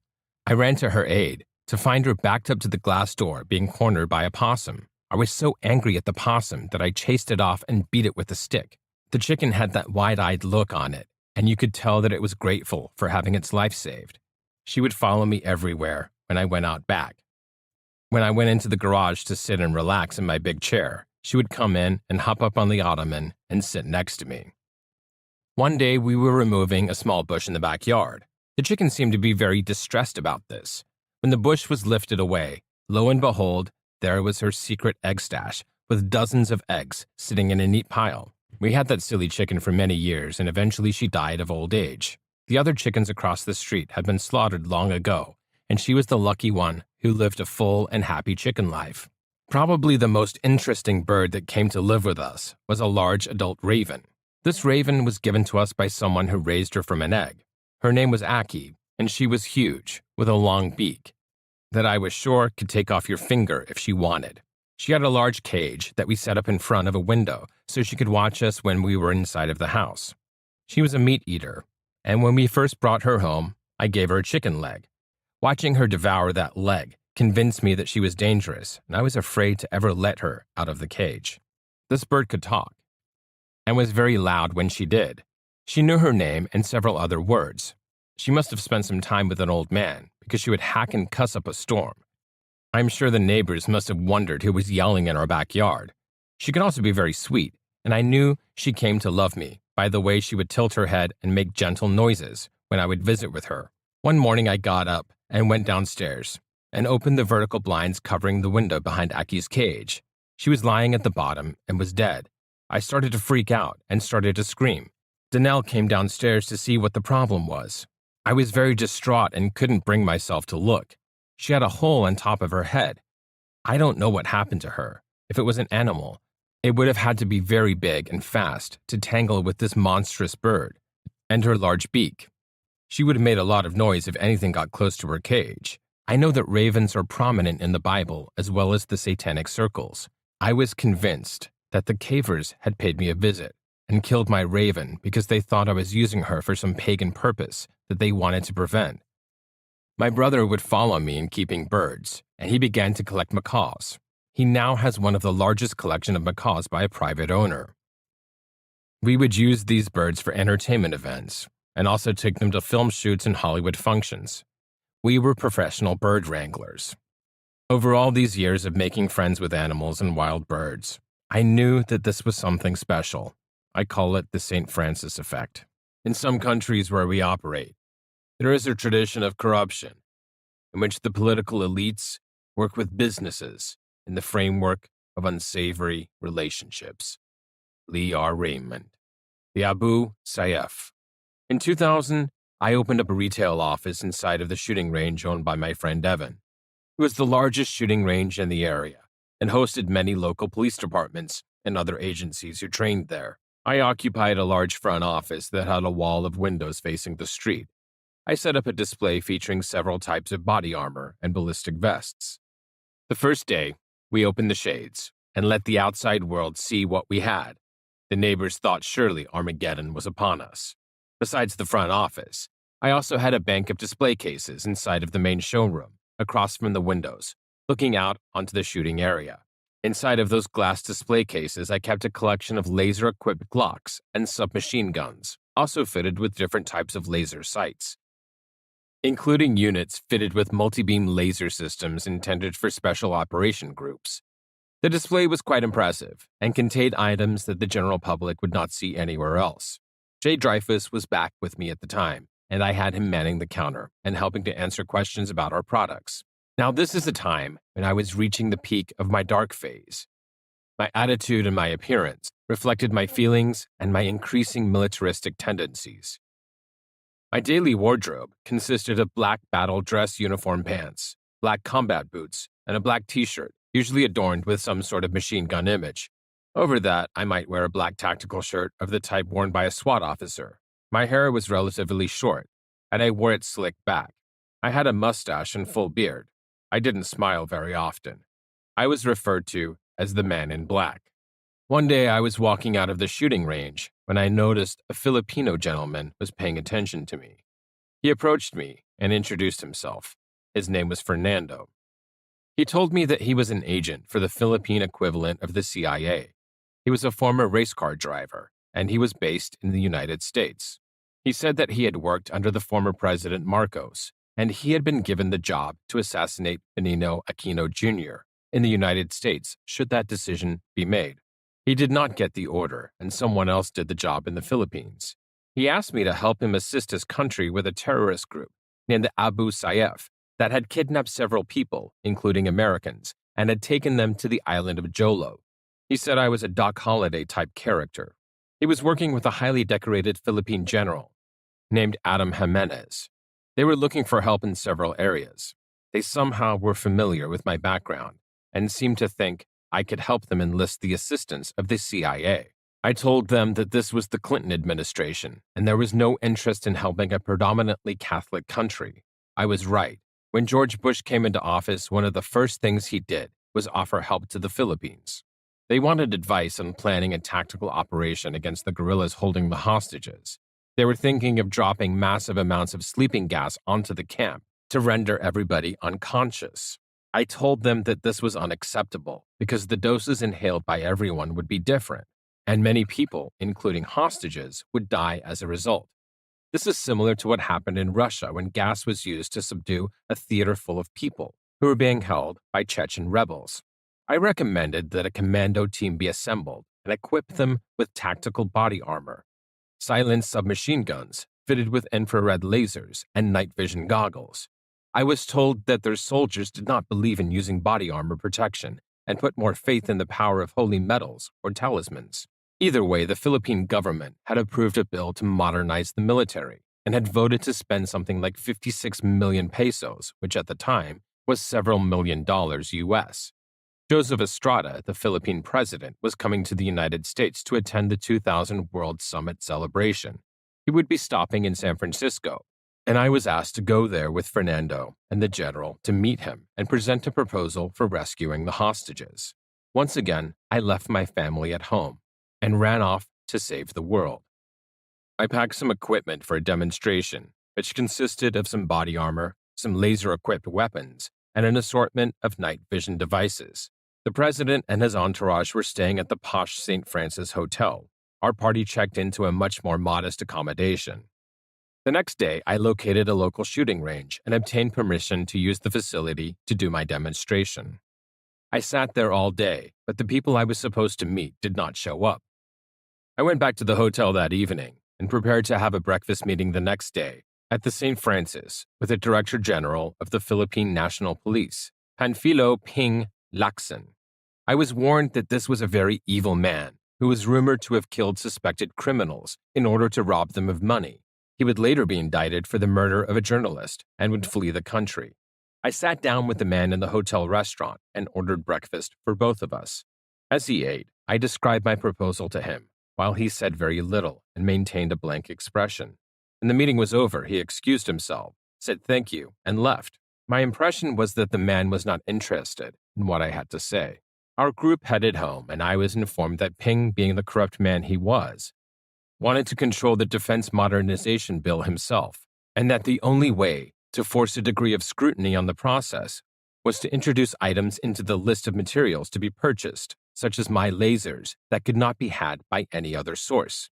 So this was a game to expose Ping and to bring legitimacy to the appropriations bill. Before we could go all the way home, General Jimenez insisted that we stop in San Jose to visit a girlfriend of his that lived there. General Jimenez had converted to Islam to placate his constituents on the island of Jolo and to allow him to have more than one wife. This woman was one of them prior to coming to the United States. We met her at a mall where she worked, and she joined us for dinner.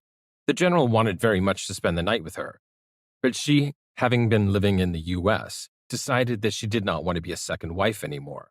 The general actually asked me to use my diplomatic skills to try to convince her that she should do it for her country. She still declined, and we ended up leaving and taking the general to the airport to catch a plane back to the Philippines. The group was concerned that someone would try to kill the general before or after he got on the plane, so we escorted him as far as possible before he boarded. I sent him home with some body armor and some other equipment. He gave me a solid 18-karat gold Rolex GMT watch, which is one of my prized possessions. When I got home, I took the list of military hardware, which included items such as howitzers and fire control computers, and I called a friend who was an agent with the Israeli Shin Bet, the Israeli equivalent of the CIA. I reasoned that Israel would be an excellent place to locate surplus American-made hardware to sell to the Philippines. I faxed him the list of equipment, and the next day he called me back with his report.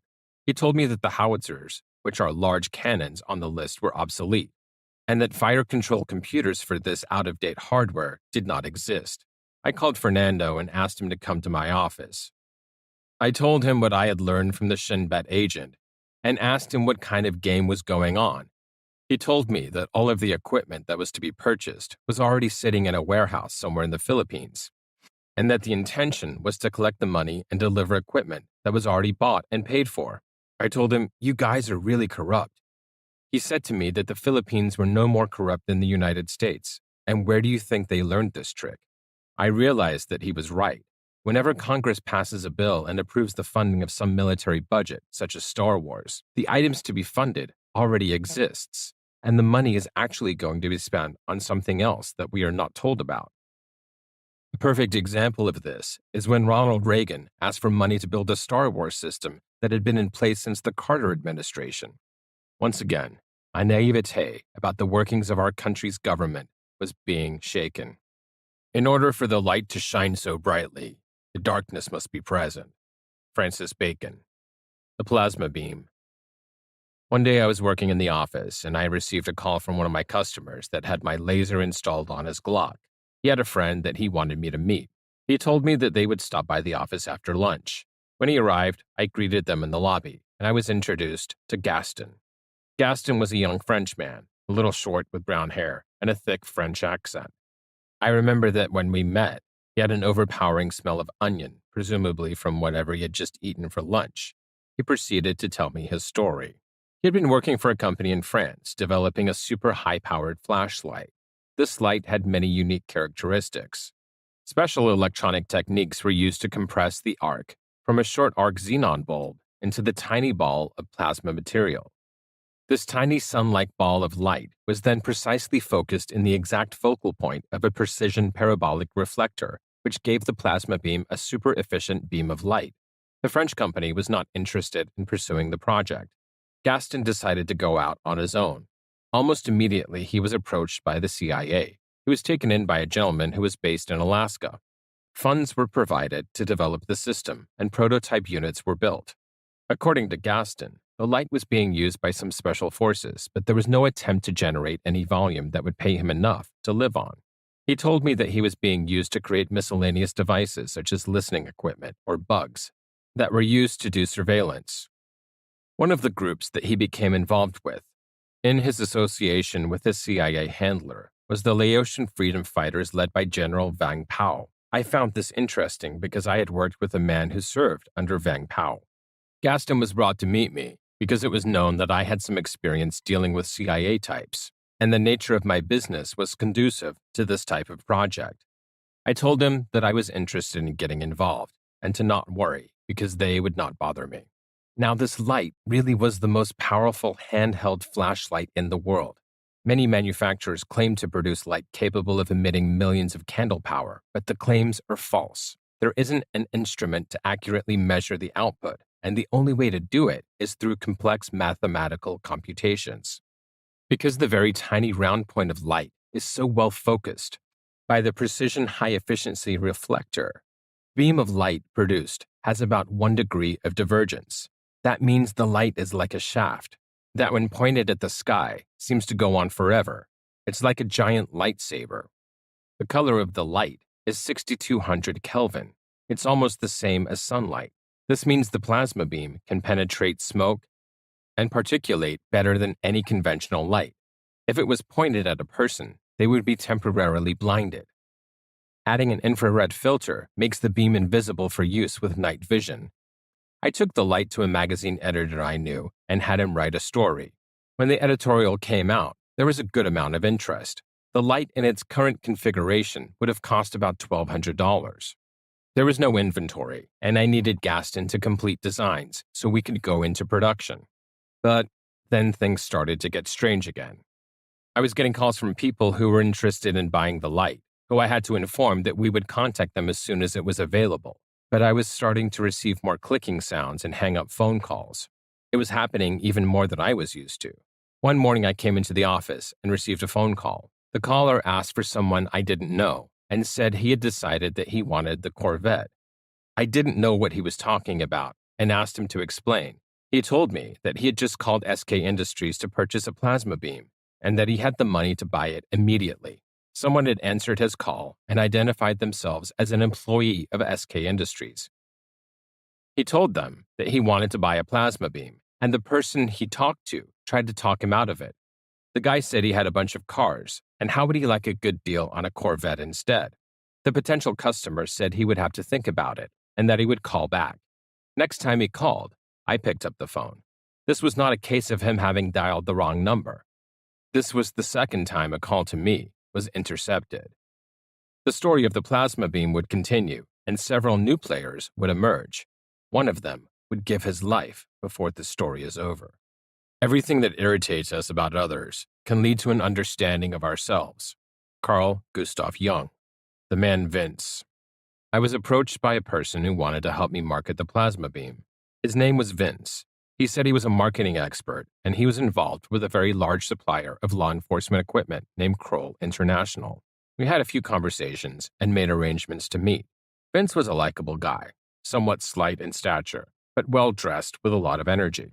He had a funny way of talking that is hard to explain, but he used sentence structures that seemed to contain way too many words. He wrote like he talked, and when he created some web page advertising for me, the language was equally strange. He was primarily interested in the plasma beam, but tried to do what he could to help me sell all of my other laser products. Over the time I knew him, he told me many things about himself. He had worked for the CIA in Africa, helping the U.S. compete with China, who was trying to win hearts and minds by investing heavily in infrastructure programs in several African countries. This was a difficult job because China was putting a lot of effort into establishing Africa as a future base of operations and was investing huge amounts of money. He also told me he worked with the Bilderbergers, These were the people who lived in the underground bunkers, and told me that he called them the cavers. I thought about the people under the Getty and decided that this was an appropriate name for them. I would now use the term caver to describe the elitist kings of the earth, including the Templars. We made arrangements to meet in Las Vegas at the SHOT Show so that I could demonstrate the plasma beam for his client that owned Kroll International. Jay Dreyfus, who was living with me at the time, also went, and I had a suit altered to fit him. We met Mr. Kroll and demonstrated the plasma beam. Now, being the world's most powerful handheld flashlight, you would think that there was enough to generate significant sales to law enforcement and emergency services. But Mr. Kroll wanted more. He was mostly interested in the strobe function, and could we tune the pulse frequency to induce an epileptic seizure in people it was pointed at. He only cared about using the device as a method to control crowds of people. Such devices already exist, and I refer to them as flashy toys. This is similar to the gadget that Will Smith used in the movie Men in Black that would erase people's memories. I suspect that a similar device was used to incapacitate my cousin Mark in my garage, and I also suspect that this type of unit may have been used to blind and incapacitate the driver of Princess Diana's car when she crashed and died in France. That night, we went back to my hotel room and were joined by my European distributor, Andrew Solar, who always travels from Spain to attend the SHOT Show. Before long, Vince, Jay, and myself were talking about UFOs, aliens, and underground cities. Andrew had never been exposed to this information, and suddenly he was getting it from all sides. When we got back home, I reported to Gaston the results of my meeting with Kroll International and told him we had the opportunity to market enough plasma beam units to generate a large amount of money. Suddenly, Gaston decided he wanted to renegotiate our deal and position himself to be in more control and receive a greater amount of any potential profits. I told him that I would give him 1 day to back down from his demands, or I would have nothing more to do with him. He remained intransient, and I would never speak to him again.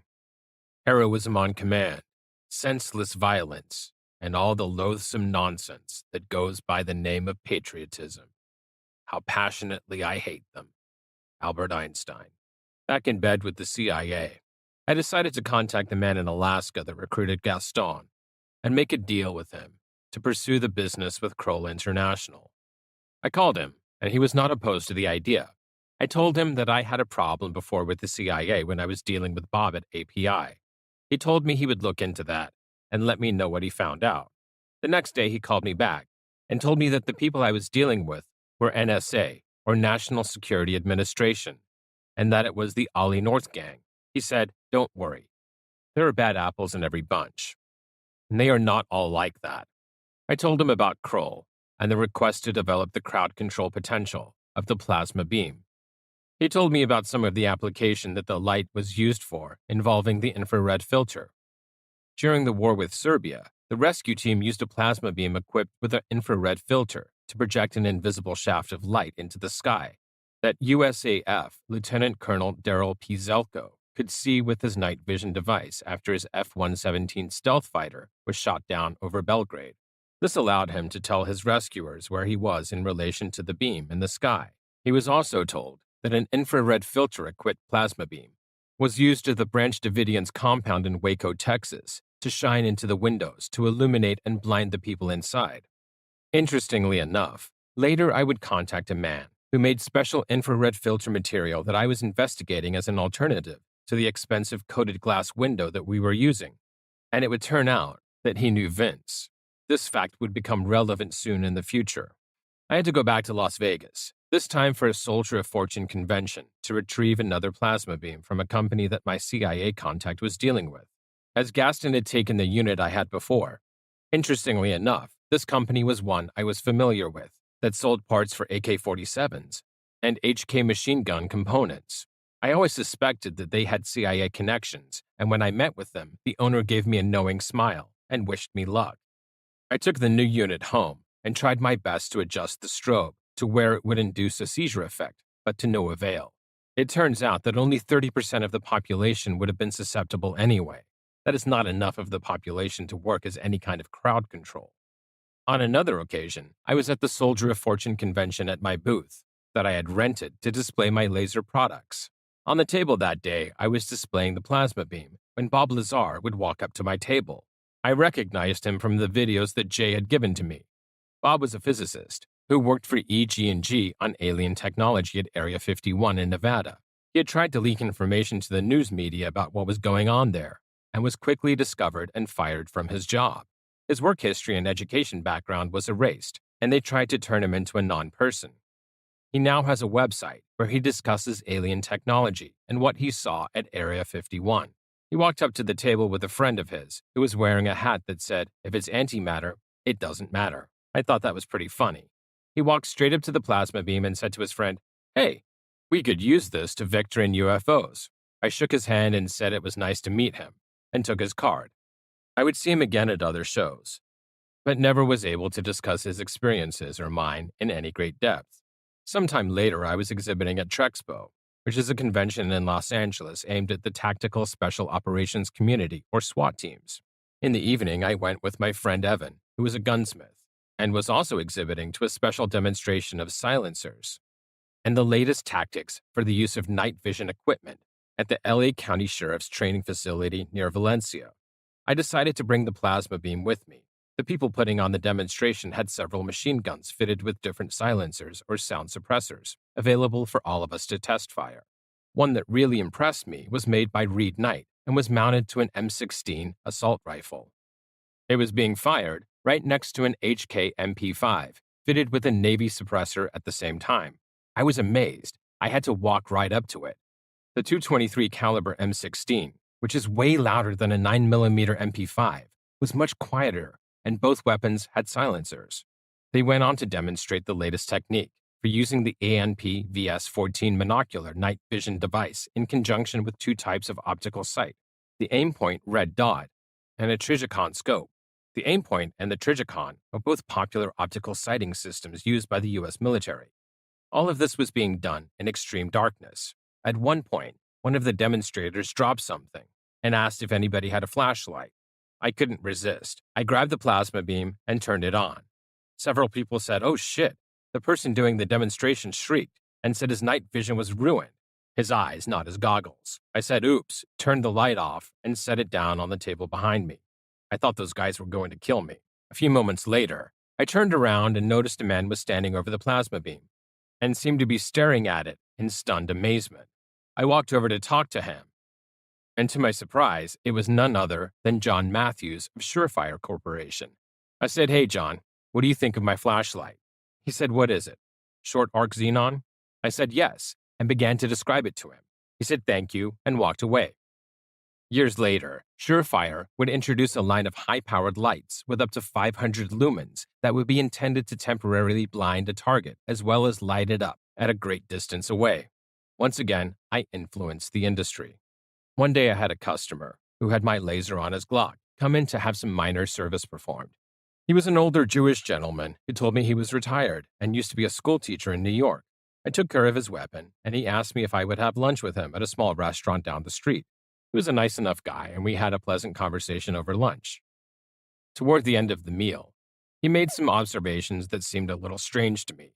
He told me that he believed there were two groups of people in the world that he felt were the most gifted, the Germans and the Jews. I got the impression that he was referring to me because I have a significant amount of German heritage, although I had never mentioned this to him. After lunch, we returned to the office and continued our chat. For some reason, I decided to pull out the plasma beam and show it to him. I turned it on to demonstrate how powerful it was, and then I began to share some ideas I had about the technology. I told him that I developed a theory that the tiny ball of plasma could be modulated and made to resonate, producing high-frequency sound waves that would be reflected off the parabolic mirror, the same way the light is reflected and focused into a beam. But this beam would be delivering high-frequency waves that could shatter crystal the same way that a singer's voice can shatter a crystal glass if the sound reaches a high enough frequency. I told him that technically steel is a crystal, and it was conceivable that given the correct amount of power and frequency, the plasma beam could become a weapon able to shatter a tank. He thought this was interesting, and we concluded our visit. The next morning, I had received a fax from Israeli Military Industries, or IMI, asking for information on how to obtain a plasma beam. I thought this was too funny, and that clearly my visitor was working for the government of Israel. I told them that I would be happy to provide information, but first I wanted to know how they heard about it. The next day, they repeated their request, but said nothing about where they had learned about the light. Again, I told them that I first needed to know who told them about it. Of course, I knew who it was, but this was amusing to me to see what they would say. Eventually, they gave up asking, and I considered this just one more funny experience. I never got the support I needed to market the plasma beam, and I eventually decided to stop putting effort into it. Ignorance is not innocence, but sin. Robert Browning Hamilton. Vince's final chapter. Poor Vince. He tried so hard, and even though he was a bit annoying and his sentence structure was from another planet, he was the man that told me about the cavers. He may have been their tool, but he was a nice guy. One day I sent him an email to test his response and see if he was familiar with the source of the material I would send him. I emailed him a single sentence that I had copied from Chapter 13, passage number 9, of one of the most inflammatory and controversial books ever written. It was a line from the almost 100-year-old pre-Russian Revolution book, The Protocols of the Learned Elders of Zion. This is the sentence. You may say that a Goyim will rise upon us, arms in hand, if they guess what is going on before the time comes.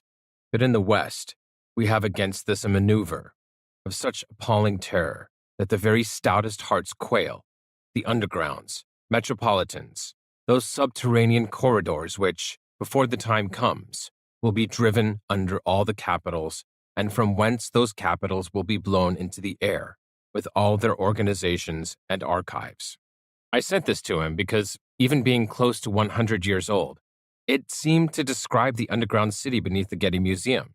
I suspected that the cavers inside would use a nuclear bomb to destroy the museum in the event that the mob should discover what was going on, and wanted to enter the underground to escape a cataclysm, or to defeat the elitist so-called kings of the earth that resided there. A small nuclear bomb would be a perfect way to seal the entrance and would prevent anything, human or otherwise, from being able to enter the city miles underground, and that certainly would destroy the artwork that could be considered archives. I wanted to see how he would respond. He could have very easily said he didn't know what I was talking about, or that he was unfamiliar with the passage. What he did say was very extreme, and almost exactly what Bora had said when she reported to us about the Satanic Temple at the bottom of the Getty. He said, "We are not all Jews. We are also Nazis, and God and Satan are the same thing." Once again, I was in shock. I thought I had it all figured out. I had to go back and start all over again with my research. Nazis and Jews working together? The concept was inconceivable. This was an idea that would take me a full year to get used to and understand. Now, please believe me. I love every human and harbor no hate toward any person or group of people. I do believe you can hate actions, but never the person. We are all children of the Creator, and every person that has ever lived is a part of every other person, alive or dead. Polarity is a tool of Satan that only exists on this level that we occupy at this time. This is the yin and the yang, the ever-changing dynamic of good and evil, black and white, and service to self versus service to others. It became clear to me that every aspect of our human existence is constantly forcing us to become emotionally polarized so that we become divided and fight amongst ourselves over artificial issues such as politics, religion, and race. I learned that the Templars, even though they are considered a Christian brotherhood of knights dating back to the Crusades, also had Jewish origins, going back even farther. I would also learn that the Templars had two factions, both of which had primarily German ancestry, tracing back to European royal families, and that there was a division when Hitler arrived between those that supported the dictator and those that did not. These two sides would be known as Faction A and Faction B. The one that did not support Hitler went into hiding, and it has been suggested that these people are being sought out as another version of the royal bloodline, or Holy Grail. I would also learn that when the World War II intelligence group, known as the Office of Strategic Services, or OSS, was disbanded, that the new group, the Central Intelligence Agency, or CIA, was staffed almost entirely with German Nazis brought into the United States. under Operation Paperclip. Now, I am not saying that any of these people are bad. Because of this incredible, confusing concept I've had to accept, I discovered that I needed to become an observer and resist the urge to judge and become emotionally attached to my feelings about what these people were doing. To them, they are the ancients that have the wisdom to make decisions that affect the lives of innocent people. What I do not agree with and condemn with the harshest terms is the practice of human sacrifice. I can control my emotions and love these people, but I will forever hate those actions. Vince disappeared soon after his unfortunate response to my email. I would later hear that he had suffered a heart attack in New York City. I was told that he was taken off the street, screaming that he was fine and that he had places he needed to go. I could just see him resisting and trying to reason with whoever was taking him away.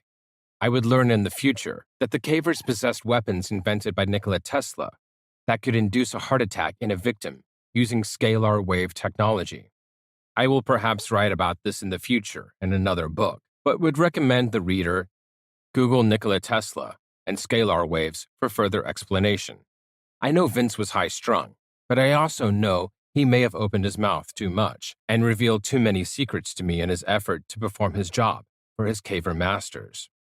The men I mentioned earlier, who produced the alternative infrared lens, also told me that he felt Vince's death was suspicious and that he believed that Vince was murdered. Rest in peace, Vince. I'll never forget the funny way you talked or the name you gave me for Bilderberg, Templar types that inhabit the Metropolitans, the cavers. An honest politician is one who, when he is bought, will stay bought. Simon Cameron. Charlie Gabbard. Sometime around 1999, I was contacted by a man named Charles Gabbard, who was referred to me by a police officer friend of mine. Charlie owned a television repair shop in Corona del Mar, California. Charlie considered himself to be an investor and was looking for help on a project involving lasers. Charlie wanted to create a system that would use a laser beam to stop a car in the event of a police pursuit. He wanted to prove his concept and create a prototype to exhibit at the dedication of the police officer's memorial in Washington, D.C.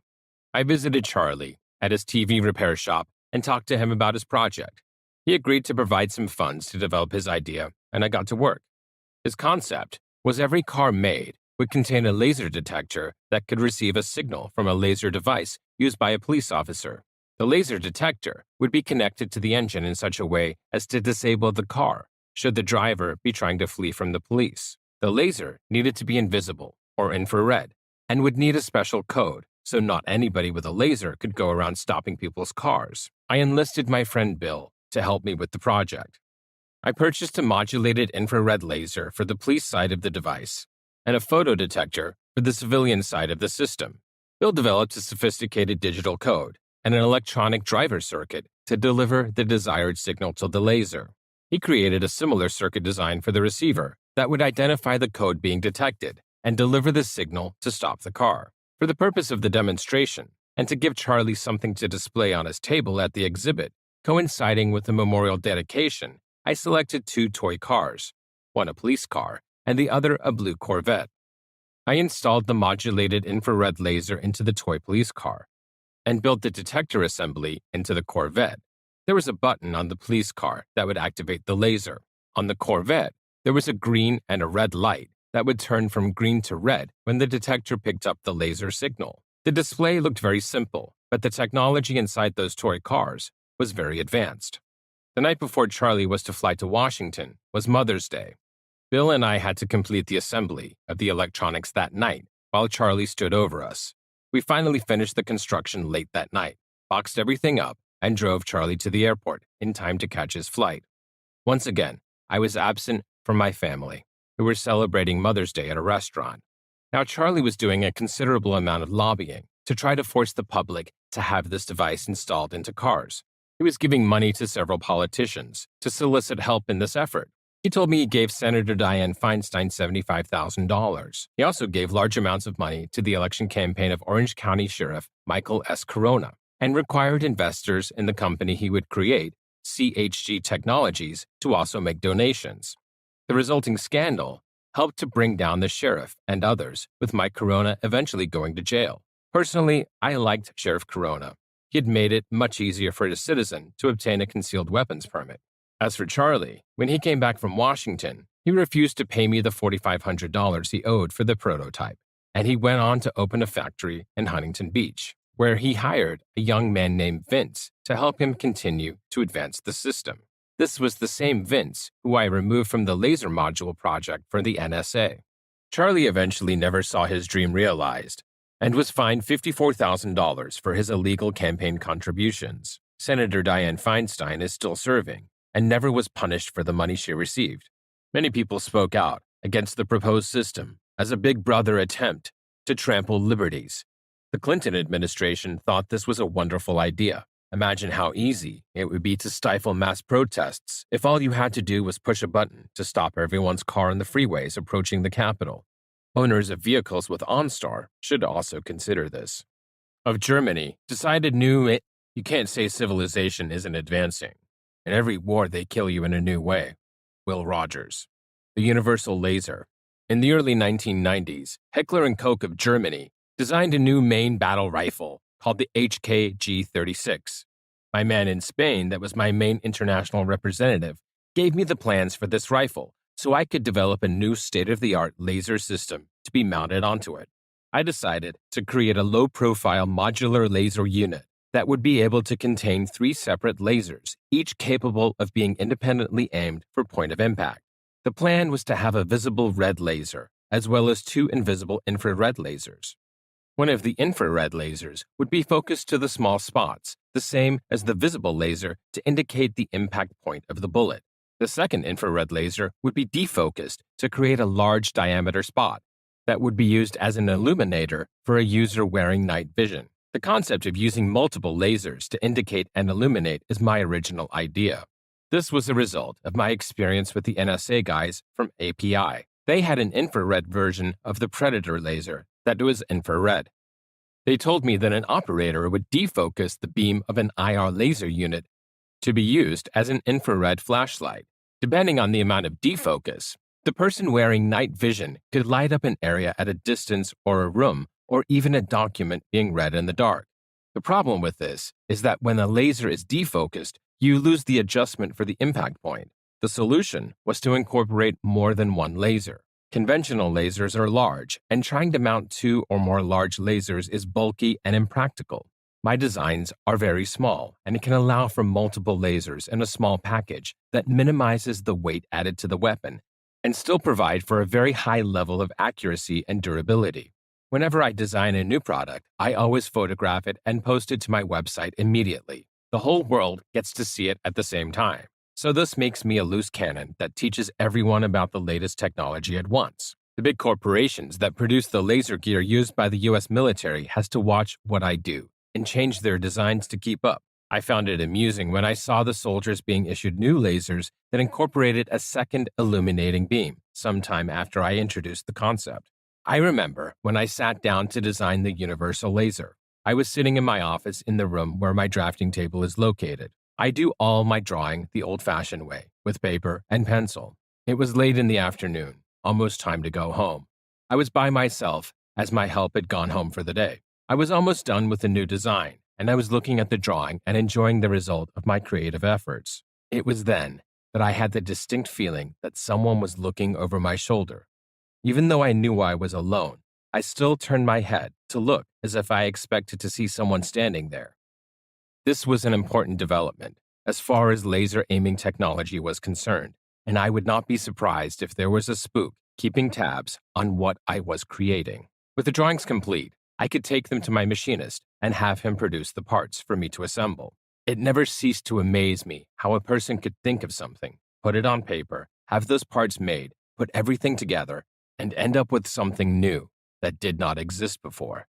This is the creative process in its purest form. This is what makes humans special and closest to our Creator. Around this time, military was beginning to look for the next generation of all-purpose laser sight that would incorporate all the bells and whistles. This new sight would be the holy grail for militaries everywhere. It would need to have a visible laser aiming beam, as well as an infrared laser aiming beam. It would also have an infrared illuminator laser and a white light flashlight that could be fitted with an infrared filter for use with night vision. This system needed to be modular to be able to fit on several types of weapons, from a handgun to a rifle. I was first contacted by the Israeli Shin Bet about helping them develop a laser system called the Cricket. The Shin Bet is like the American CIA. The man I was working with was the same person who tried to help me locate the military gear for the Philippines during the Abu Sayyaf incident. Several times I was approached by these people to provide product for them, but every time I tried to deal with them, I was always expected to practically give away my designs for free. I could never make any kind of deal that I felt was unfair to me. Eventually, after many starts and stops, the man I was dealing with finally came to me and told me that every other laser-making company had failed in being able to produce a laser that could stay on target and pass the stringent testing process of the Israeli military. Unlike the U.S. military that will only buy product from large corporations, usually owned by the CIA, these people actually expected the product to work.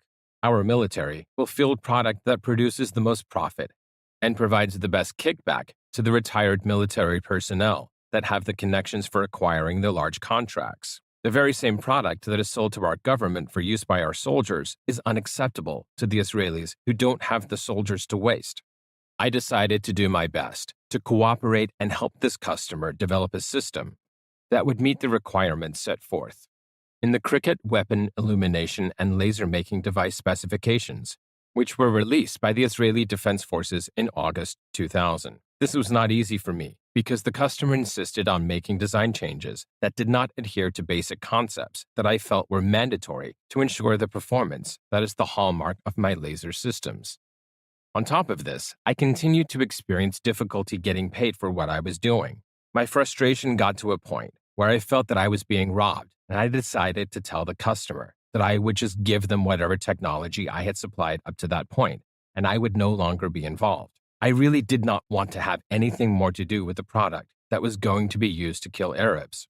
My international representative brought me to a significant opportunity to sell my universal laser system. The Greek Navy wanted to buy my laser and created a procurement proposal that was written in great detail to encompass all of my universal laser's specifications. The customer's intention was to make sure that my product was the only system that would qualify for the bid. The configuration they were interested in would have sold for $1,200 per unit, and the total contract would have amounted to $700,000 for me. It seemed that this sale could not fail because nobody had anything that could compete or fulfill the specifications outlined in the proposal. After submitting my bid, I learned that a French company, Thales Optronics Corporation, had offered a product that was alleged to be essentially a copy of my system. On top of that, the French government was subsidizing this company so that the offered price would undercut me to the point that even if all of my middlemen received no money and I highly discounted the product, I still could not compete. This is in spite of the fact that this company had not even produced a prototype laser system. Once again, I was defeated by an entity that was immensely larger than me and funded by an entire government. How could my tiny company compete with that?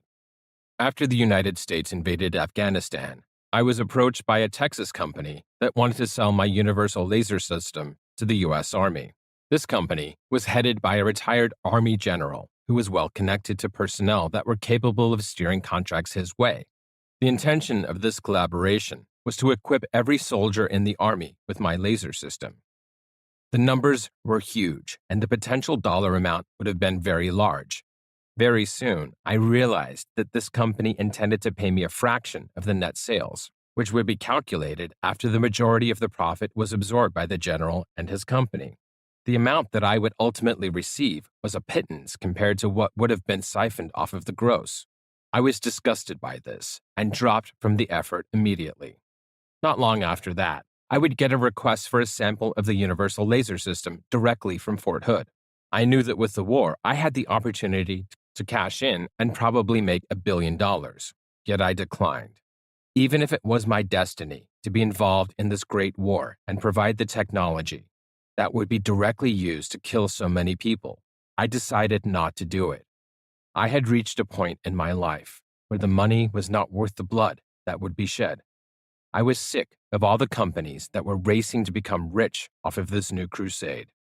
The governments of the present day have to deal not merely with other governments, with emperors, kings, and ministers, but also with the secret societies, which have everywhere their unscrupulous agents and can, at the last moment, upset all the government's plans. Benjamin Disraeli. Back to the Getty. I made my first visit to the Getty, August 26, 1999. I went with my brother Norman and my wife Danelle. We arrived before the public, and we were admitted early because Jim had put us on a list at the guard shack at the front of the parking structure. I still have the parking pass, stamped EM for employee. I was very interested in photographing the building because I wanted to be able to use the photos to illustrate that the structure was actually a fortress. The trained observer would notice that many of the walls and tall planters surrounding areas of the building are concrete 3 to 4 feet thick. Every surface is covered with 4-inch thick travertine marble, which is extremely hard and works the same way as ceramic armor does to defeat armor-piercing projectiles. The tram system visitors use to get to the museum is designed to keep vehicles as far away from the fortress as possible. Jim told us that once a man managed to drive his car up the fire access road, but it was stopped at the top by steps you need to ascend to reach the entrance. The man was screaming something about Jesus. Do you think he knew something? The entrance to the security area is a long, narrow corridor lined with travertine, a perfect choke point that could easily fend off an assault. The hills surrounding the Getty are steep and have sparse vegetation, and are loaded with sensors to detect intruders and banks of cameras watching every square foot. At night, the perimeter is patrolled by German shepherds, trained to only respond to commands in Yugoslavian. The walls at the top of the hill are sloping and several stories high, also covered in a thick layer of travertine marble. On top, some of the walls grow thick sections of bougainvillea and natural barbed wire. On the most southern point of the complex is a massive round perch known as the Cactus Garden. It is placed well away from public access and rises several stories up from the hilltop, with walls that have a significant amount of slope. These walls are also concrete, several feet thick, and covered with a thick layer of travertine marble. The planter bed of the so-called Cactus Garden is well over 100 feet in diameter. The cacti that are planted there are insignificant and probably have very shallow root balls. The view from this patch of dirt is well over 180 degrees and looks down over nearly all of Los Angeles, all the way out to Catalina Island. Millions of dollars were spent to house a mediocre amount of cactus. Why? The answer is simple. There is a massive weapon underneath those cacti capable of rising up and striking any threat from many miles away. In several places, there are towers that rise above the walls, like battlements of medieval castles. Everywhere you look, there are shooting positions protected by thick travertine-covered concrete walls. These look down on killing zones. There are sunken areas, such as the garden, that could instantly be flooded by the million-gallon water tank nearby, creating a moat or a trap. High up on several walls, there are high-powered lights behind bulletproof glass that shine down into the courtyard to help defenders fight intruders. On my first visit, we were followed the whole day by a man wearing a white shirt and tie. I photographed him. He was there as soon as we got off the tram. When we came out of the door to walk toward the Cactus Garden, I played with the man. I sprinted to the end of the walkway, and he ran after me and took up a position over by the railing overlooking the Cactus Garden. This guy was not discreet. These people are NSA agents, and you would think they would be smarter. I really do like the artwork at the Getty. The Impressionist collection is wonderful. My favorite is the Irises by Vincent van Gogh. Another favorite painting that I always enjoy is the Penitent Magdalene by the Italian artist Titian. One thing I do notice when inside the museum is the energy in certain rooms, and the way certain paintings of post-Masonic leaders seem to be placed in positions of dominance, almost as if they were meant to provoke reverence and respect. One time my brother and I walked through the museum with Jim, and he quizzed us about what we were feeling and what sort of energy we could sense in each room. This was a test of psychic skill. I have always wanted to take a field trip there with a group of gifted psychics. Someday I will. One night, I went out to dinner with my brother, Don, and Jim to a Greek restaurant. Jim is pure Greek, which is one of the reasons he was selected for his job. They don't like to have mutts or people with mixed heritage inside of the bunker. In a modern-day Noah's Ark, They want all the animals to be pure. So we were enjoying Greek food and drinking ouzo, a traditional anise-flavored alcoholic drink of Greece. Jim would have many interesting things to say this night that I will never forget. Up until that night, Jim and his handlers had focused on my brother Norman and treated him special, assuming that he was a gifted psychic. But this night, the focus would be on me. Often pagans with their eyes wide open do not see very clearly. George Raoult. Olympian Gods. It's no secret that I have been trying to maximize my human potential. I believe that humans can rediscover gifts and abilities that were lost long ago. The human body can produce massive amounts of electromagnetic energy, also known as magnetic induction. The human brain produces 100.10 to 15 T units of magnetic induction. T is a Tesla unit, which is named after the famous scientist Nikola Tesla, the same man who practically invented the 20th century and is responsible for most of the top-secret weapons the cavers have built. Books on Tesla were banned in the United States from the time of his death in 1947 to 1985. I remember when the first Tesla books reappeared in the United States. It was during the Arab oil embargo. A Tesla biography was imported from England to be distributed to the universities for students studying quantum physics. My buddy Phil was taking quantum physics at Cal State University in Fullerton and came home with one of those Tesla books that he let me borrow.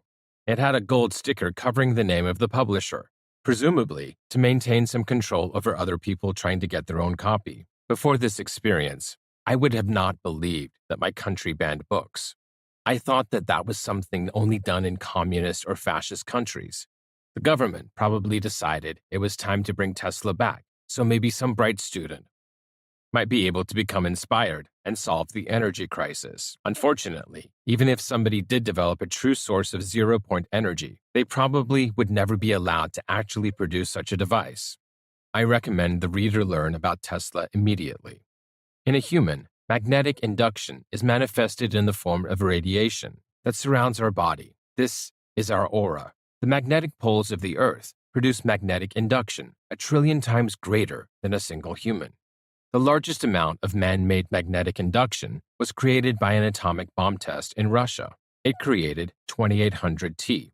What this means is that a human brain is capable of generating energy similar to that of an atomic blast. Never underestimate the power of the human brain, especially the power of many humans working together. Massive amounts of energy flow through the universe. It is produced by everything from the largest black hole to the smallest particle we can detect. It flows through our bodies in many directions. The energy that flows from the Earth upwards through our body is considered the female energy, and the energy that flows downward from head to toe and into the Earth is considered male energy. The Chinese refer to this energy as qi. The Hindus refer to this energy as prana. Call it what you want. Cosmic energy everywhere. It is the ability of a human learning to harness this energy that allows us to become psychic. It allows us to perform healing, telekinesis, clairvoyance, channeling, remote viewing, telepathy, fortune-telling, and other skills that we can refer to as magic. Every human has the power to develop this potential. I believe some humans are born with these skills. It was my original intention to study every source of information and develop my own skill beyond what I am already capable of. My original motivation was to help defend the Earth and to teach others to do the same. Eventually, as I became disillusioned with the great evil I perceived from the cavers, my thoughts turned to using these skills to defeat them. Eventually, this would change. But that is another chapter. The night of our dinner at the Greek restaurant, Jim made it his mission to get me to tell him what I was capable of. He started out beating around the bush, but eventually came right out and asked me what I could do and if I could demonstrate anything for him. I told him that God gives us gifts that are intended to be used for a specific purpose, at a specific time and place, and that they are not for our personal enrichment or for achieving political objectives. He insisted that I tell him something to give him some clue to what I was capable of. To satisfy him, I told him, I could knock the Satan right out of you. He stopped asking me after that. He then tried to persuade me to become involved in a geopolitical matter that I am not sure if it was a ploy to determine where I stood on the issue, or if he was serious. He told me that we needed to help Yasser Arafat. He said that the Palestinians were being persecuted, and would I be willing to devote energy to help them in their cause? I told him that it was not our place to become involved in such a political matter, and reminded him that God would determine when it was appropriate to use his power, and it was not our place to decide when and where. At this point, he turned to my brother and told him, "You are just a pale shadow of him." I am sure my brother Norman did not feel very happy to be told this, but from that point on, the cavers knew that I was the one they were looking for.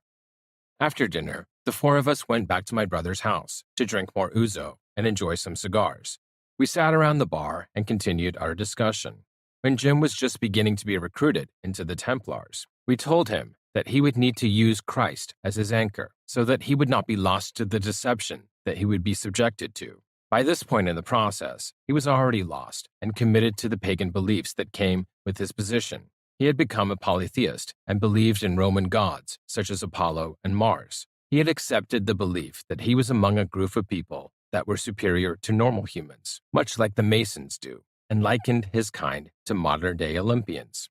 We did our best to reason with him and tell him that his polytheist pagan beliefs in Roman, Greek, and Egyptian gods were false, ignorant, and just plain ridiculous. He wouldn't listen to us. He went on to say that, like him, my brother and I belonged to an exclusive fraternity, the Can't Be Killed Club. I knew what he was talking about. First of all, the Templars are bound to not only locate, but to protect the people that they determined are of the royal bloodline.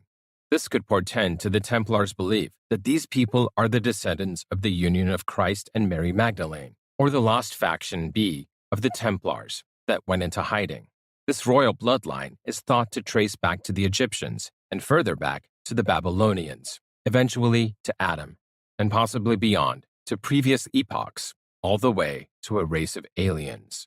My brother and I can remember many times where persons who sought to harm us or harbored great malice have come to suffer as a result. My brother recalled when he was having trouble with Don Nixon, and that Nixon ended up being tossed in a Cuban jail. I can remember many occasions when this happened for me also. Once when I lived in my condo, my next-door neighbor's brother tried to sell me stolen weapons. I called the police on him, and my neighbor found out and was coming to get me. He never made it. That night, he crashed into a truck on his motorcycle and died. The person that was responsible for me losing my position at PerkinElmer developed a very painful and debilitating spinal disease shortly after I left the company. The NSA people who tried to screw me over got sued and had to leave town.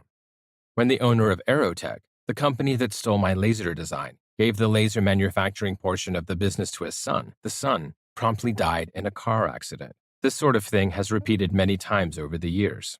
The other issue that supposedly protects us is the concept that persons who are destined to do something that affects the entire world are unable to be touched because the universe will intervene and somehow prevent anything from interfering with historical destiny.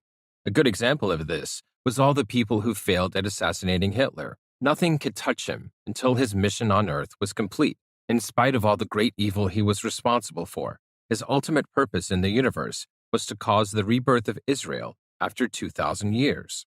It would appear that this fear of cosmic retribution, or the belief that we possess supernatural skills, is pervasive in the people who seek to monitor or control us. I remember walking out of my front door one day with a couple of young friends of mine. As we stood on my porch, I looked up at a small airplane that was passing overhead and commented to the guys that the DEA maintained a fleet of 250 small planes to monitor people. One of the guys raised his arm and gave the plane a one-finger salute. As soon as he did that, the plane made a radical maneuver and then quickly recovered and continued on its previous course. Clearly, someone in that plane was probably looking down at us with a pair of binoculars, saw that we had spotted them, and caused the pilot to panic for a moment. Was this a nervous reaction, or did these people actually think something bad was about to happen to their airplane? After my dinner with Jim, I would run into him one more time at my brother's house. This time he would ask me about some of the items on my website, www.law/17.com. Besides featuring my entire line of laser sights on many types of weapons, there are also many other items that would be used by a tactical team or a special operations group. Items such as state-of-the-art night vision and tactical body armor. You seem particularly interested in one item. a raincoat fitted with Kevlar armor that went down to the knees. Besides selling the types of armor a police officer might wear under his uniform, or a full-cover tactical vest that a SWAT officer would wear, we also sell armor sewn under civilian clothing, such as a leather jacket or even a London fog raincoat. Jim acted like he was interested in purchasing this item. The first thing that tells me that he, and perhaps many others, were looking at my website. He even went as far to suggest that I was the leader of a militia. The cavers seemed to have the idea that I intended to raise an army to storm the Getty and somehow go down the elevator to do battle with them in their underground cities. I don't know what time machine told them this, but I'm not stupid. Just getting to the elevator would be incredibly difficult. Sure, I do produce advanced weapon systems that may give me an advantage over the troops they have defending the museum and the secrets below. Yes, I have been known to have a lot of young combat-age friends that I teach about tactics and the use of weapons. I may have even indoctrinated them about the cavers and all the little secrets they have. Do they really think an army of young men is going to show up one day, all wearing bulletproof London fog raincoats? For all the wealth and technological resources these people have at their disposal, they are not very creative.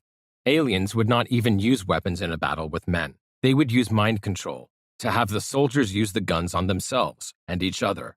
Besides, like it says in the Bible, "For we wrestle not against flesh and blood, but against principalities, against powers, against the rules of darkness of this world, against spiritual wickedness in high places." Ephesians 6:12.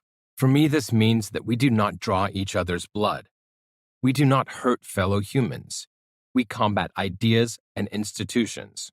The Bible also says, people will hide in caves, in the rocky hills, or dig holes in the ground to try to escape from the Lord's anger. Isaiah 2. So maybe it's not such a good idea to be hiding down in a bunker. The last I would hear of Jim was that he had gone to Israel to do some kind of archaeological research regarding the Al-Aqsa Mosque and the Temple Mount. He was trying to prove that the site of the temple that was destroyed by the Babylonians in 586 BC and the Romans in 70 AD was actually located at a different site than where the Al-Aqsa Mosque is located today. He believed that if he could prove this, that he could solve a major source of friction between the Arabs and the Jews. Jim thought that if this issue went away, that Armageddon could be prevented. Perhaps he really was concerned about the plight of the Palestinians when he talked about helping Yasser Arafat at dinner that night.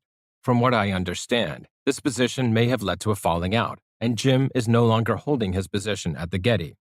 Every war results from the struggle for markets and spheres of influence, and every war is sold to the public by professional liars and totally sincere religious maniacs as a holy crusade to save God and goodness from Satan and evil. Robert Anton Wilson. The days before 9/11. Well before the events of September 11th, 2001, I was predicting that our country was going to create a crisis that we would be Pearl Harbored, and that would be used to justify a new crusade. I posted my thought on my website, and I outlined what would happen, and that our ultimate goal was to invade Iran so as to access Caspian Sea oil. I wrote letters to the editor of the local paper, warning of this also. Several events were going on in the world that should also be noted for reference. From August 31st to September 8th, the UN World Conference Against Racism, Racial Discrimination, Xenophobia, and Related Intolerance was being held in Durban, South Africa. As in the two previous conferences, efforts were made to equate Zionism with racism. In the weeks prior to the conference, the United States had warned organizers that it would withdraw from Durban if the early anti-Jewish charges and the condemnations of Israel remained unchallenged. In addition to the UN Government Conference Against Racism, Durban simultaneously hosted a UN conference of non-governmental organizations, NGOs.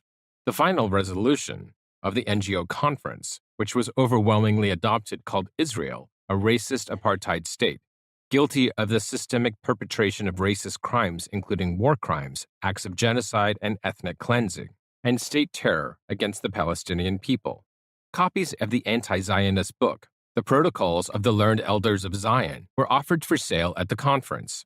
Clearly, all of this was very alarming to both the United States and Israel, who each boycotted the conference. On September 7th, 2001, The European Union voted overwhelmingly to adopt measures to defeat the NSA electronic eavesdropping network, known as Echelon. The U.S. officially denies the existence of Echelon. In May, members of the committee traveled to Washington, D.C. to investigate, but members of the CIA and National Security Agency, thought to be responsible for running the network, refused to meet with them. The Echelon backlash was triggered by suspicions that trade secrets were being stolen from European businesses, specifically that information from inside Airbus was passed on to Boeing. American authorities have repeatedly tried to justify the interception of telecommunications by accusing the European authorities of corruption and taking bribes. Often heads of state were presented with evidence of bribery and were convinced to reopen bidding or to reward contracts to American companies. What this means is that any time we were able to gather dirt on a world leader, we would use this information to extort money out of them in the form of sales to that country. After 9/11, the U.S. proudly reported that it was able to intercept a call from Osama bin Laden to his mother, and the criticism of Echelon went away. I have found Echelon to be monitoring visitors to my website after reviewing the data from my visitor counter service. The day of 9/11, my local newspaper, the Orange County Register, reported that the Islamic population in the United States had passed that of the U.S. Jewish population. The cover of the paper featured a large photo from an Islamic school featuring young girls wearing the hijab. This image was in sharp contrast to the anti-Islamic sentiment that would dominate the media immediately after the attacks. I have no interest in defending the terrorists or disputing the official explanations for what happened on that day. I do believe that ever since Sun Tzu wrote the book Art of War, many world leaders have used false flag operations to incite their populations into frenzy to launch great wars. I remember that morning on 9/11 very well. I was upstairs in my bedroom on my computer with the television on, tuned into CNN. When the first building collapsed, I ran out of the room and yelled to my wife downstairs, "Oh my God, the building just collapsed." I couldn't help but think of how much it looked exactly like the controlled demolitions I've seen so many times of old Las Vegas hotels. I was in disbelief of what I had witnessed. I even made a phone call to the restaurant on the top of the trade tower to see for myself if anybody would answer the phone. It just rang. Shortly after 9/11, George Bush pushed through the Patriot Act, stripping Americans of our rights and constitutional protections. I knew then that I could no longer be a loose cannon, publicly challenging the CIA and U.S. government policy. I removed my posting from my website, predicting a new Pearl Harbor. I stopped writing letters to the editor of the newspaper. I stopped reading the newspaper every day. I no longer monitored the news or watched CNN. I went into a quasi-exile. All violations of essential privacy are brutalizing. Catherine Fullerton Gerald. Private Eye Stand. After my father-in-law retired from his job as an investigator for the Orange County District Attorney's Office, he started to do some private eye work. He hired me to help out and paid me $50 an hour. This usually involved being on stakeouts and sitting in the back of an old Dodge van, keeping an eye on someone. One job involved a Mexican produce vendor that wanted his competitors monitored to document when they moved their trucks and how long they would be parked in a given location. The issue was that city ordinances required them to move the trucks after so many hours, and they couldn't park in certain locations. The client wanted to show his competitor was not following the rules, so I ended up sitting in the back of a cold van, parked in a barrio, watching a truck and occasionally filming it with my video camera. This was not a very glamorous or fun job, but $50 an hour was decent and helped me pay my bills. On one job, the client was a man who was getting divorced and wanted to prove that his wife was having an affair before he went to court. I was expected to stake out the home of this woman and to watch to see if her lover would show up. She must have seen the van parked down the street because one day she raced out in her car at high speed to lose me. One of the more difficult aspects of that job was that I was expected to lie to people. This was something I couldn't do. I was supposed to walk up to the neighbors' houses and give them some phony story to try to get them to tell me information about this woman. This is something that police officers probably do every day, but it wasn't in me.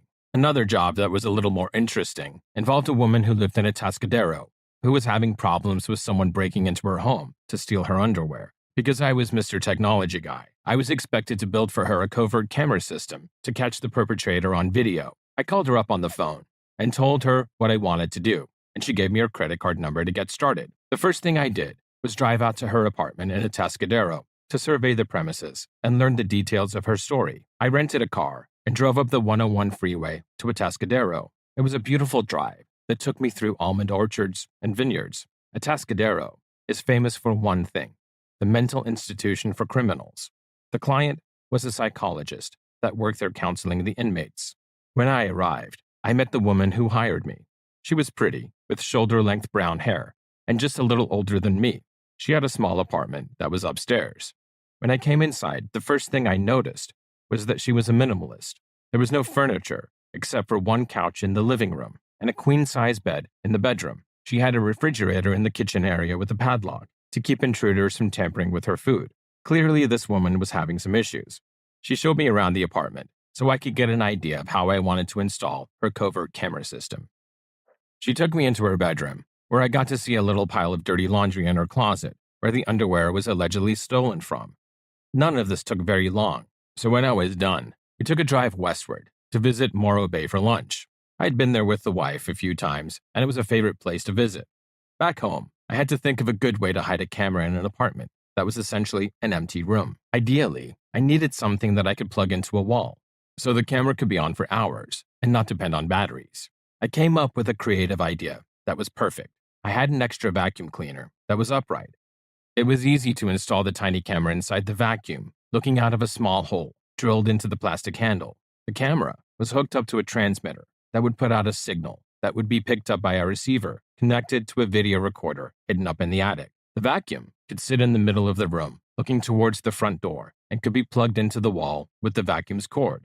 This was perfectly natural and should not attract attention. I drove back out to her home and installed the system, and then I got involved beyond the scope of my duties. By now, she had told me all the details of what had happened to her to cause the intrusions and who she thought was responsible.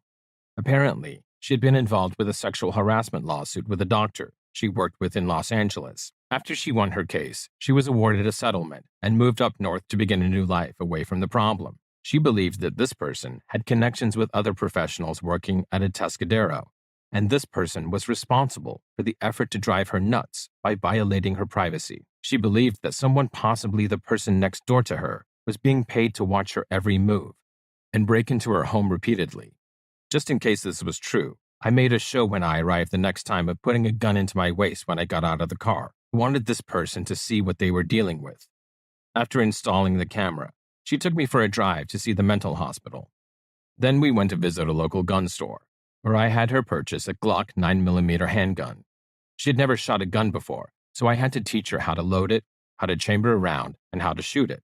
I told her that she was now as tough as any man that was going to bother her. By now, it was too late for me to drive home, and I wanted to impress whoever was watching, so I spent the night with her. What I learned from this adventure was a shock. It would seem that within the legal community, there was a mafia of sorts.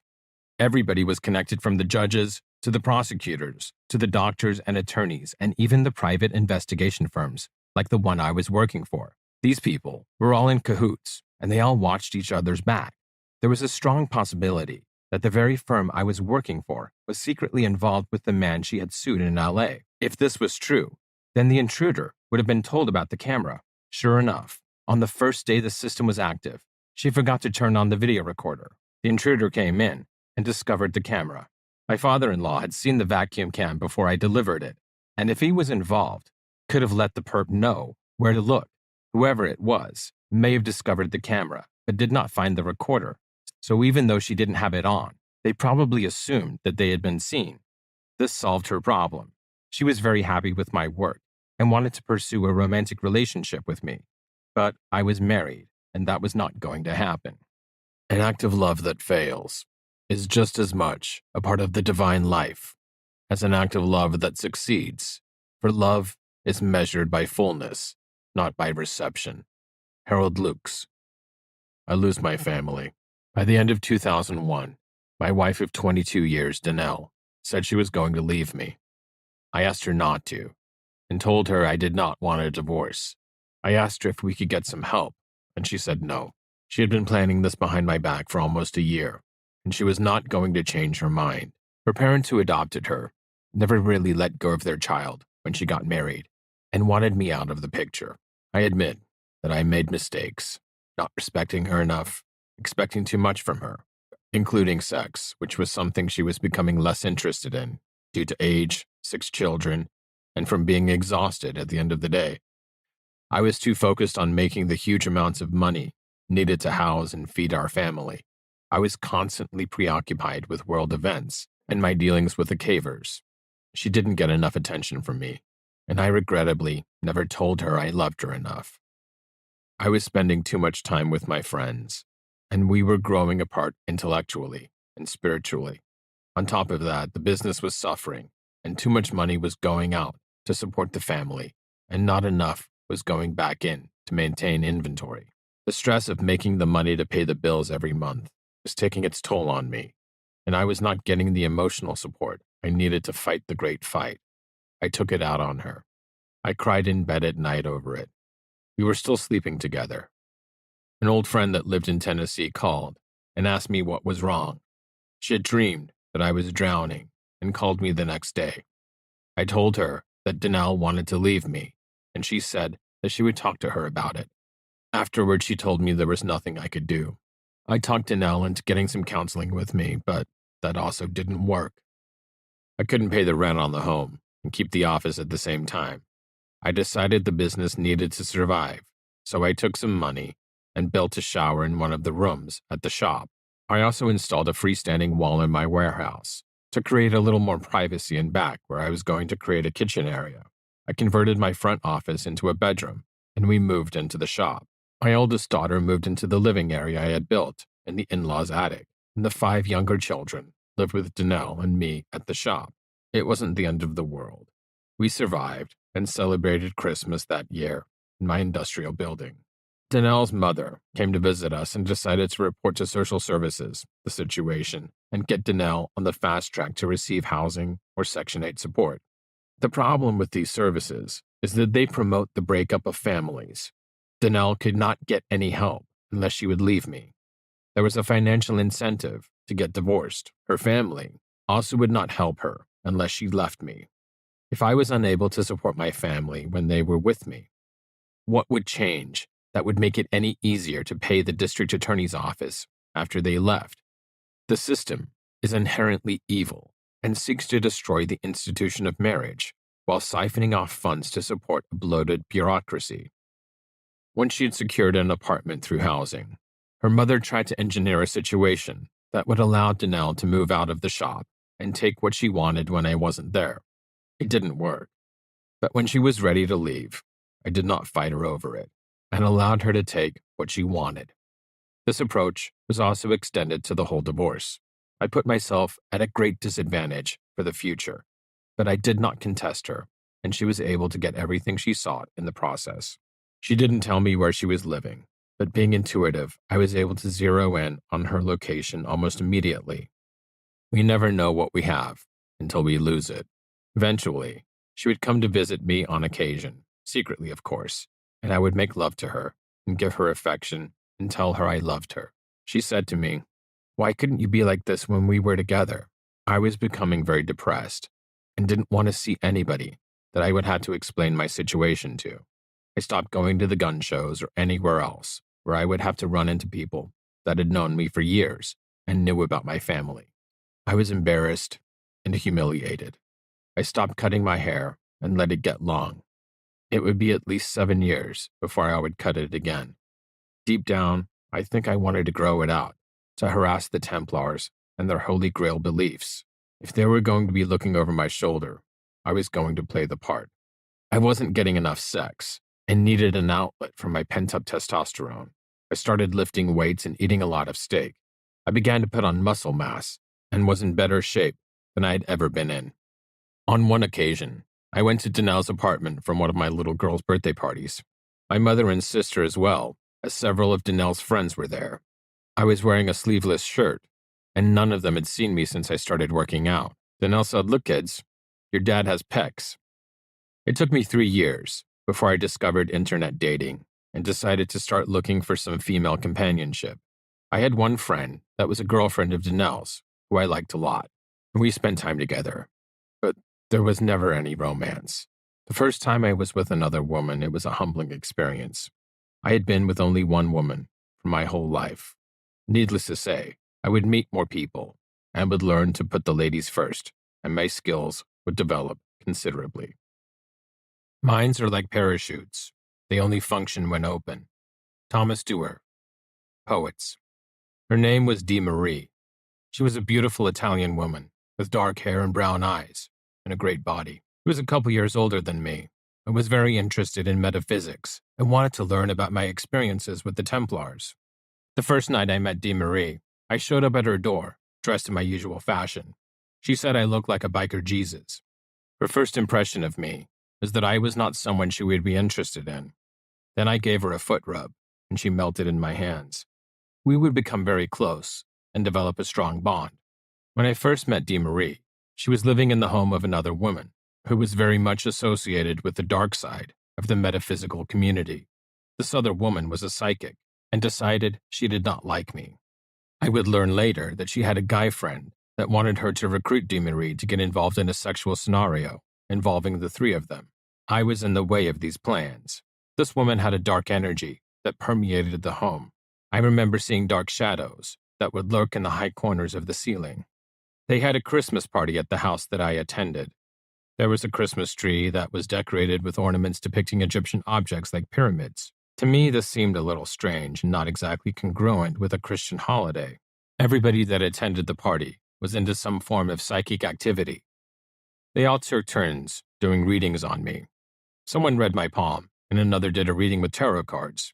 Someone else did a reading using numerology. I think the intention of all these people was to learn everything they could about me. Things would get heated between Dee Marie and the woman she lived with, and she would need to move out. She found a new place to live, and I helped her move. During the move, I would have to stay outside because by this time, I was not allowed in the home. Dee Marie had a meetup group, which I joined, called Poets. This stood for People of Expanded Thought. Poets was a metaphysical group that would eventually have several hundred members. Many of the people who attended were skilled psychics or had other talents such as channeling, communicating with spirits, or telling fortunes. I came into all of this with my Christian beliefs, but an open mind. I wanted to expand my psychic skills. Most people will be inclined to dismiss all of these things as satanic and evil. What I learned is that we all have a subconscious that is connected to our conscious mind. Each of us has our subconscious mind attached to a superconscious, which we share with everyone else. This allows us to connect to each other. When someone looks into your future, all they are doing is using their subconscious to link to yours via the superconscious. This is how most methods of fortune-telling work, such as pendulums, tarot cards, and others. This is how a psychic looks into a person's mind. There's nothing evil about it. Most of these techniques involve intuition, and it helps if you already know something about the person you are doing the reading on. I do believe there are demonic entities out there that can interfere and look for opportunities to confuse and corrupt us. I think that it is dangerous to ever use a Ouija board, and people who believe they communicate with entities should be very careful to not believe everything they are told. Satan uses half-truths to deceive us. We are given information we know is true so that we believe the lies that follow. There are so many concepts that have to be understood in order to move forward and become enlightened. It is extremely important to have an open mind and be willing to consider all ideas. Most people, especially in America, have been trained since birth to only accept limited amounts of information and insist that the world must provide proof of any idea before they will open their mind to something different. The reality is that we should never stop learning. As soon as we restrict ourselves by saying that something is a fact and it will not change, we have stopped learning and our brain stagnates. Ideas do not need to prove themselves.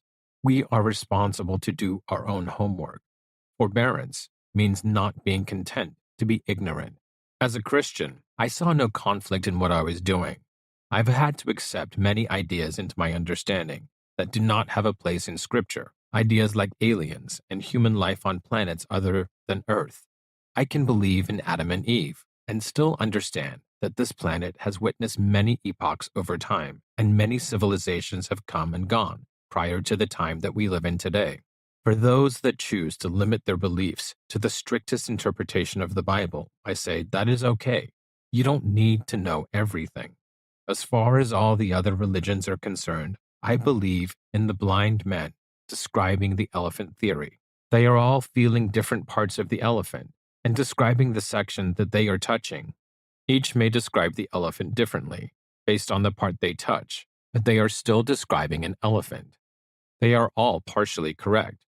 The Bible says do not change anything, do not add or remove anything yet. That is exactly what has happened already many times.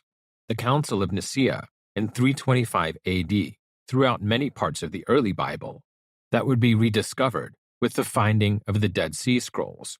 It is still debated whether the council had anything to do with selecting which verses and Gospels would be included in the Bible, or whether Christianity agreed or disagreed with the concept of reincarnation.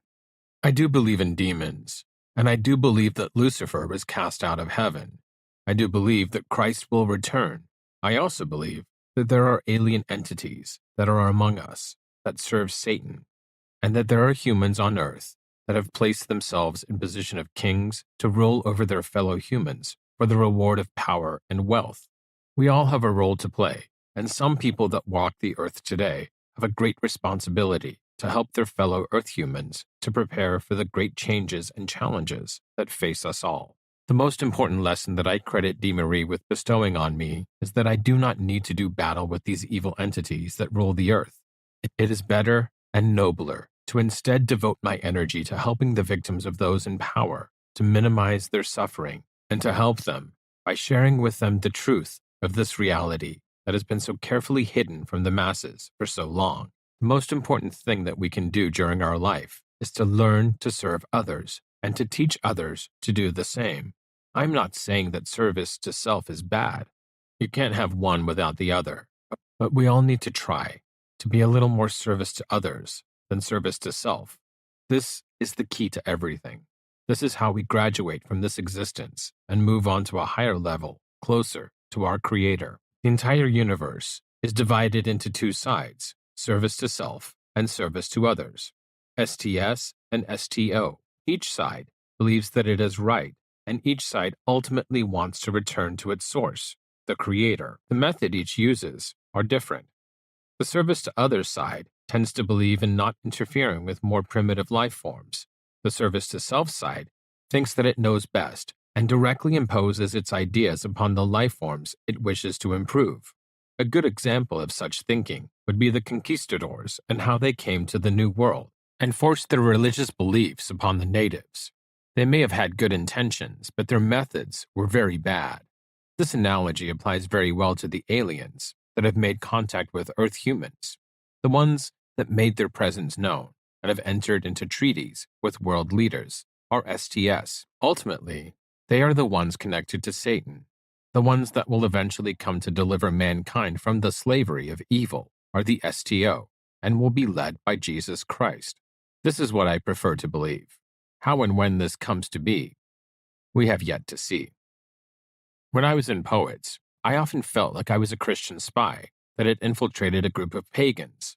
I also came into the group from what you might call a very male-oriented dark side. I often tried to impress upon the members that I believed that enlightened required being aware of everything around us, even the good, the bad, and the ugly. This, I feel, is part of the problem with the love and light crowd. They only want to focus on the so-called higher vibrations and not give any energy to the negative aspects of our reality. This is not balanced, and therefore does not lend itself to the process of enlightenment. The other problem is that these people tend to focus on the divine feminine and believe that the old male-dominated religions are responsible for everything bad in the world. In a way, this is very much like a pendulum that swings from one extreme to the other, never achieving a balanced equilibrium. This leads to a disproportional dependence on old pagan cultures and practices, and leaves the believer susceptible to being manipulated by the forces of the dark side. A good example of this is the inability of practitioners of the divine feminine to renounce pagan acceptance of any kind of blood sacrifice. This is what I encountered with the cavers and it was an issue that I also encountered with certain members of Poets, and eventually was to become a source of friction. Poets formed a Toastmasters public speaking club, and I would use this topic as the subject of my 10th speech. I have a video of that speech on YouTube, and it can be seen by going to. I did several lectures during my time with Poets that were also filmed, and they can be seen on YouTube. One was on Nikola Tesla, another was on energy healing. In spite of my disagreement with some people over the more pagan aspects of the group, the overall experience was very rewarding. The energy that flowed in the group was very powerful, and every meeting we had increased our collective knowledge and skill. I did my best to introduce scientific explanations for all of the more mystical areas of our metaphysical exploration. Quantum physics plays a big role in the understanding of the mysteries of the universe. One of my favorite experiences was being able to study and actually meet a great physicist named Nassim Haramein. Nassim produced a series of lectures showing the connection of so-called sacred geometry to the understanding of quantum physics and astrophysics. He demonstrated how everything from the largest black hole to the smallest particle we can detect operate by the same principle, and how energy travels in opposing directions and also transmits information at the same time. Again, these concepts are extremely complex, and I will only be able to offer brief explanations in this story. It would be very rewarding to the reader to explore the work of Nassim Haramein, as his thesis will soon become widespread and as influential as the work of Einstein. For me, what he proves reinforces scientifically what I have learned about the use of energy for everything from healing to manifestation. I will talk about the concept of manifestation soon, but first, I want to discuss some of my personal explorations and research. If there is magic on this planet, it is contained in water. Lauren Isley. Secrets of the Universe. After I left Poets, I assumed the role of president for our Toastmasters Speaking Club. Several members continued with the group, and many new people joined also. At one time, we had up to 180 members. We met every other week, and eventually I instigated a meeting in between the traditional Toastmasters meeting to devote a day to lectures to be given by members on metaphysical subjects similar to what we were doing before at Poets. During the times that I would present, I chose to discuss subjects that were very controversial, yet important to the understanding of the overall concept of energy and the scientific explanation of how it works and can be used. I did lectures on crystals and why they are able to do the magical things that are associated with them. I talked about the magical properties of water and the important work of Dr. Masaru Emoto. Dr. Emoto demonstrated that if human speech or thoughts are directed at water droplets before they are frozen, images of the resulting water crystals will be beautiful or ugly depending on whether the words or thoughts were positive or negative. Water is incredibly important to humans because we need it to live, and our bodies are 70% water. Water is a superconductor of chi, or cosmic energy. The molecular structure of H2O is very similar to the structure of a quartz crystal. This is significant when you consider the metaphysical properties associated with crystals. Hydrogen and oxygen are the most plentiful elements around us and the most basic building blocks that exist. To understand the nature of water and its components, allow us to begin to unlock the secrets of the universe. I talked about the life and theories of Wilhelm Reich and his belief in energy he called orgone.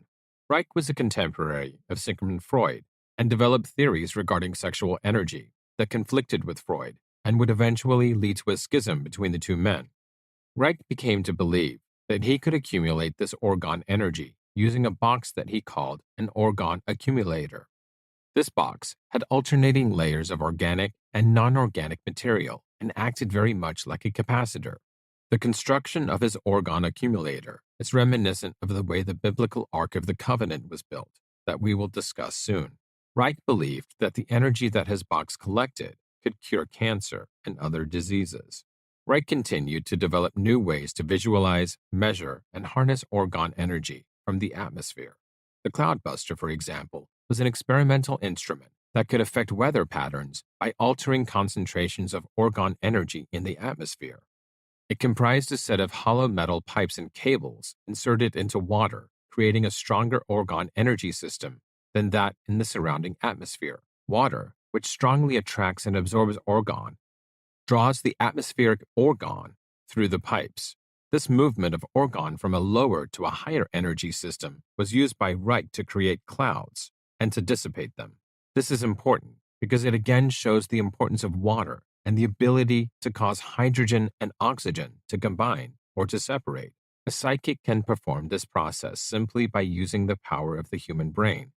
This is the most basic form of transmutation, also known as alchemy or magic. The most controversial and last lecture I would do for that group was on the life and inventions of Victor Schauberger, the Nazi scientist and naturalist that developed advanced anti-gravity technology based on his understanding of fluid dynamics. Schauberger observed that water travels in a spiral path or straight path. Water that moves in a spiral path has an electric charge, while water that travels in a straight path has no electrical charge. Schauberger concluded water was alive and went through various life, death, and transformation cycles. Like Dr. Emoto and Dr. Reich, Schauberger demonstrated how important water is to our life and the importance of consuming water that is alive and containing the cosmic energy that we need to be healthy and increase our human potential. This is why we need to be so concerned about the poisons fed to us in our water, such as fluoride and aluminum.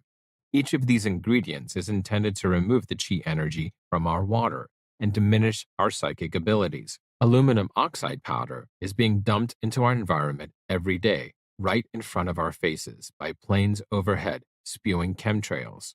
It is amazing that people can go about their daily lives and never think twice about the white lines in the sky that spread into clouds and ruin what should be a beautiful, clear day. People need to wake up and realize that these are not commercial airplanes that do this.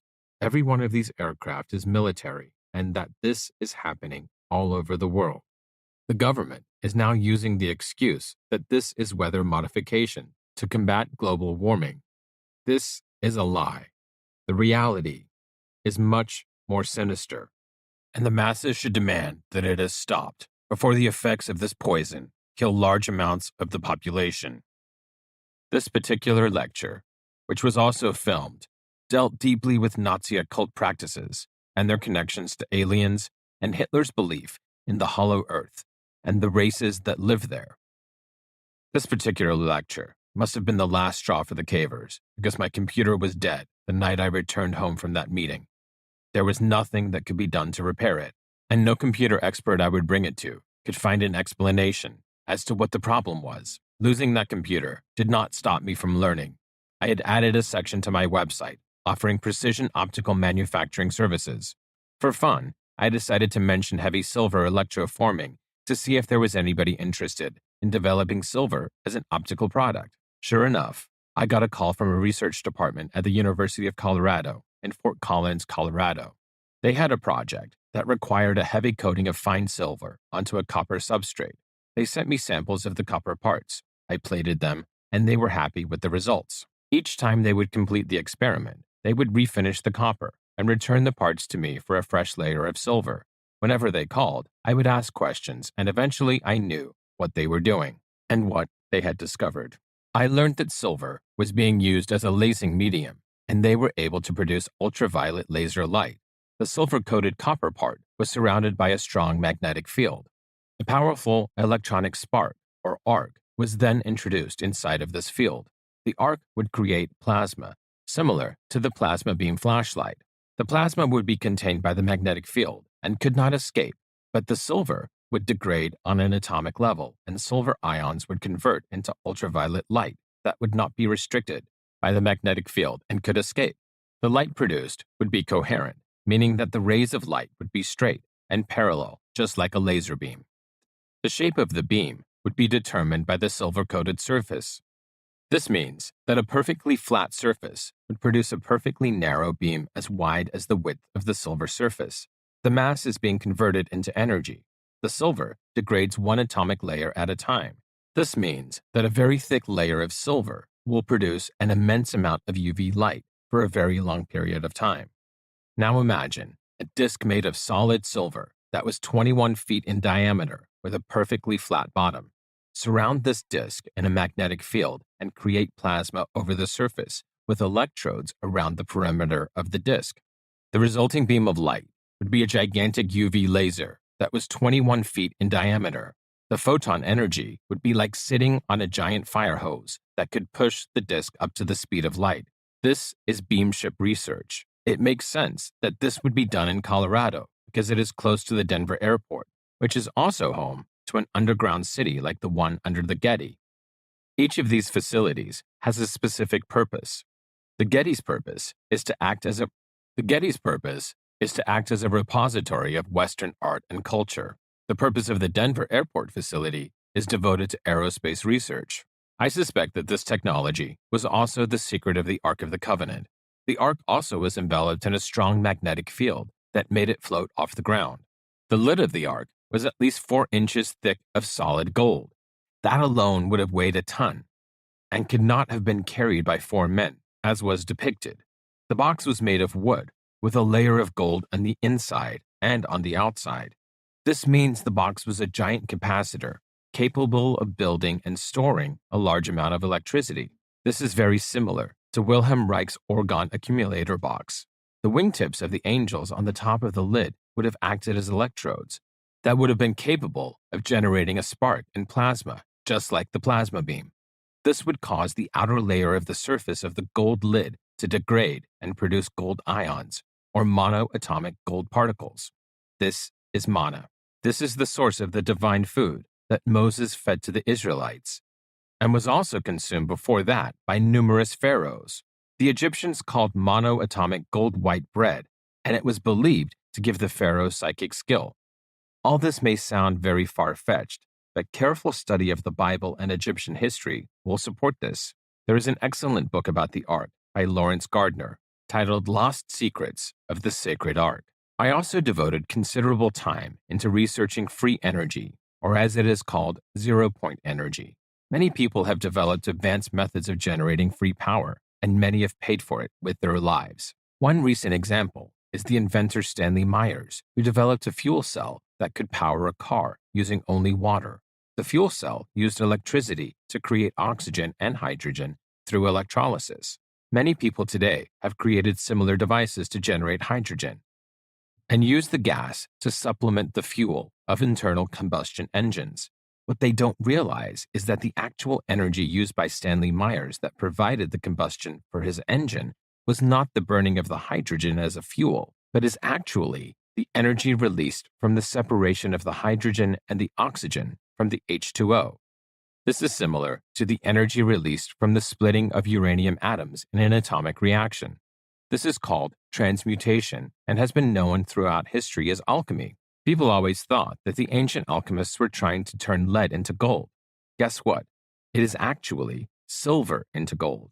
This energy is actually coming from a higher level or density than the one we occupy at this time. Stanley Myers would have changed the world, but he died mysteriously at a restaurant March 21st, 1998. Other inventors have created batteries capable of producing unlimited power using barium titanate crystals and thin films of metal. Many crystals, including quartz, produce piezo and thermoelectricity.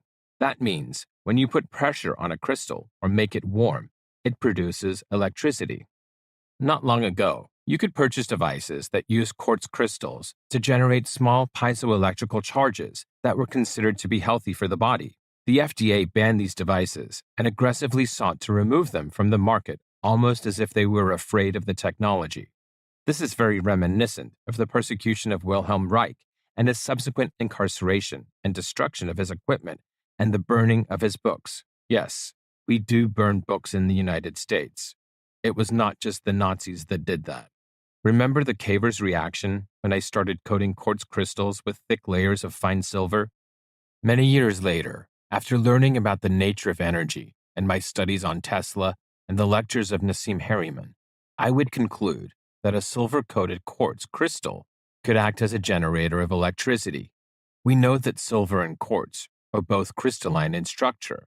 We also know that the atomic structure of quartz creates helical channels that are like the structure of human DNA. These channels spiral up and down in opposing clockwise and counterclockwise directions. Quartz crystals channel and conduct cosmic energy.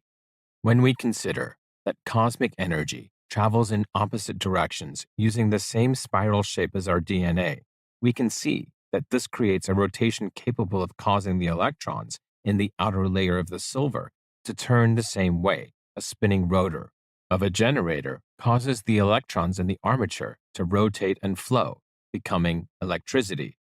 My ability to pursue this research would be interrupted. Don't let anything stand in the way of you claiming and manifesting the life you choose rather than the life you have by default. Joy Page, Power of Manifestation.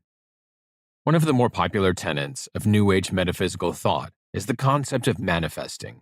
The belief was made well known by the popular book titled The Secret. Manifestation is basically the concept that the universe is waiting to deliver what a person wishes for by acting upon the thoughts and intentions of the recipient.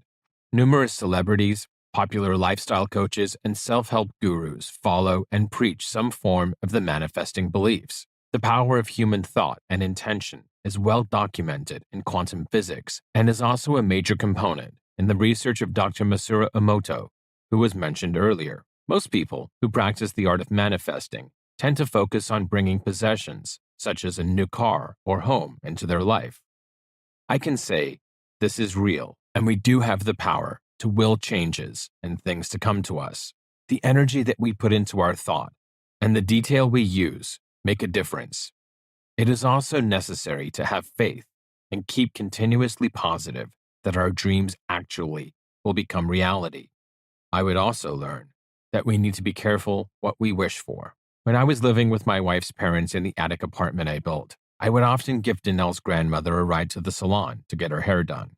I remember, on more than one occasion, when we were driving to the salon, that I would see a big four-wheel drive Ford truck, and I would say to her that one day I would own one, and I would proceed to tell her all the features that I wanted that truck to have. I'd say, "See that truck over there? Someday I want one just like it." She would smile and say, "Someday you will." I was very specific about the features I wanted. It had to be a white 4x4 F350 crew cab. It had to have big tires and custom rims. I wanted a bed liner and a rear window that opened. I wanted it to have tinted windows and an upgraded front seat with a console.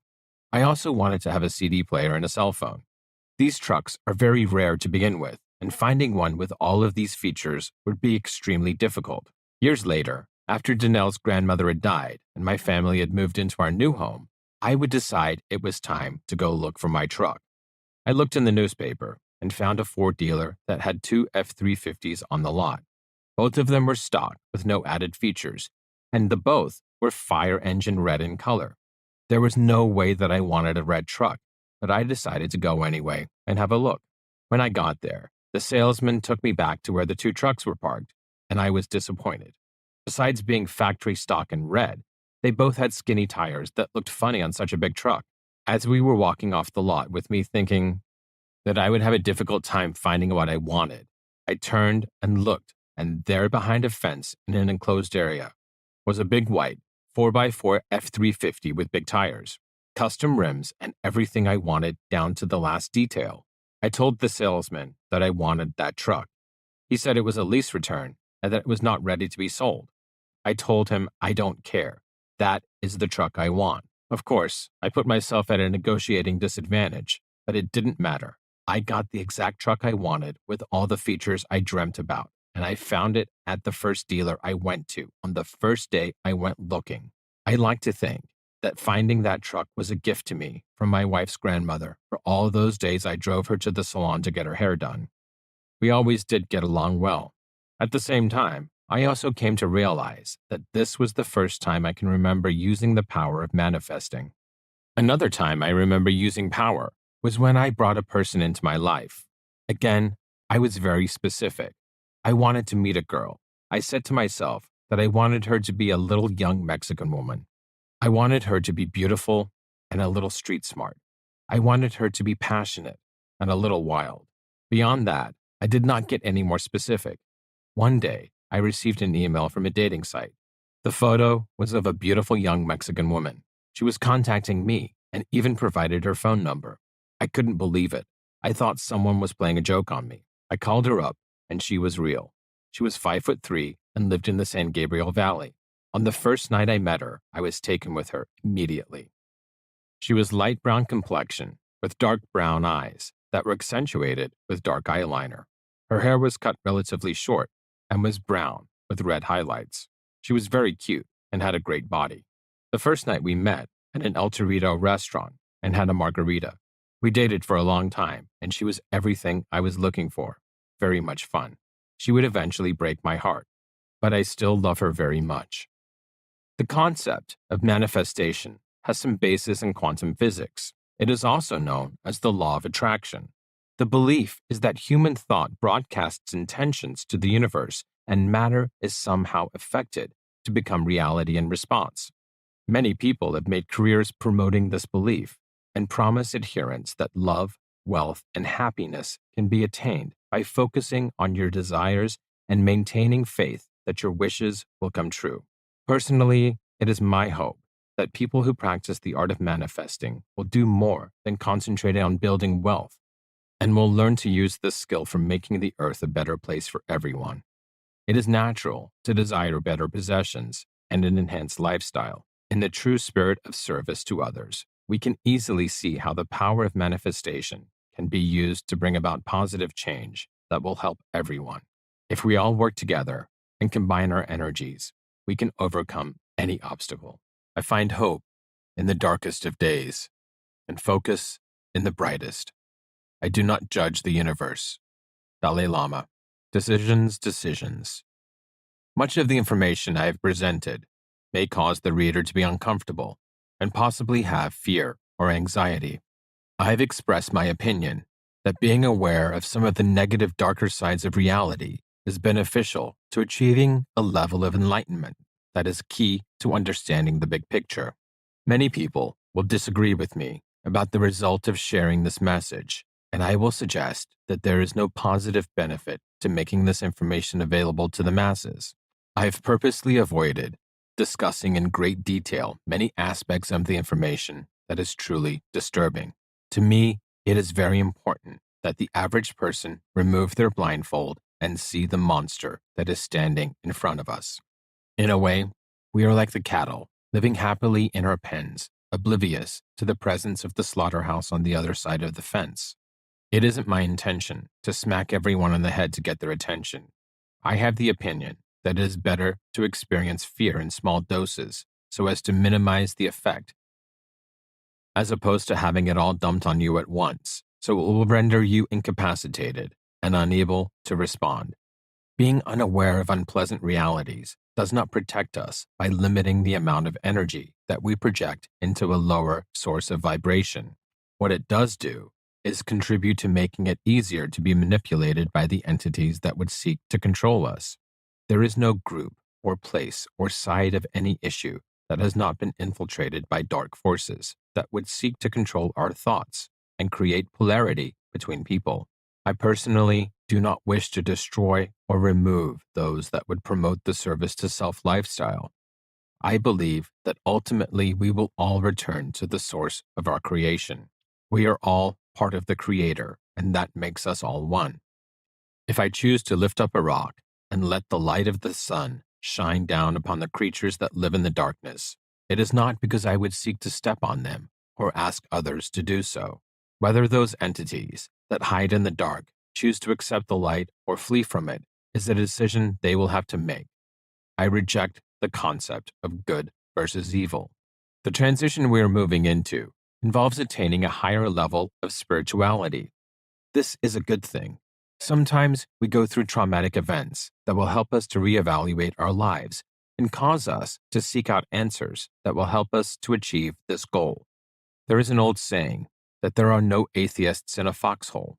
This refers to the belief that a soldier in the heat of battle that is facing the possibility of imminent death is more inclined to recognize his mortality and embrace his creator.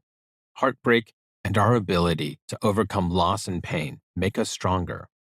Another example could be a person who survives cancer and rededicates their lives after beating the disease.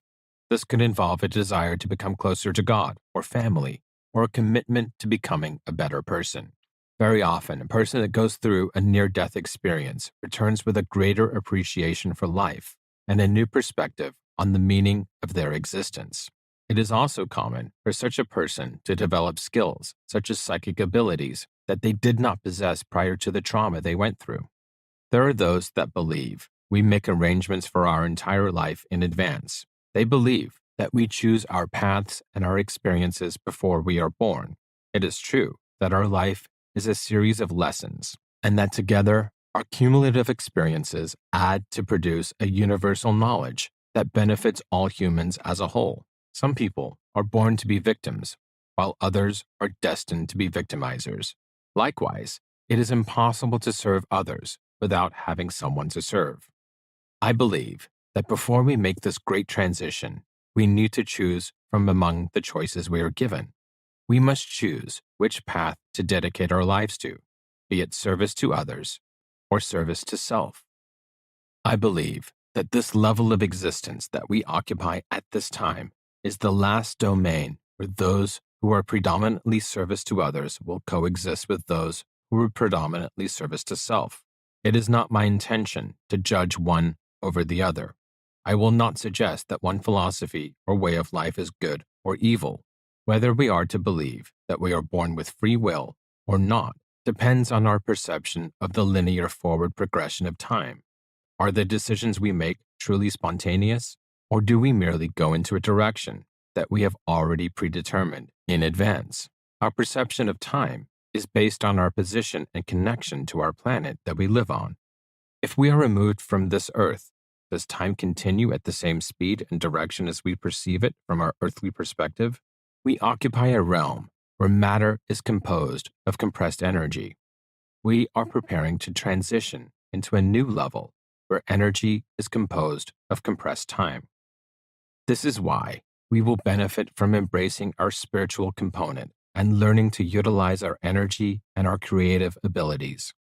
In our future, our reality will be based on the thoughts and intentions that we create with our minds. Our intentions and our creative thoughts will create the reality we perceive. This is an excellent time to begin to practice projecting our energy and our intentions. It is my hope that the reader will realize that the negative aspects of our current existence can be overcome and transmuted with the power inside of us all. We have nothing to fear and everything to gain. I believe that there are several ways to increase our energy flow to maximize the strength of our auras and our psychic abilities.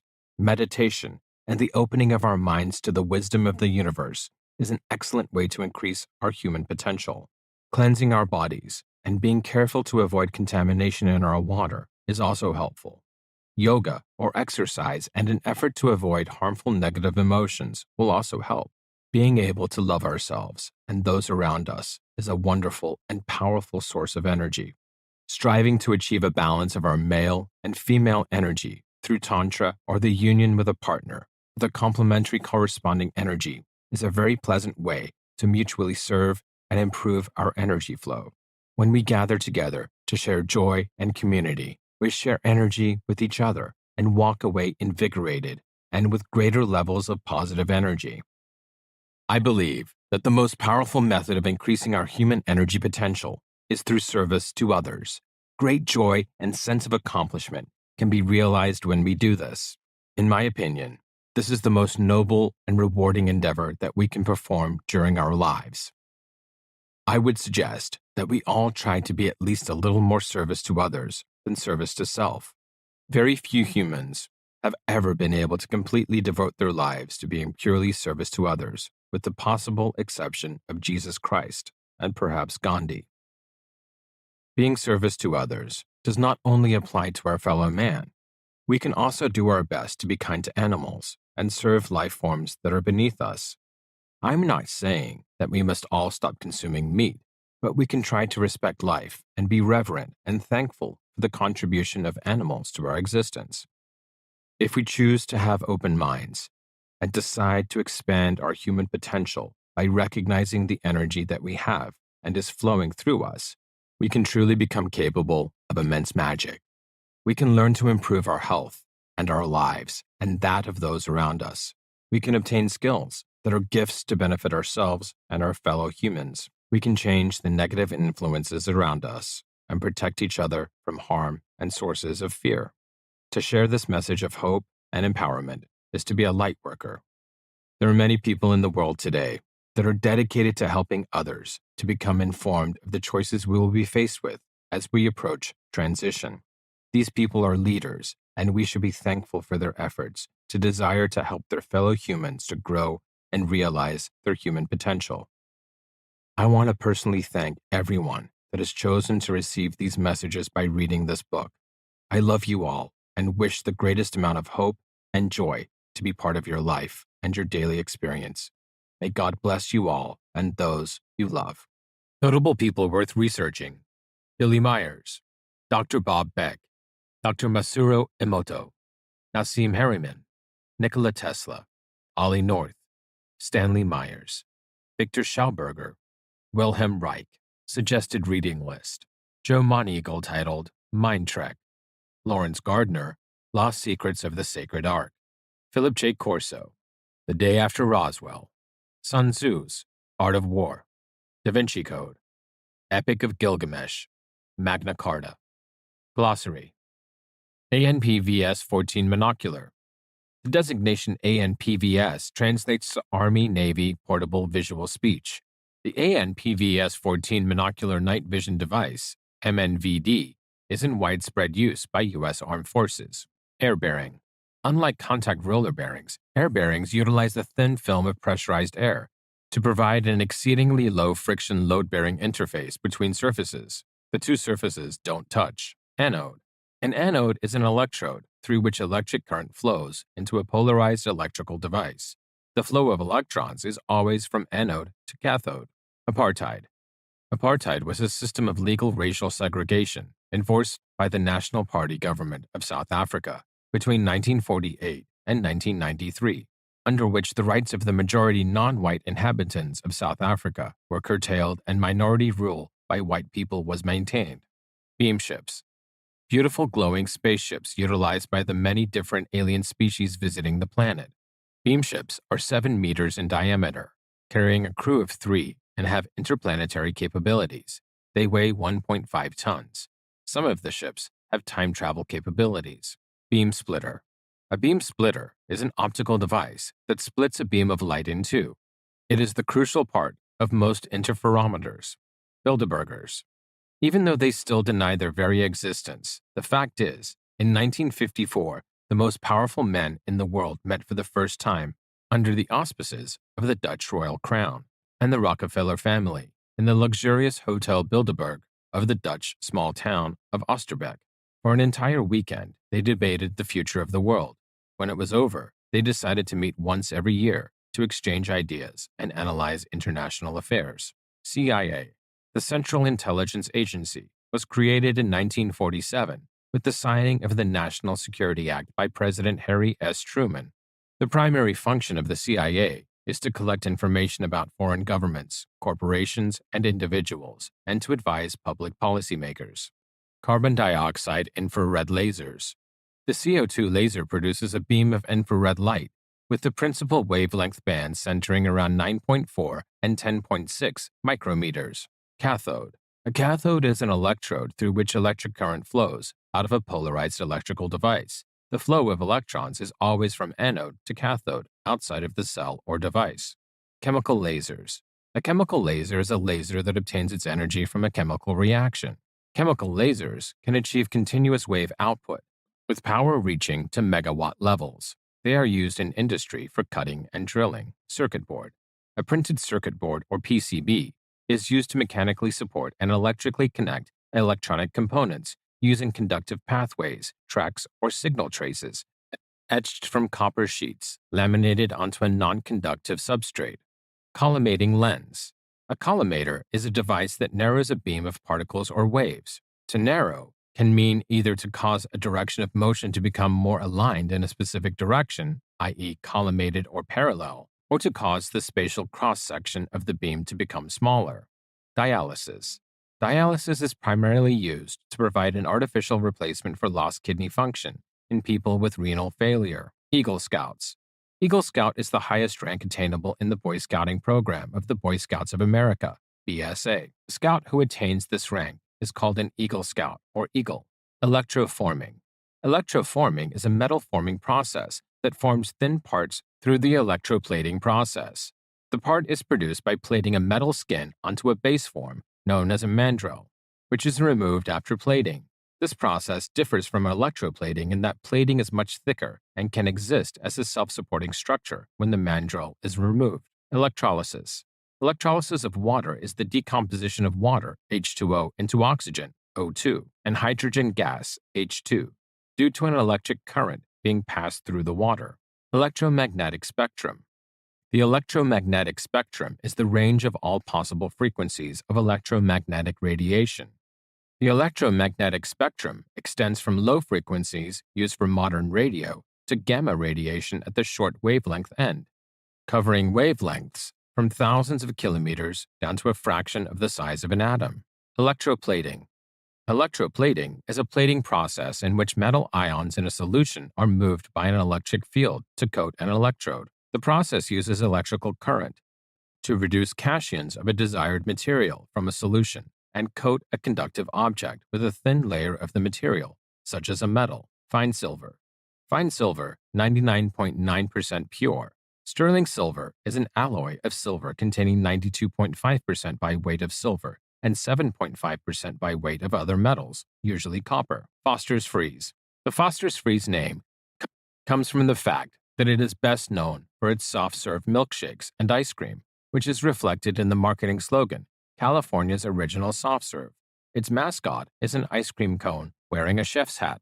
Glock handgun.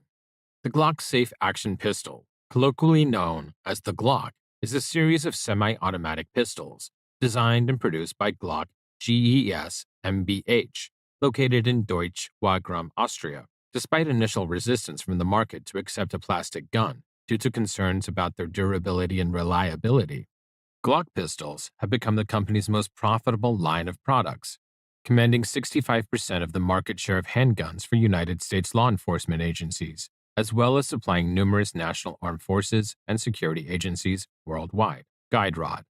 Recoil springs fit over a pistol's guide rod and control how the pistol's slide functions.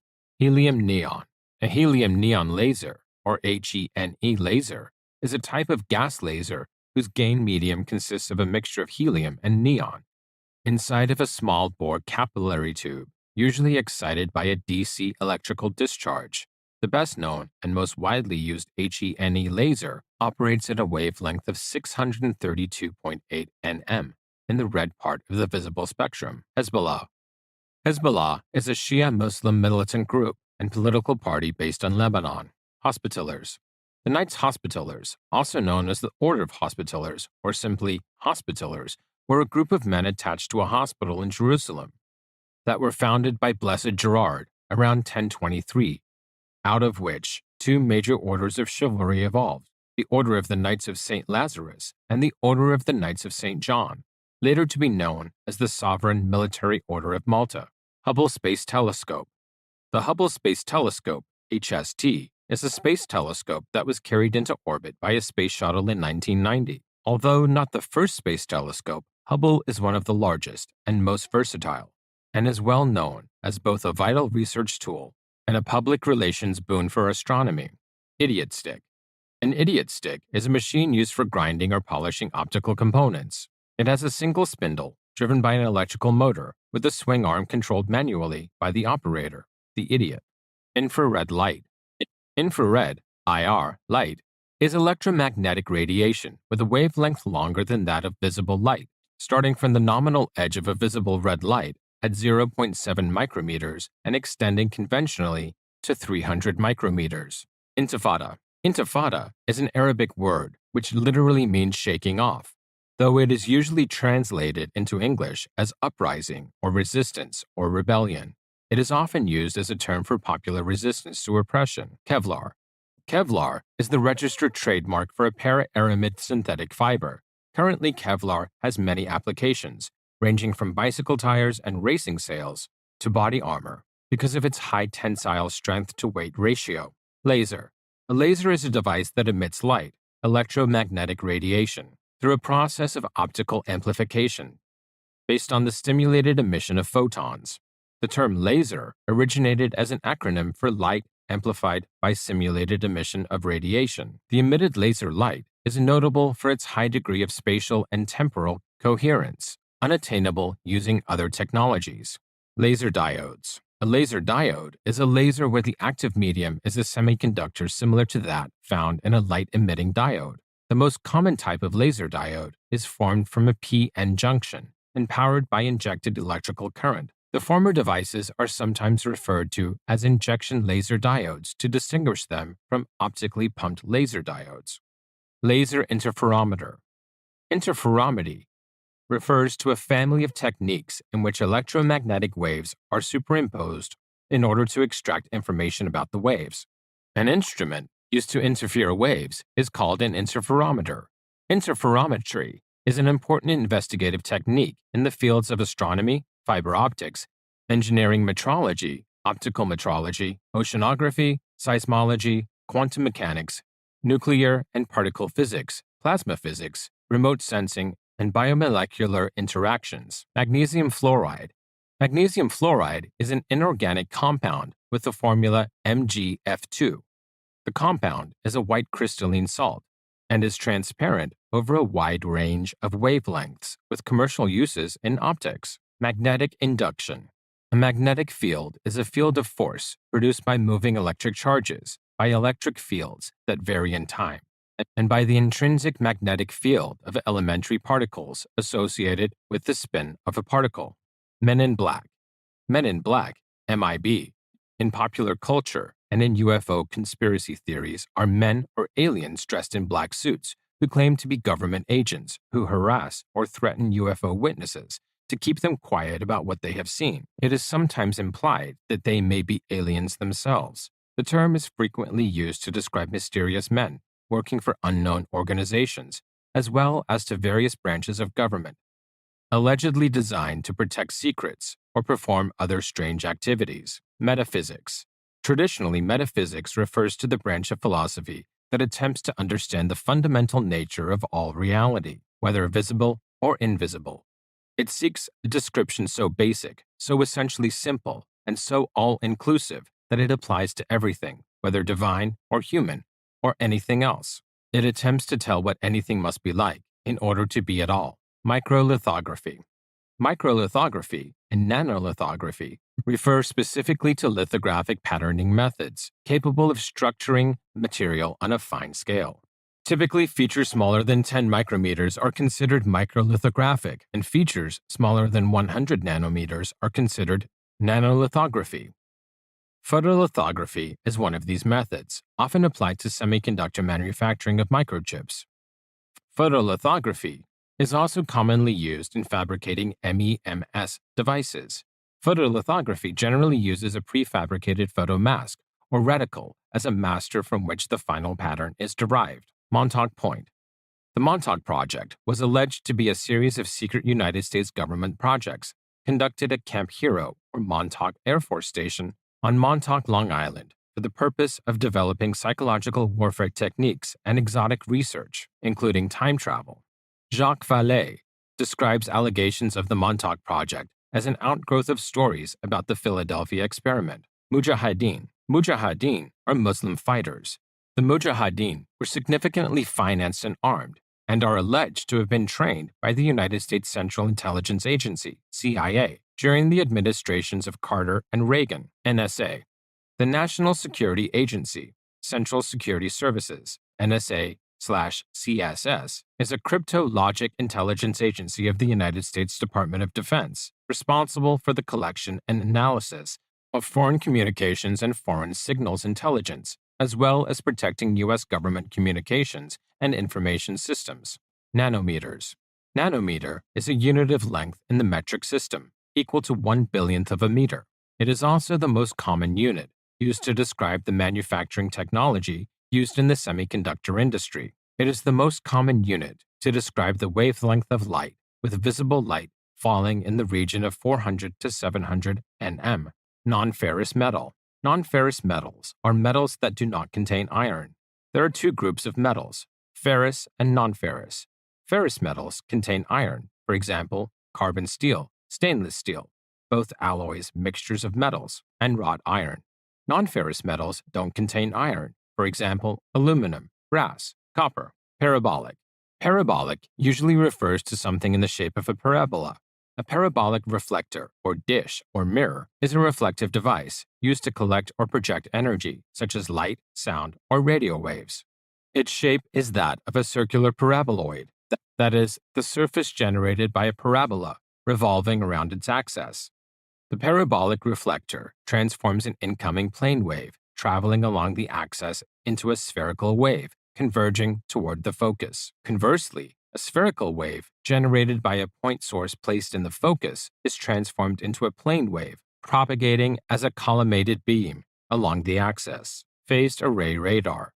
Phased array radar has a unique antenna that collects the same information as conventional radar in about 1/6 of the time. Phased arrays use multiple beams sent out one at a time, so the antennas never need to tilt. Scanning takes only 30 seconds, and it already has dual polarization capabilities. Phase shifters.